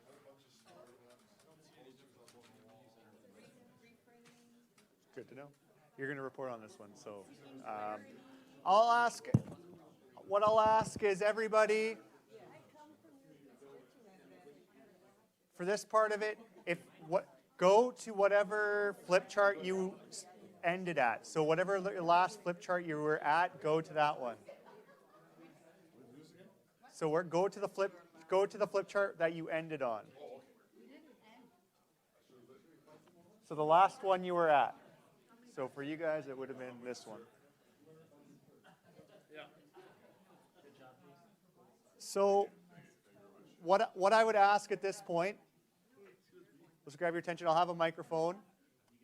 Because this is live streamed and people want to know what information is being shared, is that you tell us what issue you're at, and then you read out what was written down in terms of characteristics on the flip chart. So basically, you just read what issue, what station you're at, and then what characteristics came out through our gallery exercise underneath. So if we start over here, just want to make sure this mic's live. Patty? So we had a cross-ministry collaboration and leadership with the death review process with the idea that the first 6 months would be a collaborative initial assessment. It is on. Oh, there we go. Oh, okay. Good call. So it was one about collaborative cross-ministry, and the first 6 months about a collaborative assessment examination, and the second 6 months would be all the reviews that need to happen from very particular lenses with the view to having them done in a year. So what came up is measurable objectives, clarity and ownership, cross-functional teams, collaboration, effort, and priority. The staff director shares the power of decision, who reviews what. The first stage is universal with the whole group, and the second stage is individual mandates and perspectives. A shared responsibility across ministries, a whole village. I don't know where a village is, but okay. And stress the timelines of reporting, the timeliness of reporting. So we're trying to get this thing done in that first year after the death of a child.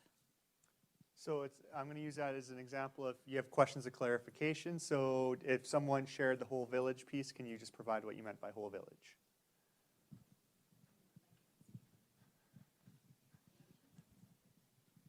So that was us, and we were getting at, it takes the whole village. So looking at not just children's services, but all of the ministry. So a whole village to look at what's been happening for this child. Perfect, thank you. Any other questions of clarification? Anything on that flip chart that doesn't make sense to you? All right, if not, thank you very much. We'll move to our next one. If you need help reading that, let me know. Sure. So ours is accountability, transparency, line of sight around recommendations, collaboration With implementers. With implementers. And so some of the feedback that came here was having public recommendations, public reporting results. External review recommendations, accountability framework held by a third party, e.g. Auditor General. Recommendations that are achievable, measurable, and reportable. Recommendations that are revisited publicly. Timelines for process development and implementation. Consistent evaluation models, specifically of recommendations, and timely follow through as well. Perfect. Any questions or clarification on anything on that flip chart? Yeah, Maria? And then we'll come to you. I just have one comment to make on recommendations that are reported publicly. We also talked about, for instance, if a recommendation was that a frontline worker was to do A, that in fact, as long as the manager verified that they did A, that may not need to be reported publicly, and it would depend on what that was. Okay, and then Prop, you have something? Yeah, I just wanted clarification on recommendation that are reportable. Like, don't we think like everything should be reportable? Like, I'm just trying to, if somebody can elaborate that for me, please. Like, what's the meaning of that? Yeah, absolutely. What's So, the intention? Maria, was that you? That was us. Okay, perfect, thank you. Okay, so if you have a recommendation that's first of all achievable, you're able to measure it, and then you can report it. It may be that it doesn't need to be reported, depending on what it is. And the example would be what I just said about if a frontline staff was told to do A in the recommendation, you can see that it's done looking at whatever happens. So then it doesn't need to be, or maybe. Makes sense, yeah. thank you. Perfect. That's all. Other questions or clarification? All right, we're moving to the next one. I think you- Too many review processes, communication issues, right? And we have transparency on results plus process, validity to greater than one review without duplication and with communication. Key questions only get asked once and not repeated. One interview only. Lack of accountability when conflicted, recommend. Respecting grief process and ensure review is robust and if there are fewer reviews. Importance of having both internal and external processes and open to best practices from other jurisdiction, need multidisciplinary approach, and to honor my friend Jason Nixon, stacking the deck. Any? So any questions or clarification there? Oh, we got a question right here. Debbie? Can you explain stacking the deck? It's one of the greatest speeches that were ever given in the Alberta legislature, and I'm not really sure why Prab has it on the list. Just like basically exactly stacking the deck, like slowing the process, right? On purpose or intentionally or unintentionally. Like, that's basically what it is. Okay, so deliberately making it go. That's right. Yeah. Okay, yeah. Any other questions? All righty. Okay, we have privacy used for legitimate reasons, not to avoid accountability. Legal requirements, empathy for families, FL. Frontline, staff reporting facts but not feeling out of fear. What do we have to know versus want to know? Who has the right to know? Keeping supervisors in mind. Relevant to constructive change. Who decides what and when privacy applies? How transparency helps grieving families or hurts? Preventing privacy from being a smokescreen. Families provided simple process in activating privacy ban. Thank you. Any questions or clarification? That one sounds pretty clear. Okay, we'll go to the next one. This one is ensuring that all stakeholders are supported through the process and advocated for their voice to be heard. The key points are asking what they need to be at the table. Recommendations reflect culture, family, voice, etc. Provide support unless told that no support is needed. Safe, supportive space for staff. Whistleblower protection. Everyone needs support regardless of their role in the process. Being open-minded to all perspectives. Advocates for other stakeholders besides children. Mortality, morbidity, reviews, openness. And head, gut, and heart engaged in the engaged. Questions of clarification? All right, we'll go to our last, but certainly not least. This was need to be inclusive of all system voices, Indigenous voice, experience, leadership, and need for a thorough process. So affected families and culture need to be heard. Meaningful involvement from Indigenous members at every stage. Overrepresentation of First Nations in the system. It should be a nation-to-nation conversation. Lack of cultural expertise, cultural communications, including cultural leadership. Families should have a voice about who should represent them in the review, and family voice in the type of grief support. Perfect. Any questions of clarification? I'm not sure what nation to nation means in this context. Oh, we'll get a mic. Did you put that one down? Yeah, so it's understanding that when we're dealing with First Nation cultures, that it's not the same based on each reserve or culture, and that we address each one individually based off of the specific nation. Does that help, David? Okay. Any other questions of clarification? I stole your guys' mic here. All righty, so I'll ask you to find your seats. We're getting to the close for this process. So I have a couple questions for you to think about, and we'll get some responses to. So as you look up at the walls around you, and you see kind of where we started from, in terms of things that we've learned, and we filled out 3 pages of information that we've gathered over the last month that we've worked together. But we also synthesized that down into what we feel are basically 6 areas of focus that we need to look at moving forward.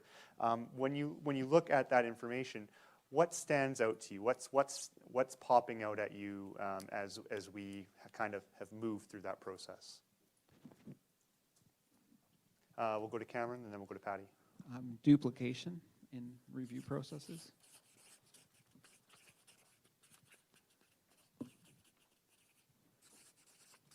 Patty?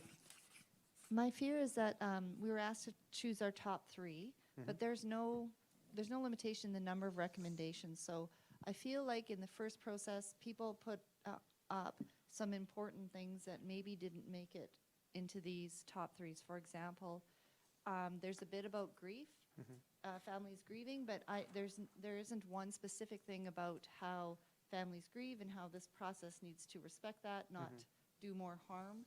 So I noticed that one because it's mine, but I feel like there's probably others there, and I don't want to lose that we just start focusing on these and lose those other ones that might be important. Yeah, absolutely. And so I would say, this, again, was the first iteration for us to look at what we see as emerging issues, our first chance to find some common interest amongst the issues that we've heard. And the top 3 was just a temperature test in that. So it certainly will continue to be looked at and refined as we move forward and required to do those processes. Other things that are standing out to us? Accountability. Can you tell me about accountability?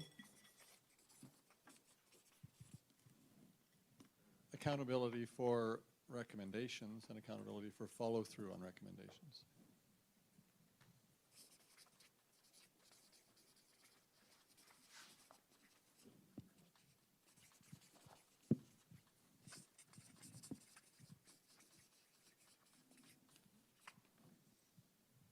Cameron? Reflecting Indigenous voices and the diversity of folks involved in the system and making sure that they have a say in the process.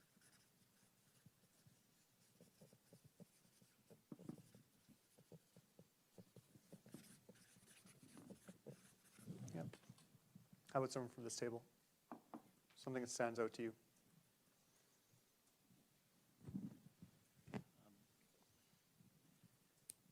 That although there is duplication of review processes, there's validity to more than one review where different ministries are involved.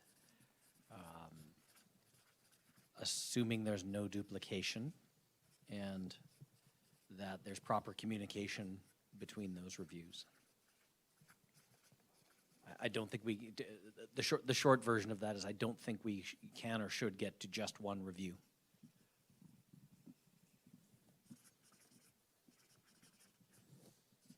Could I make a friendly amendment? David? Do you mean at least one internal and one external? I think when you look at something like the Office of the Chief Medical Examiner, that's not likely to be rolled into all of the other process. So there will be that process, which is a discrete process. A police investigation must be its own process as well. And I think what we need to be sensitive about is re-traumatization, families going through interview after interview after interview. If there are internal reviews from different departments or even agencies, there should be some mechanism to consolidate all of that. But recognizing I don't think we'll ever get to just one single, totally comprehensive process, but we should think about whether the processes that do exist are in fact all additive as opposed to, complementary is the word, yes. My other issue is staff. Staff? A safe staff culture, a safe culture for staff. Safe, supportive culture for staff. Okay. So there's two questions I want to jump off of here. One was Patty's and one was Greg's. So in terms of Patty's, that really leads me to think about what might be missing. So if this is our first foray into finding where we have some common interests, are there issues that currently have not been talked about today that we want to make sure get on the paper, on the record for tomorrow? Cameron. The timeliness of the review?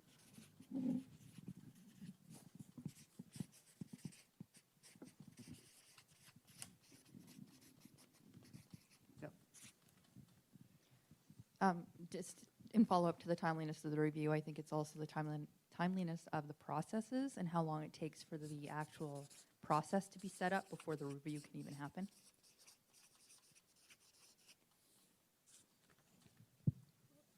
Establishing kind of a scientific research rigor to it, that it's not seen as a series of one-offs, that it's seen as 1,000 reviews that have been done. So the learning is from a larger pool rather than 10 in a row, for example. Okay. Identifying barriers to sharing information. Notorious silos in this business that have to be breached.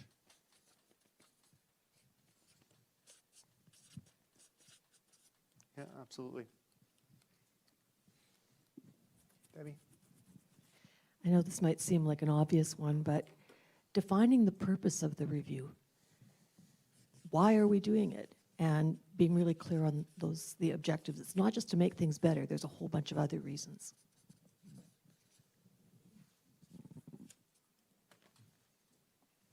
Okay. Anything else that's missing that we want to make sure we get up on here? So the last one in terms of this conversation, and again, I'm going to use Greg's point because I think in terms of the way it was presented around the idea that, we're not seeing that we can just do one review. To me, that sounds like it's it's a takeaway that we've had today. So what have been some of the ahas that you've experienced today? What's one takeaway that, going through the exercise has helped bring to light for you?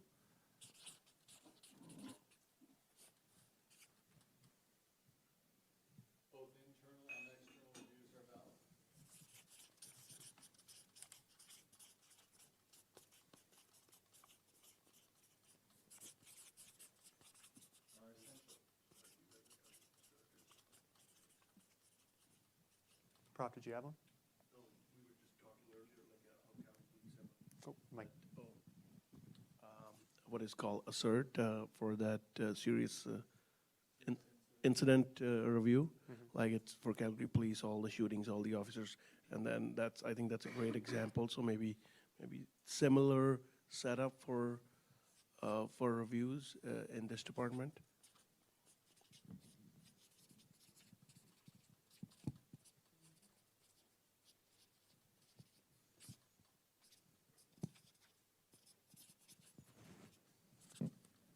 Okay, Cameron? Maybe the importance of having an oversight or an overseer.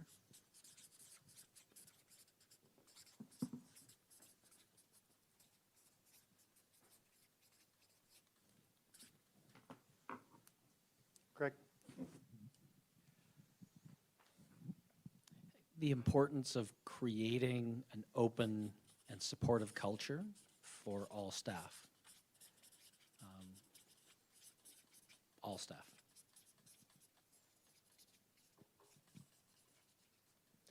And I guess the risk that none of our recommendations will have much effect if that is not in place.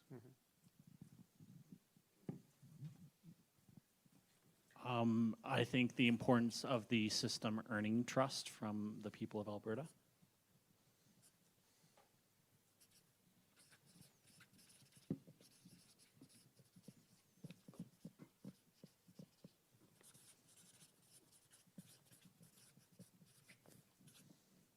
Any other ahas from today?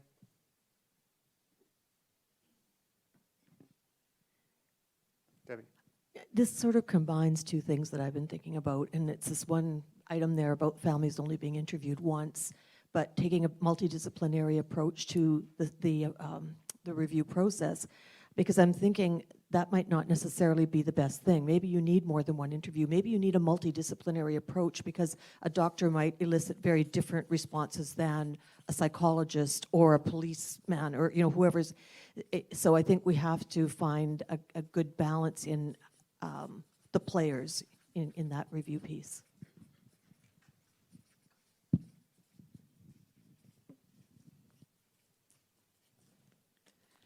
Maria?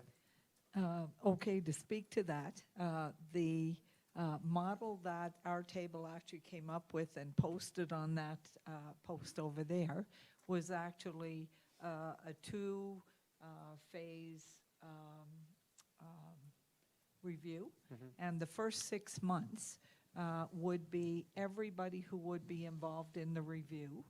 And in that part of the process, the development of questions that are specific, like that everybody would ask, but also the questions that would be specific would also be ferreted out, so that there could be one review or one interview with all the general questions that everybody wants to hear, as well as the specific questions that the doctor may want to hear, or a community sponsor may want to hear, or whatever. And then if in fact at the end of that process it needed to go further, then it would go into phase 2 and you would look at more specific issues on phase 2. But I think that certainly speaks to the multidisciplinary approach, because everybody would be involved in the first 6 months of that review. And if I missed anything from our group? So it sounds like, there's some crystals that were forming here for us today, and those are wonderful things. Heather, did you have one more thing you wanted to add? Just one thing that kind of has come to mind, just talking about assert, is looking at an analysis across the province of different ways that different agencies through the government interview families when they're dealing with different situations. So how does the CERT do it? How does the Zebra Center do it? The Sheldon Kennedy Center? Like, what are the models that are already existing that require maybe only one interview, and looking at sort of that analysis component about how that process is done. Excellent. So, now we kind of logically lead to the idea of next steps. So I talked about, earlier on that when we get into these processes, often we go into a divergent convergent cycle.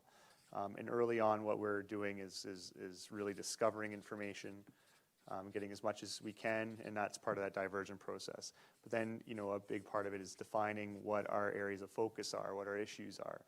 So today, that's the process we started. Of course, this is an iterative process. So we also identified a lot of information that's still missing for us, things we want to hear, people we want to hear from. So one of the things that needs to take place is we want to gather more information and then come back and help refine what our areas of focus are. We have started to make some level of progress down towards this, but it hasn't quite fully landed there. And as Patty pointed out, there's still things that need to be discussed and need to be captured. Normally from a decision-making place, this is, once we kind of get those key areas of focus defined, then our next piece is to go back into another divergent convergent process in which we are developing options and alternatives in terms of what can take place, and then we're delivering, we're making choices and coming up with recommendations that'll get us to our final spot. So this is a trajectory that you're on and a process you're currently going through, and you're in this stage. And of course, as we come back, we need to make sure that we're getting that information we require to help make sure that we're refining what our areas of focus are so we can move forward. In terms of the overall process, again, for here today, one of the things I talked about earlier on is when we are working in a complex world, the idea is that we're often aiming for perfection, or not perfection, we're aiming for progress, not perfection. So we often want lines to move like this, but in the complex world, they kind of often make us move like this, and then kind of slowly we can get it into a more straight line. So the question, I guess, that I have for you to reflect on, and you can take a minute to reflect and then I'll ask, is through the processes of today, have we made some progress? Have we waded through some of this messiness, at least a little bit, to help get us to maybe some more of the less messy world? So I'll give you a minute to think about that, and then I'll just call on a couple people to address whether they feel we made some progress today or not.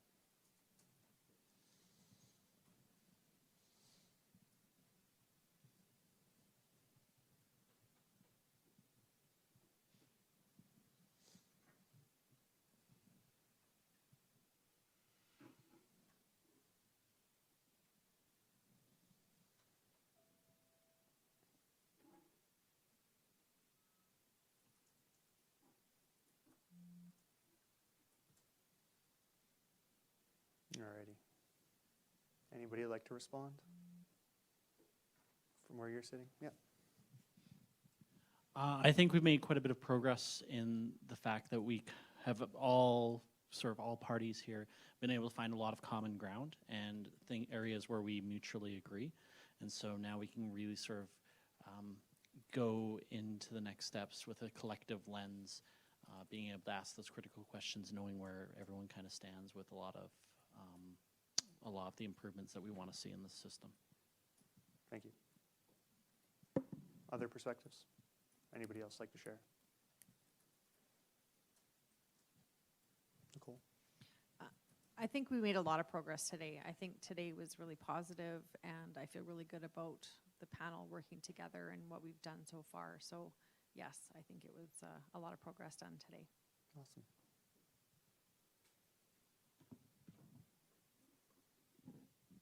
Debbie?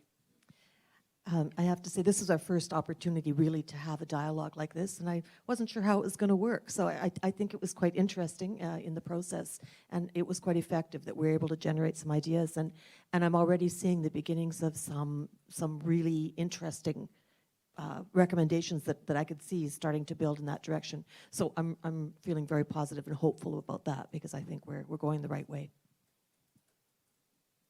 Excellent. Patty? I think we're on the right track.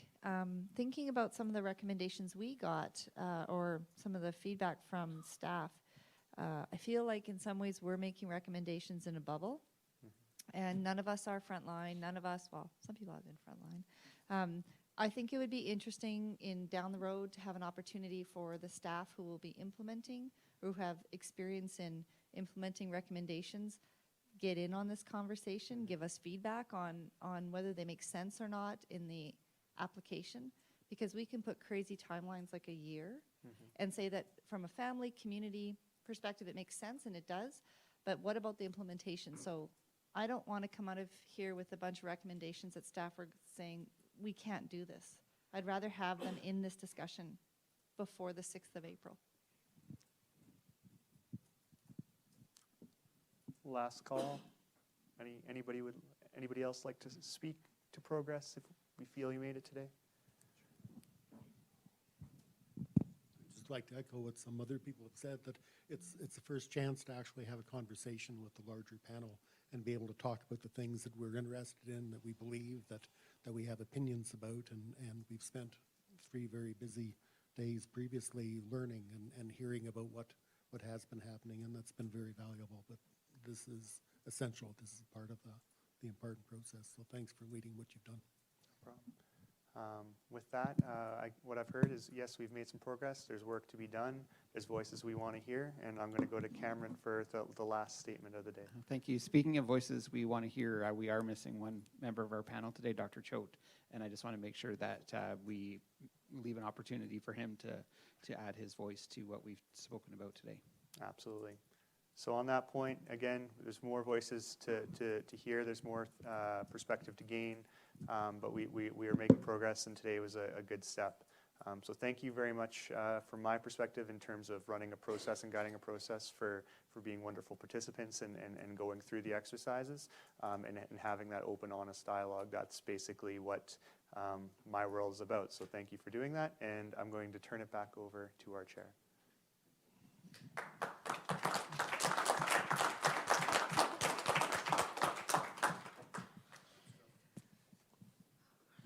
All righty. So moving on, I think we've kind of done a sufficient debrief here on confirmation of issues, but I wanted to raise the issue of participation of Indigenous communities and the leadership in both this phase of our work and for phase 2, because I think this is really important. So what I would like to propose is that we reach out to band designates from across the province to meet with the panel for this phase 1 of our work, as well as meetings with the Métis Nation and the Métis settlements in advance of moving to consideration of recommendations. And then additionally, for phase 2, I'd like to reach out this week with a letter to the leadership of Treaties 6, 7, and 8 and the Métis Nation and Métis settlements to arrange half-day meetings with each of them. For Treaty 7, this would mean that we would meet with the Blackfoot Confederacy, the Stoney, and the Tsuut'ina, because they currently don't have a management corporation for Treaty 7. And at this point, I wanted to acknowledge from Children's Services, the ADM of Indigenous and Community Connections, Gloria Ayatrides, who can provide some advice on this strategy for us. I'd welcome Gloria to come and share some thoughts.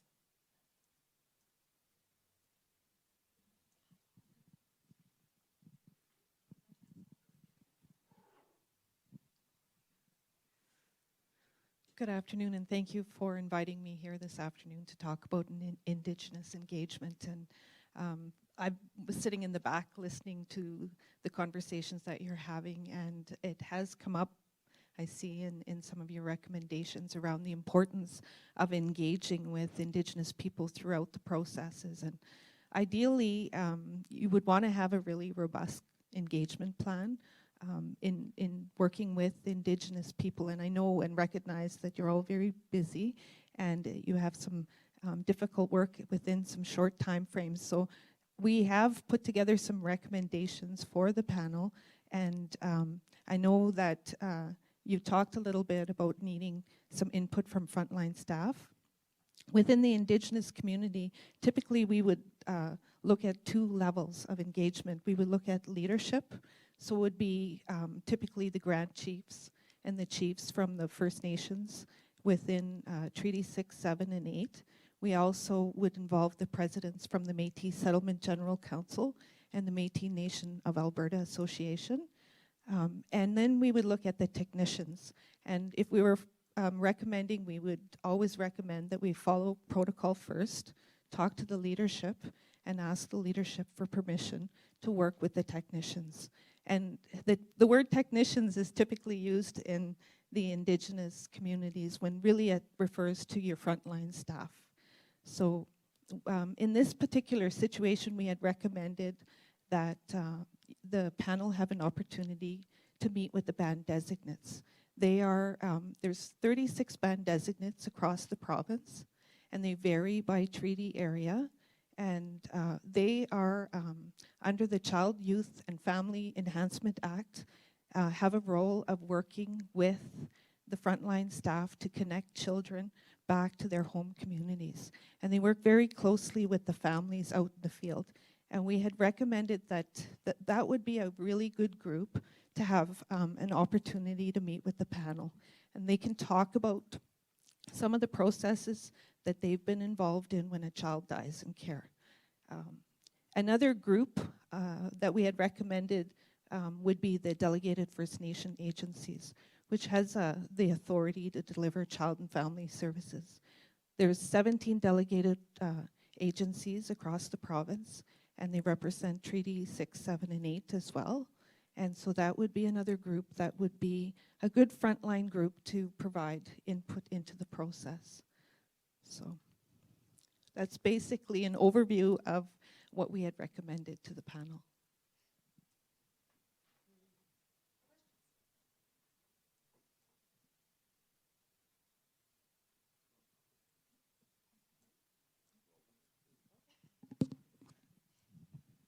Wonderful. Thank you so much, Gloria.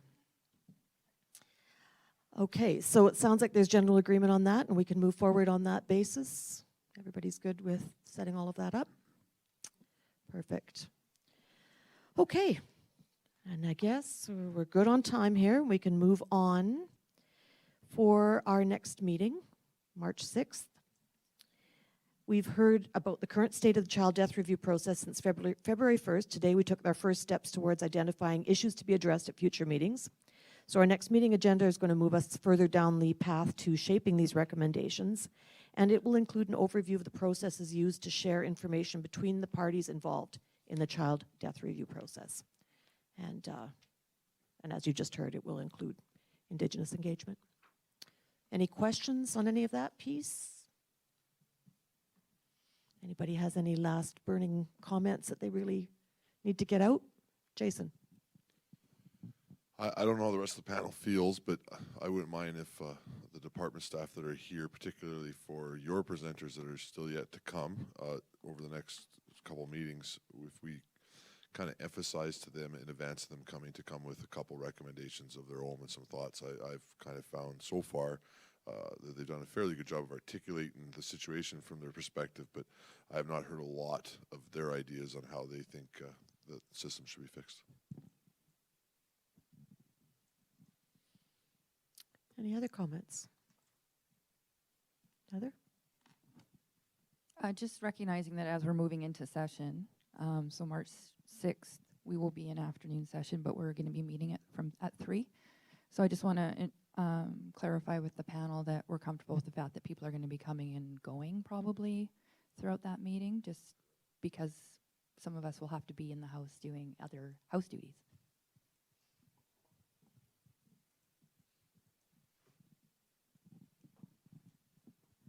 This is one of those challenging things that we talked about at the beginning of the panel in terms of getting it done in an expeditious manner. So those that can, I would suggest if you either work with your caucus to make sure that they know you're going to be here, or if you don't have that option, if it's possible to have a designate.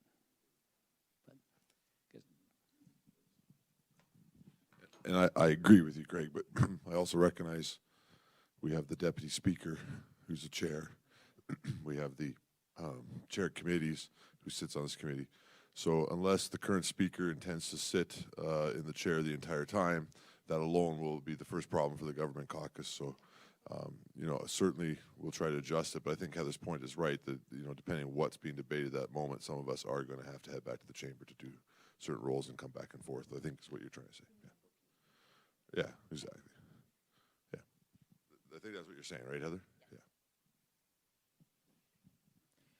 I think we're just going to all do our very best to make this all work, recognizing that we've got those challenges. So I appreciate everybody's commitment to this panel. I know it's not always been easy, so thank you. Any other comments before we? Last chance. David. Have you considered evening meetings while we're here in the session? I believe that the next Monday we do go. We go from 3 till 8. Oh, is it? I thought it was finished at 6. So it's 3 to 8 on Monday. As we do them on session days, I would humbly suggest that we say 3:30 or at least 3:15. Let everybody get out of the chamber right after question period. We should at least probably get to the end of orders of the day and that type of stuff. I think that's reasonable. Well, exactly. I mean, we could be in a situation where we're fighting a point of order. There's a million things and we got to be able to get everybody back. See our government colleagues that don't have to run all night back and forth from the federal building to vote. They may not understand as much, but we should make sure we get everybody enough time to be able to get here. And actually, I have looked at that schedule, and I don't think it's going to be as challenging as it might seem at the first blush, because they've very carefully planned the meetings so that we can do this efficiently. And but point taken, we'll keep an eye on it. So March the 6th is 3 to 8 p.m. Yes. That's not what it reads in my calendar, so that's I wanted to confirm that. Thanks. Let me Just thinking in terms of timing too, if the meeting is until 8 o'clock, is a meal going to be provided for dinner?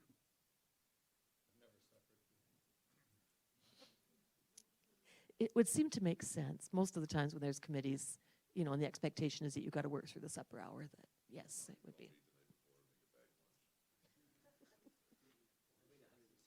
We can have a crock pot.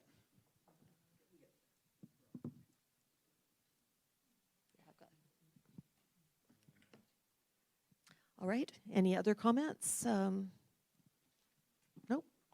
Okay. Everybody's good to call it a day.